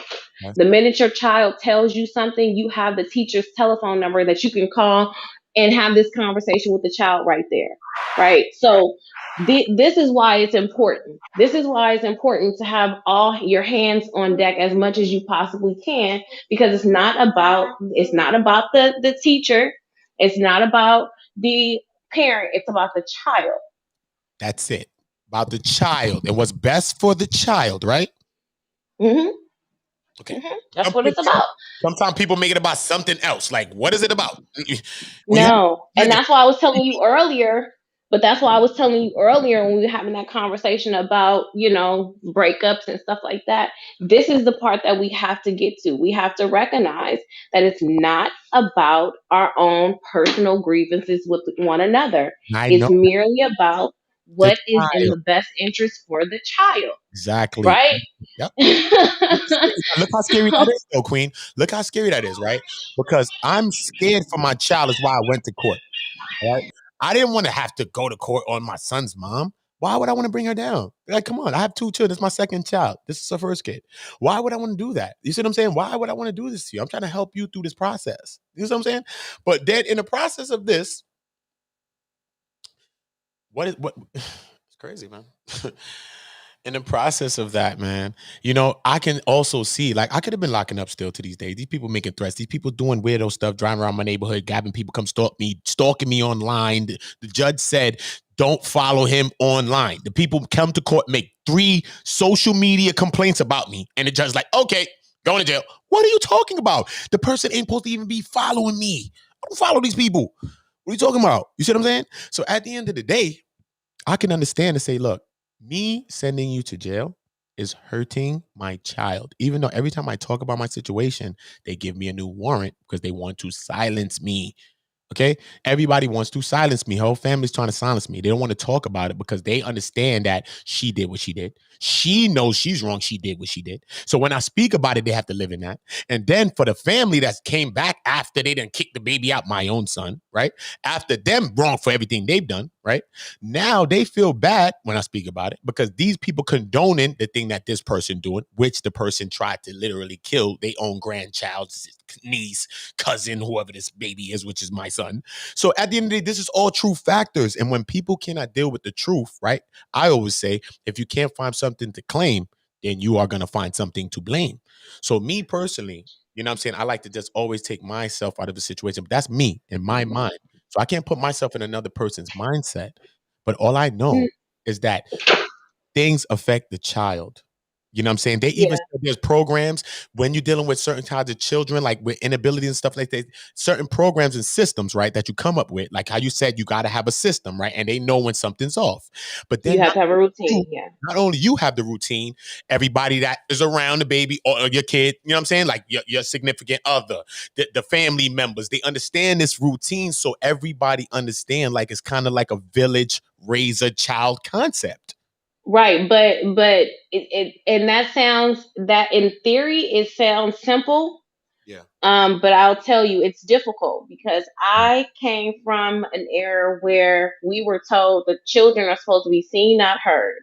That Yeah. children don't run anything. It's the parent that dictates what the child does, right? Yeah. So when you have a child, like Rob Privilege said, nonverbal children need more attention because they cannot tell you what's wrong. When you have a child like that, you also have to um, consider the fact that this child needs consistency and it's going to hinder what you have planned, right? So that means your plans have to be made around that child's routine. Yeah. Well, Sacrifice. if you come from the era that I came from, the child don't run the home. That's hard to get into your mind to say, up, this child does run the home to a certain extent, To a certain, right? yeah. Right. Yeah. And that's hard when you've been reared a certain way with a certain type of philosophy. So what I had to do is, again, I had to suspend all of that information that I had been raised with to recognize that it wasn't going to serve me in the situation that I was given with her. So that meant that Yes, I am making my schedule around her schedule. So if she's used to being at home at 5 o'clock, then that means I need to do whatever I need to do to get her home at 5 o'clock. And the reason why is because I don't want any type of behavioral scenarios that I have to deal with. Because that's the other thing. If it doesn't fall into the routine that they're used to, that's when they start having behavioral outbreaks, Mm, right? mm, And so, in order to kind of keep that reined in, there is an element of her life and what her routine is. It absolutely is being dictated and mandated on what I do, right? So, but guess what? I'm a parent. I gave up that opportunity to have that type of freedom when I chose to lay down with her father. yeah. That's just what it is, right? I Mm, mean, it's just clear cut. It's like that. So I don't have a right to say no. It's about me. No, it's about the child. And this is not me just saying that just because she has autism. This is us understanding the role of parenthood. It is not about you anymore. yeah. It's not. You know what I'm saying? Period. That's the part of being a parent. Is that it's not about you anymore? Period. Regardless if it's special needs, Period. it's period. When you have children, it's not supposed to be about you no more like that. You know what I'm saying? It's supposed to be about the next thing, living on. The other thing is supposed to be about the other stuff now, right? Now you got something to live for, right? And it's something else. Right. That's Right. what a And child. you'll have your time, hopefully, to reclaim Your little your life yeah, once that child is able to, do what get they his need to do. feet But in. if we It's really funny. want to, but if we want to keep it a buck, even at our age, our parents are still our parents. They trade parents. Let me give hold up King Jaffe for that. They don't want to let go either. They ain't letting go too. They be ready to tell you everything they want to tell you too. They won't let you go. You still they baby too. Huh? That's right. That's right. And Right. that's why I said Good. when you have a child, That's you are tied to that other parent for the rest of your life. yeah, you are. You see what I'm saying? And you're tied to that child for the rest of your life. I 18 know. is not a magical number. I So know. we need to get that out of our head as well. That's When you're a parent and your child is it needs help and that child is 40 years old, you better believe that mom and that dad is coming in to help. that's it. Period. And that's all that matters. And everybody's different, and every child is different. So you don't know. You can't put a number on things. You know what I mean? You don't know. But shout out to all of the parents like ours that we had to have love. You know what I'm saying? I've been left my mom's crib and was just moving. But you know what I'm saying? She's always there. Shout out to the parents. You know what I mean? It's like that. She's not like she was like, yo, you gotta get out and all that. I was young and I was like, I just got out. But so yeah. Rob Bourne, I'm sorry, Rob Bourne. Rob B. Privilege said it takes parents to advocate for children. Understand these children are looked at as money. They play like they care, um, but they only care about the bottom line. Advocate for your children's and watch. And you are right. There are some people Yeah. that Explode. have children that have inabilities that exploit them. But I'm gonna tell you all something. I have not received any type of assistance from my daughter. Mm, mm, mm, mm, mm, mm. Do you hear me? That's seriously crazy. Yes. So and it's not because I couldn't, it was because she was denied. Mm, mm, So see, this is the other thing that we have to talk about is that there are certain states that do not recognize this as a quote unquote disability. Okay. mm. So when you look at it on the face of it, all children that have autism should receive some assistance, right? Yes. But it's not the case for every parent. So there are some parents out here that's not getting a penny to assist and aid their children. They're paying out of their pocket for ABA therapy. That's a form of therapy to help them with socializing and learning social skills and learning how to pick up forks and knives and stuff like that. Every Um, so there are parents out there that are coming out of their pocket to take care of their children. So I want to make sure that we understand that yes, there are some parents that take advantage of the system and see them as just money, but I want to make sure that we understand that that is a very small percentage, and we must understand that that is not the bulk of parents that deal with children with inabilities. But right. I would be remiss not to say that that is not a reality. It is a reality. Yeah. The bulk of the parents that's dealing with the children that is rearing these children with inabilities, they're not receiving all the assistance that they should. Mm-hmm. Okay, because the system is not set up yet to assist us with these children, Right. unfortunately. So, as much, like I said, as much as that is something that is a part of our community, yes. And Nico, your speech therapy, occupational therapy, that's what I meant to say. Physical therapy, yes. So all of those are forms of therapy that the children do do receive, and obviously they'll need different levels of it, as far as the intensity and how frequent they receive those type of therapies. But there are some parents that's paying for that out of pocket. The school system provides a very small percentage of occupational therapy and speech therapy. It has been, from what I have seen, 30 minutes a day, 30 minutes a week. So, that's not a lot of time. 30 minutes a week for physical therapy or speech therapy is not a lot of time. So, what I have had to do is pay out of my pocket for her to have therapy outside of school. Okay. And we're talking about therapy sessions being about $300 a week. Okay. Um, Nico mentioned that they should be receiving SSI. Nico, I want to let you know that that is not the case for every situation, and you're hearing one that is in that situation. Um, so I have not received SSI for her. I was denied, um, sadly, but it's true. So yeah, so it doesn't. It's not a straight line for everyone. But I see that we have a guest. Yep. Rob B. What's up, Rob B? Hey, how you doing? Hello. And Jaffe. What's up, Yes, King Jafayette. No, I'm just playing. But bro? I totally understand where you coming from. Currently I sit on a council dealing with the government and children with special needs, and you're absolutely correct.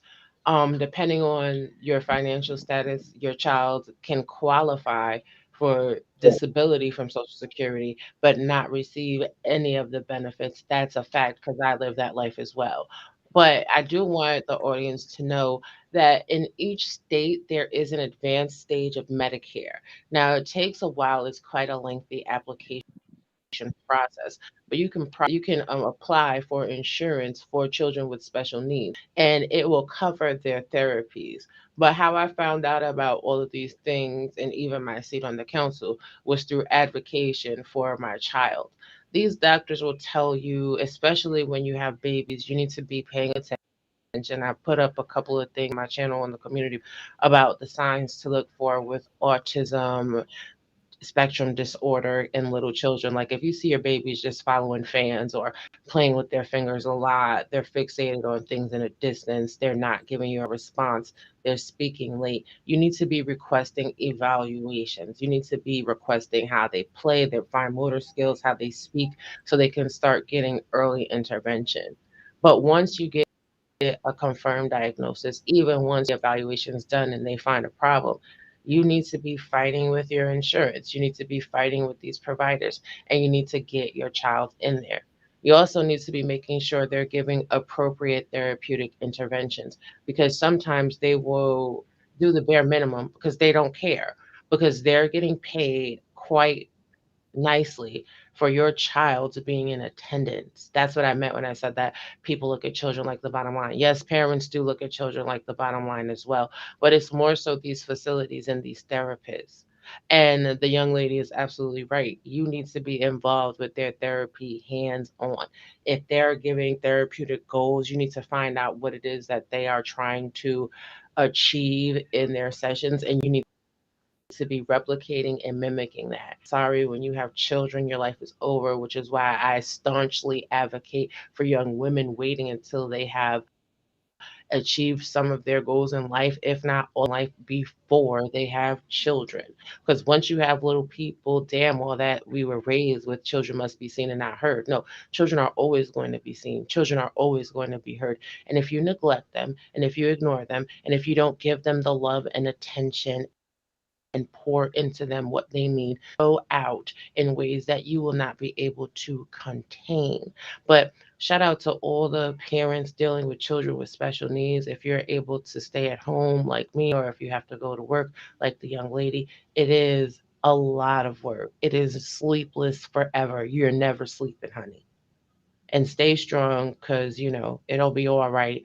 But once you advocate, especially for ABA therapy, now with ABA therapy, they come into the home and they some of the behavior issues, some of the like anything that they can help with speech, occupational, physical therapy. They do all of that in your house. So you're also seeing them do the interventions, which makes it easier to replicate what they're trying to do. It's really a lot. And thank you, One Community, for covering this topic. It is a also I necessary appreciate you, Queen. conversation. I Yes. appreciate you, Queen, all the time. Here to be a voice.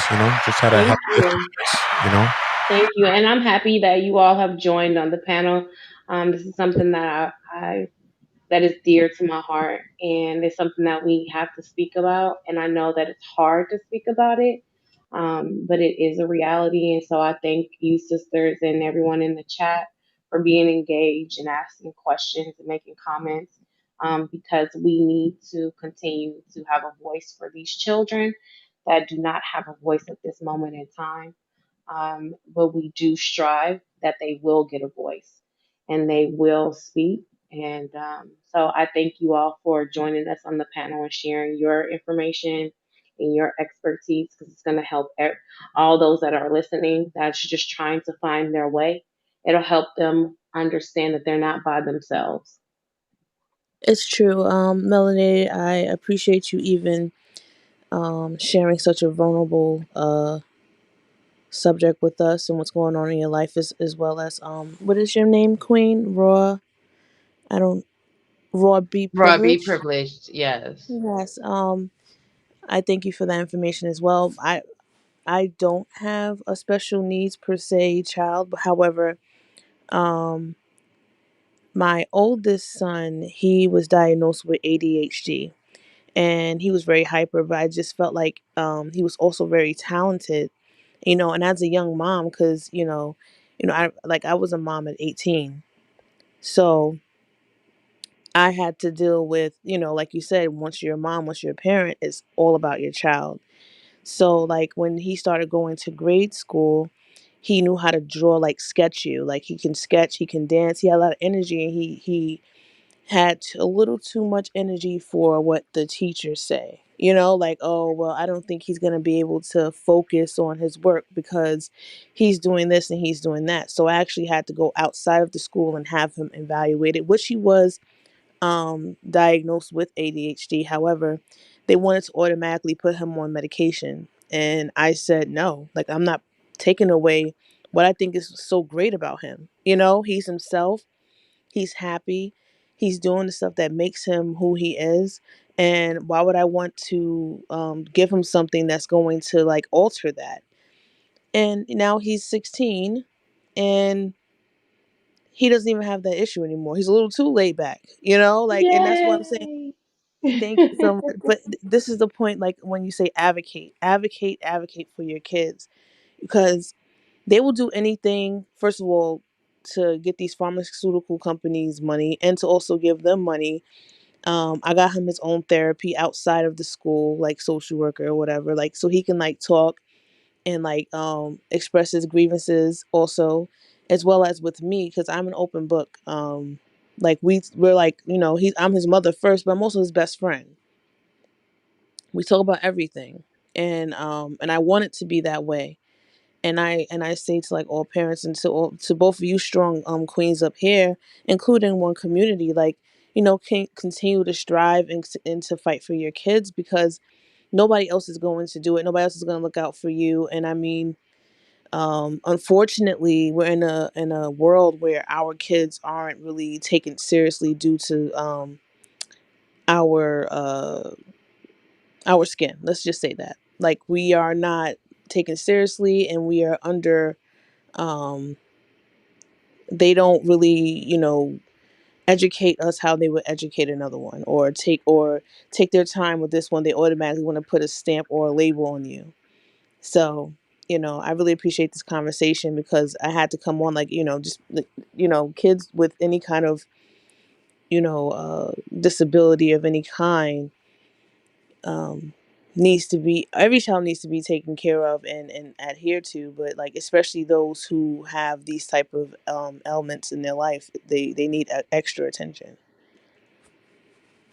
For sure, and I completely agree. I was just typing that in the chat. They avoid giving children of color the diagnosis because if you don't have the diagnosis, then there's no need to give you the intervention, which will hold the child back. Because you see wealthy children that have, autism spectrum, and they turn out just fine as adults because they've Yeah, gotten all the interventions early. This is like the interventions are kind of like tutoring. yeah, So if your child is like struggling with reading and you get a tutor and the tutor is working every week for their whole entire, educational career, by the time they're done, they're going to read perfectly fine or they're going to have a significant increase because they had the tutor. That's why I say about early intervention. If your child is not speaking, I'm going to tell you, my child was completely nonverbal at 1 years old. Okay. no, He's 4 going on 5 now, and now he's developing words. But that's been like 135 minutes of speech therapy every week since he was 1 years old. You wow, understand what I'm And saying? yeah, that's really imperative, to know the signs of, the characteristics, because that way you can advocate with the pediatrician, to get that referral so that you can get them evaluated. I will tell you, in my experience, the evaluation came late because we went down this pathway of them not, at, they didn't take credence to what I was telling them. And so we had to do a hearing testing. We had to do all of these different testing. And then there are some pediatricians that do not want to give that referral until they get to a certain age, which was my case. So we didn't get the evaluation and the diagnosis until she was 3. So by that time, early intervention is pretty much, we've lost that window of time. And so this is why it's very important to know those characteristics and those signs early on, so that you can look for those and you can begin advocating to go down the path to get the early intervention that is necessary, for you to start the process of getting that therapy that they need.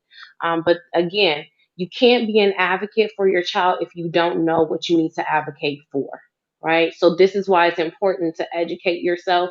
This is why panels like this is important, because we have mothers that are pregnant right now that's getting ready to give birth to children.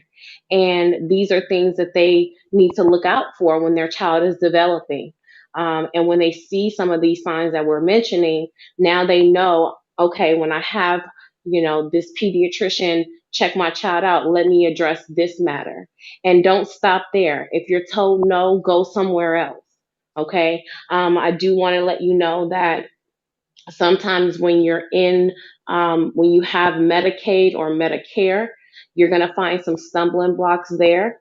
There is ways to go around some of the systematic, mandates that they have in order for you to receive certain type of insurance. You are not pigeonholed. You can change pediatricians. Okay, it's going to take some time to get a doctor's appointment, but you can change pediatricians and you can get a second opinion. So don't feel like that you have to only adhere to what that pediatrician is saying, because again, we're talking about time is of the essence. You want to get them that intervention as quickly as possible, so that you are not, so it lessens the chances of that child being nonverbal for an extended amount of time. ABA therapy absolutely is great. My daughter did ABA therapy in the home, and I was hands on. And we incorporated all of the things that they did. I have an aunt that actually is an ABA therapist, so she helped out. So there's help out there. You just have to open up and share your experience, and you would be amazed of how many people can assist you. So you're not alone. There are other persons that are dealing with the same things that you have dealt with, and probably have achieved some goals. that can inspire you to keep doing what you're doing with your child. But I I want have a to question. encourage. Go ahead. What state are you guys living in, if you don't mind me asking? I'm in I'm Arkansas. in I'm in Texas, but I was in California when she was diagnosed. Okay, because I'm in New York, and I guess it's a little different as to what process they go through with like disability help and all that stuff. Hmm. Um, because as soon as they find out that your child has like autism, down to anything, they automatically like in the hospital they have you fill out paperwork to get like SSI and like health insurance, and they also come to your house to start the occupational therapy and physical therapy right away as your child's a baby. I remember. Right. So sorry to cut you off, but that's if the child is already born with it. So in my Oh, case, okay, okay. in my case, she was not. She was speaking, and I'm not going to say. I know exactly when it stops, and it's pharmaceutical related. Okay, so we just gonna put it out there. Um, it was pharmaceutical related, and after that medication was given to her, probably within 2 weeks, her language stopped, and she was 1 years old, saying her alphabets all the way to Z, and she probably had about a vocabulary of 20 to 30 words. Once she had that pharmaceutical substance put into her arm, 2 weeks later, she started to lose speech. A Wow. month later, she did not have any verbal, and she was looking through us. She had no eye contact whatsoever. So she was not born with autism. It was medically induced. Okay. So it depends on the situation, right? Which is part Mhm. of the reason why it took so long for us to get on that path to get the diagnosis. That's Because true under because that's so true what you're saying now that I think about it, because um we are told to tell patients like with like okay, say like the patient is coming in and they're one. It's like, hey, I don't know. Do you think my child may have this or may have that? Do you think I can get them tested for this? Even with their eyes and stuff like that. It's like, oh, it's too early to like, um, Mhm. test them for this or test them for that. They still have to grow into this and they still have to grow into that. Um, and they will deter you actually from Mhm. getting your child checked. So I do actually recommend that you either switch pediatricians, because it's our goal in the healthcare field is to please the patient, and not and what I mean by please the patient, like if the patient has a complaint, you are supposed to adhere to that complaint. You're supposed to do whatever you can to ease the parent and also make sure that child is okay in any shape or form. So, like a lot of these doctors, but first of all, doesn't have any bedside manner anymore. They mostly have their mid level working for them, and they don't really care because they're too busy. And then, like when it's time to actually do the work, they don't want to do it. So it's so important to have somebody. Like people like to go to people who are popular. I like to go to people who have time. Here's the other thing is that and again this happened in California. So in California you have doctors and then you have PAs, which are physician assistants. A lot of the pediatrician offices are riddled with PAs, which means you're not having a doctor's appointment with a doctor. It is a practitioner assistant. Yeah, no, that's why. Okay. Like we So call them mid levels. That's what we call them. okay. So that is one of the stumbling blocks as well, because a PA, that, as you know, a PA does not have a license to be a doctor, but yet and still they are administered and they're administering the care for these children in these pediatrician clinics. And so you're not really talking to a doctor. This is why the PA will refer you to a specialist to begin the process of testing. Which is Yeah, and so what I recognize is that when I recognized that it was a PA and I had to do my research to figure out what grounds a PA has, I immediately changed her pediatrician to an actual physician. So then Yeah, a physician could give me that referral. You see what I'm saying? A PA yeah, couldn't give me that referral. So these are little bitty nuances that, you don't necessarily know when you're going to the doctor. You think that you're actually sitting in front of a doctor. A lot of times, and again, it definitely depends on the state that you're in, but in California, a lot of the pediatrician clinics are ran by physician assistants, not yeah. doctors. That's in New York too. Is okay. This is the difference. Like this physician assistants, and then there's NPs. Physician assistants, they're running on that doctor's license. They don't have their own license. So like everything they do, it has to be basically they have to run it through the doctor and they have to approve it and this and that. I mean, I'm not saying that that's the steps they're actually taking, but this is what they're supposed to be doing. With the MP, they actually have they're under their own license where you have they we would have, because I am a nurse, we would have to buy we would have to put in for malpractice insurance and everything, because anything that happens is under our licensure. So we're making the actual decisions. We can have our own patients. So a lot of these places are hiring PAs to basically do their job for them while they get paid the big bucks. Like they get paid like Exactly. for doing their job.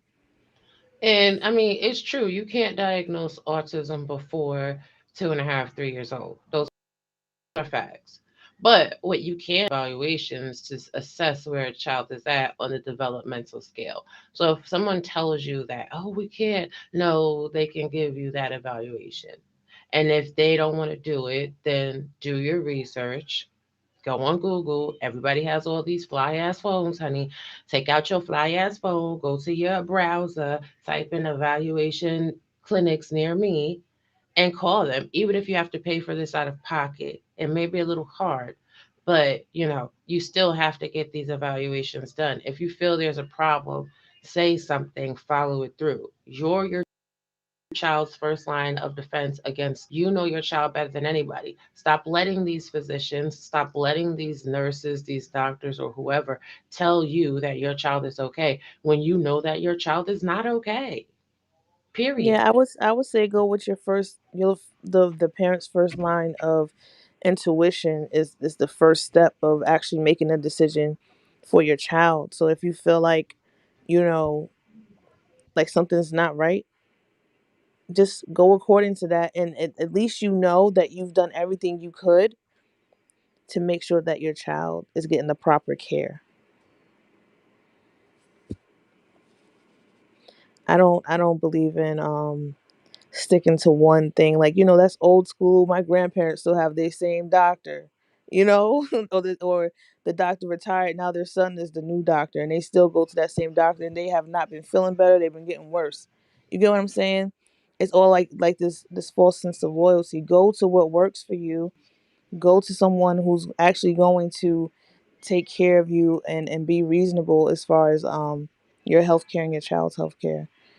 And that's what my suggestion is, or like go to an outside source, like an outside specialist, to get all the testing, Exactly. because that's what they're there. The specialist is there to test for things that the normal doctor doesn't normally do, can't normally do on their own. So the specialist is the one who will do everything you ask for, because that's what they're there to do. Exactly. And just don't ever be scared. Don't ever be afraid. And even when your child is in daycare and whatever, if you feel like your child is not getting the appropriate care, if you feel like something's wrong, don't ever be afraid to pull your child. Pull them. I just pulled my son from a facility, and there's wait lists for the next facilities, and I don't even care.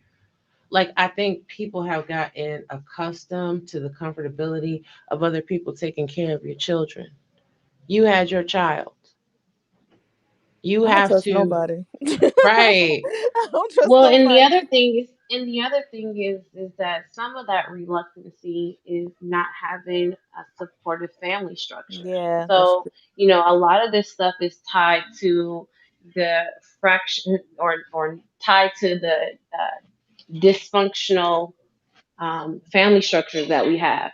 Because a lot of family members are not educating themselves about what's going on with their family members. I started to create. I created this little card that at the time the nonverbal communication that she would have, I put that, typed that on the card, and I passed it out to people so that they knew that if she, led them to the refrigerator to get something, 9 times out of 10, this is what she wanted. Or if she had this type of hand gesture, this is what she wanted. And so I would print up those cards every time we had like Thanksgiving or Christmas or any type of large gathering. I had those cards so that and I passed them out so that they knew her communication, and what to look out for and how to assist her, even if I wasn't around. So there's ways that we have to share information with our families so that they are given the tools to assist you in parenting. But it's hard to have these conversations because it is uncomfortable. And so a lot of times our family structure is set up to where we don't talk about these things, and by not talking about them, we're not helping the children out any. So a lot of times we see the signs that we need to pull our children from certain schools or facilities or until we can get them in the proper place, but we don't have the support, to assist us with them until we can get them into that facility. So sometimes it's not even about the parent not caring or not wanting to. Sometimes it's the mere fact that we don't have the family structure that we should have to support that. That's true. And like sometimes even when you do tell your family, it's like you're being an inconvenience to them. Like you're like that's how they would act. Not you, your family in particular. But I'm just saying in general. Like a lot of family members like, oh, why she hitting me this for? That's not my child. Like you know what I'm saying? Like Facts. so I'm just saying like this is how people could be, and like it makes you feel uncomfortable. Like, listen, I'm not doing this for me. I'm doing this for her. Just because I have to go to the bathroom, just because step away, I have all these family members here. I just want to make sure that if anything happens in my absence, that you guys can assist her. But they're not looking at it like that. They're looking at it like, oh, she just wants somebody to watch her kids. Like Yeah, and and Mhm. I, and I experienced. Sorry to cut you off. I experienced. This is how ignorant we are, and we don't recognize how like ignorant we are. I experienced family members saying, "Oh, you're just using her inability," and I was like, "Huh?" Say what? Hmm? So when I would ask them for assistance with her, and it wasn't necessarily monetary assistance, any type of assistance. Oh, you're just using her inability. Did you cut them This is off? how. Can you hear me? Yeah, I did you can cut hear them you. off? Well, before I cut them out, I did, some other things. I have some choice words, but that's how ignorant we are. And the ignorance means that we don't know, right? And so people will find any type of excuse to absolve themselves of the responsibility of becoming knowledgeable about what we're facing as a community and as a family, and it's really unfortunate. But of course, how much energy do you really have to go in on those people other than just letting them go, and that's really sad too, because again, that's fracturing the family. For me, Um, once you do something like that to me, like that's it. right. My cutoff That's button. not you. I'm sorry. Go ahead. No, go ahead. I was just saying my cutoff button is automatic. Facts. Yeah. Like when someone is that dismissive of your children, they fracture the family all by themselves. I feel like this. If I tell you what's up with my child and I tell you what I'm going through, if you love me, and you love my children, it's up to you to see what you can do. You know what I'm saying? Ask questions or do research to understand how you could help. Because if your child was the superstar, if your child was the baby model, if your child was pulling in bank, they would break their neck to be in your child's face. So because your child has an impairment, they want to sit there and cast all these judgments and blames. To me, they could go to hell in a handbasket, jump off a cliff. And that's real talk. And With so people gasoline that draws on. right. And all the people that be out here making fun of kids with autism because you hear them making noise in the background or whatever to whatever, honestly, you have no clue what that is. What you hear is probably like a 1/16 of what really goes on whenever someone is not doing something else. Stop that shit. Grow the fuck up. I also feel like Oh if a wait, person, before if you, somebody sorry, shoots, Nico. Sorry, Nico. I just want to say hey to Prime. I didn't see you on there. hey Prime, Um, Hey, Prime. How you guys doing? and it's I good. just I'm fine. not gonna I don't want to be long, but I'm a licensed life insurance salesman, agent, and one of the things they teach us is about Social Security. You know what I mean? And so a lot of times once you're denied, you can still go back and actually, they have to pay you back from all the time that you lost too. So don't give it up. So a lot of times what they do is they'll deny you for Social Security benefits or whatever. For any, but not just for your case, Melanie, but for anyone that's maybe listening. You just gotta know how these processes work. Also, like Nico said, it pays to actually go to a specialist. In any case, I've had like recently I fractured my ankle, and like I know an accident doctor that deals with pain and everything like that. So I went and paid him directly, you know what I'm saying? Just so that every time I go to the doctor, all the other doctors just refer back to what he has to say. And being that I paid him, you got a lot more leeway with that too. You know what I'm saying? So, for everyone in the chat, that may be going through some issues financially because of special needs children or even having special needs themselves, you know what I mean? Like there is a lot of hope. There's lawyers that you could contact, that'll help you with your cases, to push that forward and also give you guidance on all of the necessary things that you need to do in order to have a perfect claim. You get what I'm saying? Because they do a lot of denying, and it do cause a lot of financial hardship. It causes family breakups and everything like that because of you know uh, the child is special needs. So, I just want to put that out there. Like I know Nico talked about the specialists, you know, but that has to be really put out there that, that is a huge part of it. Even if it takes for you to pay out of your pocket a few times and talk to a lawyer to get that thing situated so that way, when you do have money coming in and you do have it where, you can um be a financial blessing to people that can help you, you know what I mean, in your situations, it makes it a lot easier. You know what I'm saying? It It's does. just the truth. And you know And what? It also, sorry, I just wanted to I piggyback go ahead. off of you right quick because you just clicked something in my head. Make sure that the doctor or the specialist or the whomever is in charge of the child who's doing the charting Hmm. is charting the right way. Because what Yeah. I've noticed too is that they're not charting the patient's information and what's going on with them in detail. Yeah. So that causes a denial because it's not giving them enough to be able to say, is this really um going to be a detriment to this patient's life? Yeah. I've seen this with people who's old and can't work and who is sickly, had all kind of surgeries and cancers and everything, and they get denied because their Yeah. charts aren't charted right. And you got to receive therapy too to have Yes, a perfect, you know what I mean. And a lot of times it'd be like, oh well, I'll put that off, you know what I mean. And then the thing is, when you go to the lawyer, they want to know, okay, have the child or have you had 3 months of therapy, you know what I mean.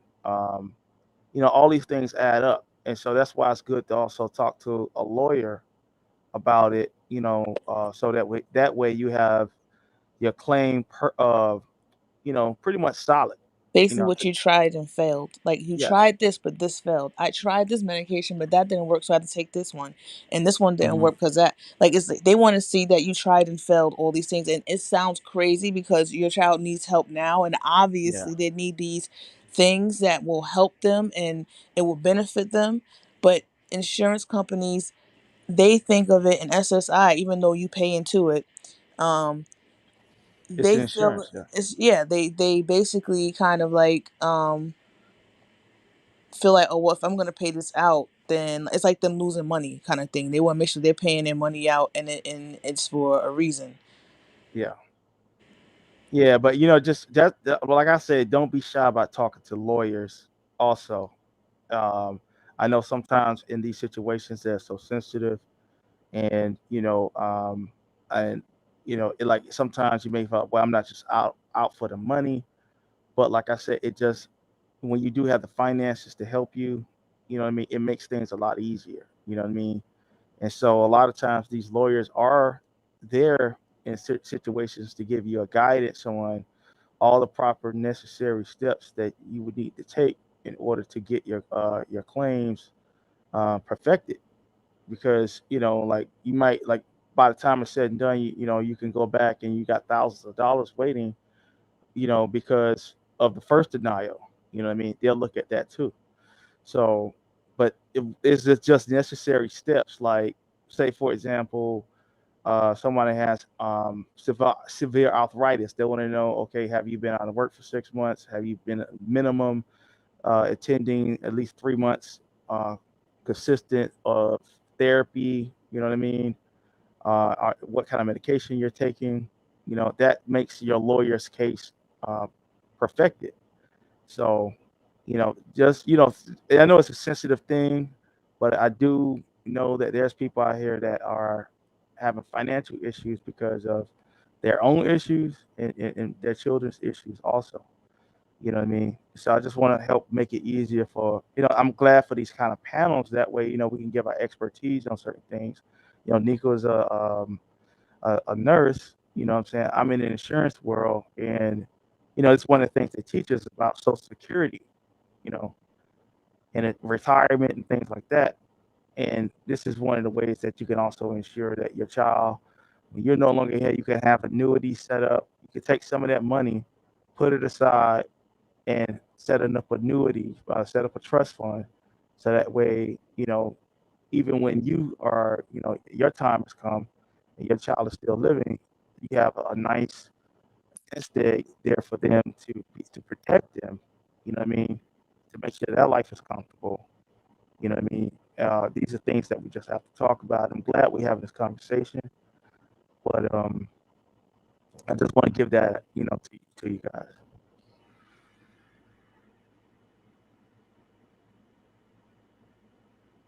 Everyone's there? I'm here. Yeah. I'm here running around with the little one that I'm talking about. Thank you for sharing that. And this is one of the things that I I had envisioned when we decided to broach upon this conversation, is to have a host of experts in various fields to provide the information for those that's going to stumble across these lives at a later time, or those that are watching.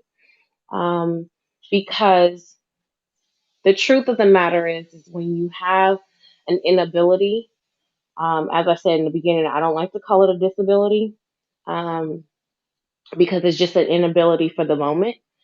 But when you have these type of scenarios, um, finances is one of the things that you may not have at your disposal. And so, what's going to assist is having people open up and share their expertise. And with us being on YouTube watching all other kind of nonsense, is taking a break from our daily lives by delving into somebody else's drama. It doesn't help us deal with the things that we need to deal with at home. And so, because finances is one of those elements that is required in order to get assistance, I saw this as a perfect opportunity to share our experiences, the knowledge that we do have, and to provide information and build upon that to assist those that are entering into this realm, or not, or have been in this realm but still stuck and trying to figure out, how can I get SSI? How can I get a life insurance for my child? How can I get those things? And they don't have the money to do that, or they don't have the time because they work throughout the week. It's panels like this that's going to be instrumental to helping rebuild the community that we desperately need to rebuild. So for me, I'm all about using our time as wisely as we possibly can. And I know that this is probably a hard conversation for people to listen about, but it's a reality, and we do need to Yeah. talk about it, and we need to keep it at the forefront because these children, and as I mentioned, we have adults too that are on the spectrum, and they have children, and if they were diagnosed 30 years ago, they probably didn't get the tools that they needed, and now they have children, right? And we know that some of these inabilities causes stress, which causes potential abuse. And these are the things that we have to talk about, as well as talking about sexual predators, as well as talk about how to get our children educated properly when they have these inabilities. All of this stuff is accessible to us, but we just have to open up our mouths and share our experience. So I thank you all who have shared in the chat, asked questions, for you all that have come on the panel to further the conversation. Um, this is what I envision. So thank you for being a part of it. Yeah, most definitely. And like I said, um, I didn't maybe I didn't mention this. A lot of times, these lawyers that you can talk to, um, you know, they do work on like they do work on pretty much an award system. So, um, what that means is just like an accident lawyer, for example. They get a portion of whatever earnings you get from the back pay or whatever. So what that means is you don't have to be rich to sit down and talk with these lawyers about your case in order to get yourself financially right. So the main thing is don't be scared to talk to experts. What I mean, like when I had a situation with my ankle recently, you know I had to pay $500 cash to just go $500 cash to just go see a specialist, but it saved me a lot of time and pleading with other doctors and stuff because I had talked to a specialist already. You know what I'm Hmm. saying? So you might have to come out the pocket, but once you got a specialist in your corner, and you have talked to a paralegal, or you've talked to a lawyer about your situation, the roadmap to take in order to get your claim accepted. What I mean? That's the main thing I want you guys to have and walk away with. Um, like, if the thing is, we got to be able to, as a community, we got to be able to have these hard talks, and learn how to mitigate our situations as much as possible to make it easier. Our life is more easier as possible. You know what I'm saying? Right. So, I'm glad that we having these panels, and people out there, if you got expertise or you have experience in certain things that these shows are touching upon, don't be afraid to speak up. You know what I mean? Like, I know it's a very sensitive subject, and um, like it's not something that's affecting my family. So, but at the end of the day, I do know that, hey, if I can help a black family, in any way that's dealing with any issue, what I'm saying, I should speak up. You know what I mean? Yeah, and the thing is, even though it may not be something that we're dealing with in our immediate, Yeah. we still come across these people in our daily lives, right? And just the mere fact that you can recognize it, when you're in a grocery store, you can recognize, oh, okay, so those are characteristics that I was taught about of a child with autism. And so now you have a little bit more empathy and you look at that parent differently, right? Instead of thinking, oh, this parent just doesn't have control over their child, or they need to, you get what I'm saying? Like, because we're a lot of our judgmental statements that we make is from not knowing. It's from ignorance. So even just having the information is going to help when you're out in the world. It doesn't have to impact your family, but trust and believe there is a whole host of them that you're going to see now that you recognize that you've heard about the signs. And so now you can help assist by being more empathetic. Not and Yeah. not saying you specifically, but just in general.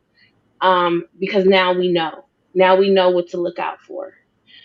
It's as simple as I always use the analogy of when you purchase a car. You don't recognize that car on the street until you have it, right? And now that you have it, you see that car everywhere. And that's pretty much what it is in the sense of now when we are guarded, when we are given the information, now our eyes are open and we see it. And I think that's part of the trouble that has littered our community is because we don't have the information to see it. And so a lot of these children are being um, marginalized because we don't know, we don't understand. And you don't have to understand experientially to understand, right? So just to know that they are present and in your midst is going to help. Because the other thing that we have to talk about, which I'm in the process of really doing some deep dive into this subject matter, is what do we do once these children are 18 and it's time for them to be productive, quote unquote, citizens of society? What type of workforce do they go into? Is the workforce set up to accept these adults? What line of profession will they be that will accept them? Yeah. What does college look like for them, right? Is the university system set up for these children that's getting ready to be students? So we're talking about a shift in society that has to now adjust itself to be supportive for these children with these inabilities. Because they're going to have to work, right? So where do they go? And traditionally, what has been happening with children, especially with the Asperger's, is they put them behind a desk in a room, typically in IT, and that's it. And that's only because their type of characteristics is more tailored, is more befitting to being in IT. But what about them being a teacher? Do we put them all in IT? So our society has to change. And we have to, and the only way that we can change is that we have to become aware. And now we have to set up a structure that's going to promote their advancement from childhood to young teenage years to adulthood.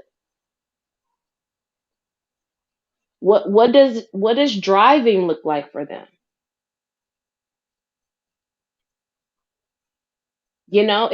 It changes the paradigm of thinking about how this group of people will now have to be engrafted into society at large. And are we really ready for that yet? And as I look and see, I don't think so. Look how long it took for those that were blind to get braille, Yeah. right? Look how long it took for those that were in wheelchairs to get ramps. That took years.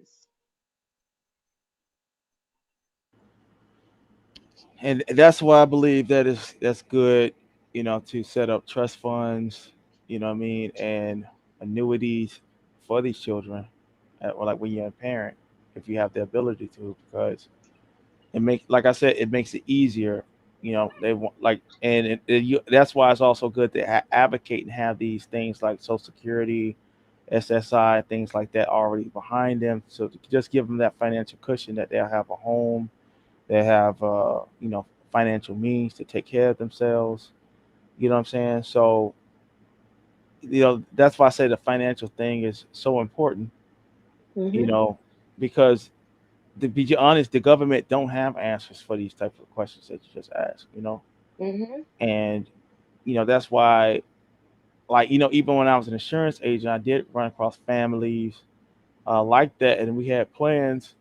Just for example, um, yeah, they got plans where you can get talk to a insurance securities agent. Meaning that this person can deal with stocks. They can actually set up IRAs and things like that, and annuities uh, for the purposes of what you're talking about. You know what I mean, for your children, and that way they have financial cushions and they can project how much money in the next 20, 30 years that could be saved up and gain interest for your children's fortune. You know what I'm saying? So we as parents, as adults, we gotta, and just family members in general, uncles, if you don't have any children, you have to be able. We have to start having these kind of talks on panels like this about and finances, because the government don't have a lot of the government, truthfully, in America especially, doesn't have a lot of answers to social ills. They call it socialism. Mhm. They Mhm. call it Mhm. communism when you start talking about things like that. Mhm. And other countries is a little more lenient. Like you go to Canada, things a lot more lenient for these type of people with issues like what we're talking about. But that's why we have to actually be more vigilant. What I'm saying, to as a community as a whole, to bring our brains together, so that way we can make up our own solutions. What I'm saying, and not wait on the government, or Right. what I'm saying, because we love our children, we love the kids. What I'm saying, and part of that love is actually having that financial understanding, that legal understanding. And that's why I got up on here today. And and I enjoy listening to you talk, Melanin Royalty. Very enlightening, and all the sisters, and especially Uda, everyone, brought that intellectual fire today. And I just look forward to more panels like this where we can actually get some solutions. You know. Right. And here's the thing. When we're talking about rebuilding a community, these are the things that we have to lay for the foundation, right? And what does that look like? Because throughout the course of the panels that I've heard about rebuilding, what we need to do for this, and how I never hear about the children that have inabilities. I never hear that incorporated in the conversation. It's always, well, just pull your children out of school. Well, I apologize, but yet I don't apologize. But my child can't just be pulled out of the school because I don't have a system set up in place to be able to provide what she needs on a daily basis. And neither do these people that talk about let's just remove ourselves from the system at large. Right? So we can't have this destructive conversation talking about let's remove ourselves from the system when we don't have something put in place to assist with the children that need assistance. And those children are always left out of the conversation. Those adults are always left out of the conversation as if they don't exist. We talk as if rebuilding this community means that everyone is on the same wavelength, and we're not. And I've Yeah. had multiple conversations with people, that tell me, well, you just need to, and of course, I become defensive, but then I have to step back and say, okay, so what is your solution? So here's what my child requires on a daily basis. And you're telling me to excommunicate myself from, this system and that system and that system. So do you have something that's going to substitute for what I'm taking her away from? And then the answer is, well, we're working on it. Well, that's not going to help me because you're telling me to pull her out. Yeah, but you gotta realize a lot of these panels. The reason why you don't see a lot of people on a higher vibration on those types of debates and panels is because it's just too far in the air anyway.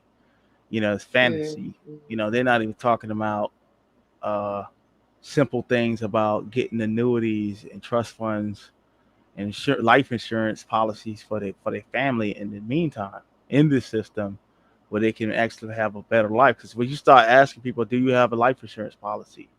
If you've grown young and healthy and you don't have a life insurance policy, whether it's term life, whole life, or whatever it is, and then you start talking about these pipe dreams of the future and this, Futurama type of uh, scenarios that haven't even, like, what are we gonna do after like we done conquered the white man and also just like like okay, for right now we need to start doing some immediate adulting as they call it now, in our real lives, instead of just start talking about these fantasies that we have, and a lot of what you see online is like fantasy talk, you know, um, and that's why I don't really entertain a lot of that. That's why and that's one of the reasons why I go to Trip C's channel. They don't promote a lot of conspiracy talk or fantasy talk that like I do like channels to keep my feet on the ground. That way we don't get off onto things because right now, like if I'm guaranteed somebody's gonna come across this information, about things that you guys talked about. What I'm saying, or even how to approach a lawyer, how to get your SSI claims perfected. You know what I mean? These things are very important. You know what I mean? Right. Right. So, And and it's unfortunately, real. Yeah, it's a real thing. It's not just. See, we got to start talking about reality, the immediate reality of our yes, situations, yes, instead of all this spaced out. Is the Earth flat, round, whatever? All this kind of stuff. It doesn't matter. yes. It doesn't because, and that's why I said earlier about, we like to philosophize all this stuff, but it's not practical, right? A lot of, and like you said, a lot of the panels, the discussions that's happened is just a theory, right? And it's this fanciful world, this utopia that does not exist. And unfortunately, there's more of an appetite for that than having conversations and panels such as these, sharing information to assist people, providing a support network. Um, and that really saddens me because you look at how many people are out there suffering alone, and and rightfully so. They feel as if there's no end in sight. There's no rainbow at the end of the tunnel because if all you hear is these fanciful ideas and theories, but it doesn't speak to the reality of what we're enduring in our daily lives, then it does become discouraging. It does feel as if the weight of the world is on you. Then that's when we start talking about depression and all of these other things that start to creep in. Yeah, And we're at that point in time that either we're going to do something different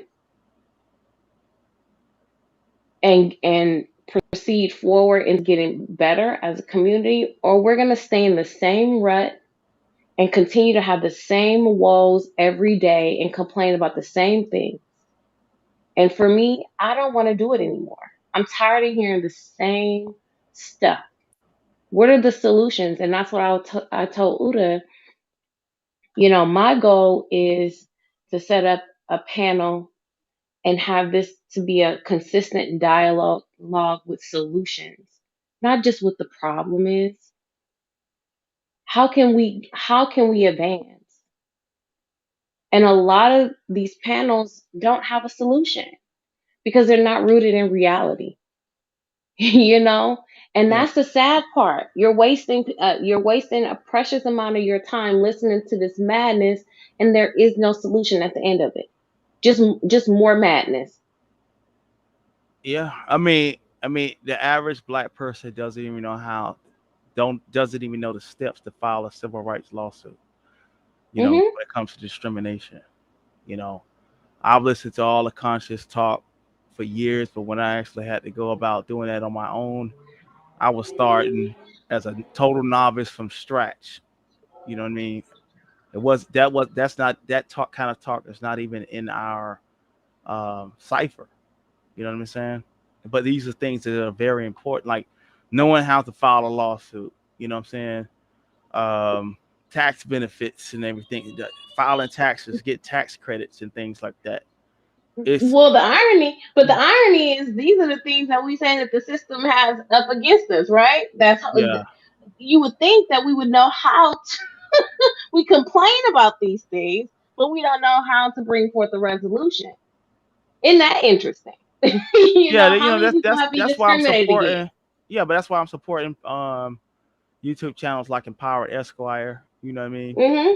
Because you actually get some edification of how the system works instead of just being totally ignorant and complaining about it. And it's the white man and the system because the Roman Catholic Church did this in 1400. All this going too deep, so deep, and then you don't even know. Okay, like okay, what is this bond hearing? What is it all about? What I'm saying? Like just let's start with some basics before we get to the the end game conspiracy, of the architect in the Matrix or something like that. You want to find him at the beginning of the movie. You know, Right, yeah, right. and like and here's the thing: is it still doesn't. And I always say, it's both and not either or. It still doesn't absolve you from your responsibility. Let's just say that all of that is true, because there was a guy on here earlier that started talking about how somehow I guess autism was created and designed for oppression. He didn't come up to share his perspective, so I'm not gonna presume that I know what he fully meant or she fully meant. Excuse me. Um, but I said, even with that being said, that doesn't help practically, right? Even if that is the case, and I'm not gonna argue that there is some type of systematic something, but that still doesn't help us with our everyday life yeah, your because immediate we still situation. right, we still have to care for these children. They still have to be educated. So sometimes we can become so philosophical that we lose sight of the immediate practical need. And it's sad to me because these are the conversations that have been lost in translation. And how many of these families are listening into this mess every single day, and then they end that live, and now they have to go to their daily life of assisting their children that have inabilities. Yeah, and the thing is, the conversation about how to perfect the SSI claim, like Yeah, that's not in the cipher. You know what I mean? no. Yeah, that's not in the cipher. And the thing is that like it's a lot like some things are a waste of time, and we just have to start looking at these things like that. For those that are more enlightened, and we got to, like, for example, when I was dealing with the gaming computer world type of sector of YouTube, they talking about how you can make money with your computer, mining Bitcoin, all these little things that you could do with your computer to make money, you know, and what they are doing within their sectors, these usually are like young white men and black men too, but it's mainly a larger group of white men in these groups. But they're educating each other on how to get money. You know what I'm saying?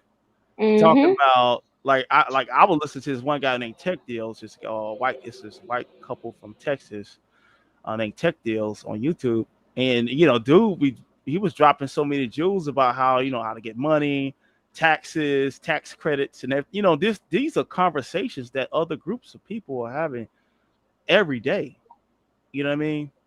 Mhm. And the thing is, just by me listening to some of the things that he was putting out there, it affected my life positively. You know what I'm saying? You Mhm. know, where like I could just leave my computer on and walk away, and it's making like every day I'm making an extra 25 to 30, $40 a day. You know what I'm saying? Depending on how the market of Bitcoin. But these are things that are in other communities, where they're talking and they're talking about gaming for the most part, how to have a better PC or a computer. But at the end of the day, they know you need the bag. You know what I'm saying? Right. They Right. they still know that, hey, the bag is available, and hey, brothers, let's the brothers, sisters, let's get this bag. And these are things that you can learn in certain sectors of YouTube that that helps your immediate situation. You know what I mean? Where is the market going? Things like that. And we got to start being more real instead of just having this fantasy talk, I mean, from a bunch of people that's coming up with just the craziest ideas, like the rewriting of history, all that kind of stuff. But the thing is, what if it, like, let's say that right now they're saying that we aboriginal to the United States and the Bible and all that stuff took place in America. Just a new concept, a new lie. But how, if that is true, let's say everything they're saying is true, how is that going to affect us in our immediate situation? You Right. watched 4 Hours Live, and there was nothing edifying on how you can get richer or how you can Right. better your family situation and feed your kids a lot better. You know, Hmm. so I mean, I don't. I think I, said what I need to say on this live, and I'm gonna just get back in the chat. I gotta get going, but I'm gonna be All listening. right. All right, Well, thank you. Talk to you later, Prime. all right, all Hey, right. Uda, you there? It looks like it's just me and you. I hope you didn't leave me. 'Cause I know you're notorious for leaving the computer. Yes. Yes, hello. Uh I'm huh. yes. I wanted y'all to get that build out. I'm gonna get that build out. Yeah. I want to chop this up into segments. So I am gonna end this one right now. So I want to chop this into segments. I'm gonna get all those parts and highlight them. Yes, that's what I need. I need to highlight all your parts, Melanin. I love you. I love you. I love you too. Appreciate you for being a I strong queen. appreciate you I too. need to gather up Well, some of these queens, some of these people that you said, because this is where the discussion gonna come in.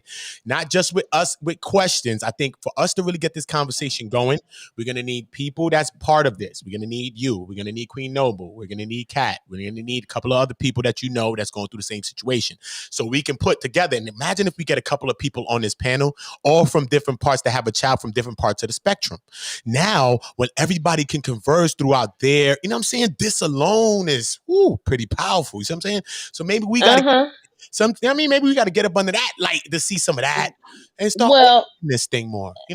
okay, all right. I'm down. But imagine this. Imagine if someone would have reached out to me before they decided to select that live and had something set up where it had some type of structure. Imagine that. I know, right? No, that's no. That would have been that would have been dope, right? Yeah, but the spirit moves. The spirit moves. And the spirit has to start it. You know what I mean? You just got to start it up. Because if you're waiting for everything, I'm going to wait for perfection. I'm a songwriter artist. I'm going to wait for perfection. So me personally, I'm in actualization mode and I just want to go. So, it just starts with me. You know what I mean? Me being a beacon, me just bringing some awareness. And, you know what I mean? It brought you back over here, which I needed you to come and speak. Yeah, because we was the first person that started these conversations. So, yeah. Well, yeah, we gonna get to it. So you and I gonna set aside some, because again, I got a schedule. So Mm-hmm. I definitely don't. I want to provide some structure and make sure that we're achieving the goals that we have for these lives. So I'm certainly more than happy. Um, yes, Truth Hurts. You can contact me. I will put my email in the chat, and then anyone else that has any questions, want to reach out to me, please feel free to Please, email me. please. And then I wanted to reach out to Lisa Hayes. So I see you need some assistance with the trust. Um, so we'll reach out to Prime, let him know that you need some assistance. You have some questions, Yep. and I'm sure he will be more than happy to assist.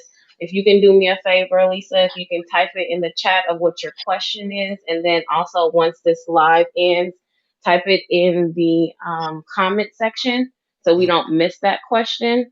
And if you wouldn't mind emailing me so that I don't miss with transferring that information over to Prime so he can get in contact with you.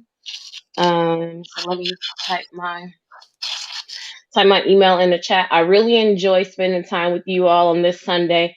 Um, Beautiful Sunday. Beautiful, right? today, Started good, today, right? yes. Started Let me good. tell you, today is typically hair day for Kaden, for my daughter, and she's like frantic all over the place because she knows the routine, and I'm not gonna tell her that Uda broke up her routine. Mm-hmm. Um, Mother so gave us he, a routine so too, Queen. so Trying to he won't, Queens. so he won't be the enemy of the state. But so Sundays is hair day for Cadence. That's her name, and so she's been running around trying to figure out what's going on with her mother because her mother has been on the phone at a time when it's time to do her hair. So I thank you all for being present and giving and sharing your information that you have. I look forward to us having continual builds. I want you to know that I don't want to waste your time, and so I will not. I will make sure that I'm providing information that can be of assistance to you or any family members that you have. So Mm-hmm. please know that that is my goal. My goal is not to waste your time at all. To better assist you, it's always going to be good to send an email. I typed in my email address in the chat. So you can send an email to me, and I will do the best that I can to provide information for you to guide you or your family members down the path of success with their child. Please remember that these children are gifts. They are absolutely precious to our community, and we must remember them and make full intentions not to leave them behind as we have left so many other children behind. Yes. Okay, so enjoy the rest of your Sunday. And again, my email is in the chat, so feel free to contact me. And then we will work on getting all of your questions answered. And we'll be back with another panel with some more information. And hopefully we'll see your faces on the next go around. Yep. Salute to you, Melanin Royalty. I appreciate you. Love ya. I will be contacting you so we could put some things together, and we're gonna build with some queens, maybe off cam too, so we could talk and put some things together as well. I appreciate you, Queen. Always. Oh, hold on one second before you leave. Lisa, so I typed it in the chat. My chat is behind a few seconds, so if you can go through, let me pardon the noise in the background. Let me type it again to make sure that you see it. I'm on my phone and on my laptop. So I'm typing in the stream. It's a little delayed. Oops. I made an error. So let me remove that. Hold on one second, Uda. Let me just make sure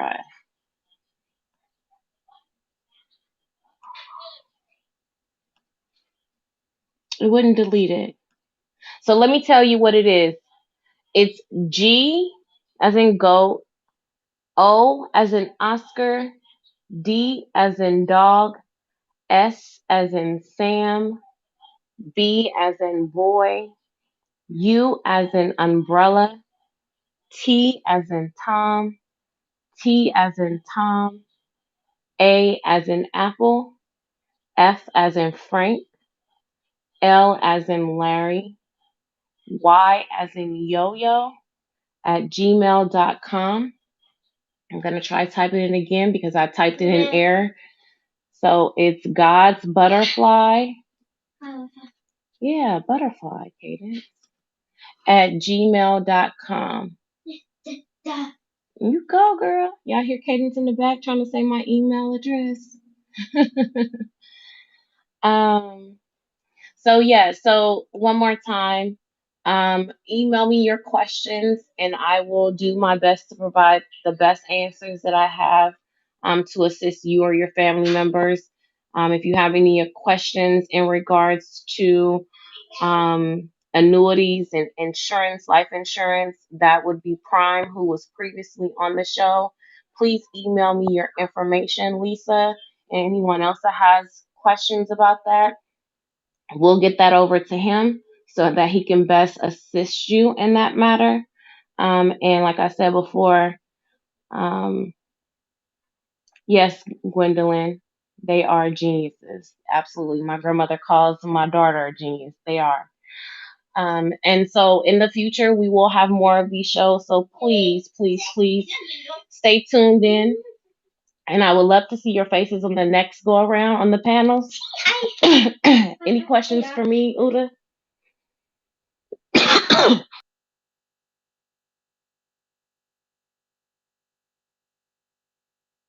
Melanin, I love you. I appreciate you, Queen. Blessings upon blessings, King Jaffe. No, I got to give you the job. Blessings, man. Melanin is a blessing, man. I appreciate you. We're going to be going into some great dialogues with this. I'm going to do the behind the scenes work so that we could put together some great. You heard a Barcelo shot at me. Imagine if someone put together the thing and called me and all like how it'd have been. I get it. I get it. Don't shoot the messenger, y'all. Take your time with your slingshots. You know what I mean? So I do appreciate it, though. But, you know, we will bring awareness. And I'm glad that this stream went for 5 hours and 13 minutes. Autism spectrum disorder, communication problems in our children. And me learning about this even today, beyond the things that I was studying, just since Melanin has brought this up to me maybe a week or two ago, I think last week alone, I've seen things that I can help myself as a parent, patience, and many, many things that I've learned just by reading this and just by talking with Melanin today and listening to a couple of y'all questions in the chat too. So salute to everybody. Salute to all of y'all. I appreciate y'all. You already know the vibe. You know what it is, man. We got to stay positive.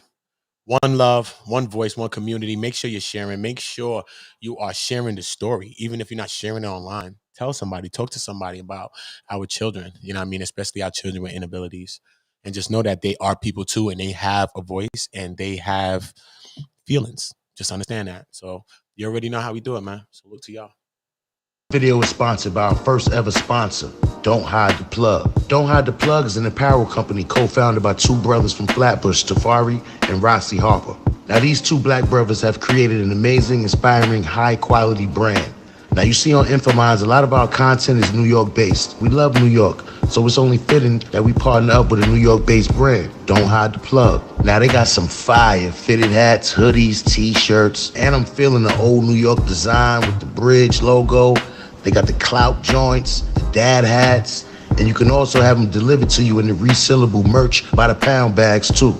Now mind you, they might be New York based, but their apparel is for everyone, whether you're from New York, Miami, Texas, Chicago. It's a grassroots movement. Get in tune.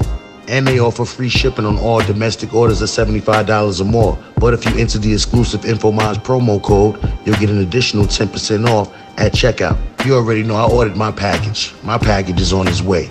So I'll be wearing and showcasing the Don't Hide the Plug apparel in my next live. Go out and support these brothers. Check out their website. I put the link in the description box. Don't Hide the Plug.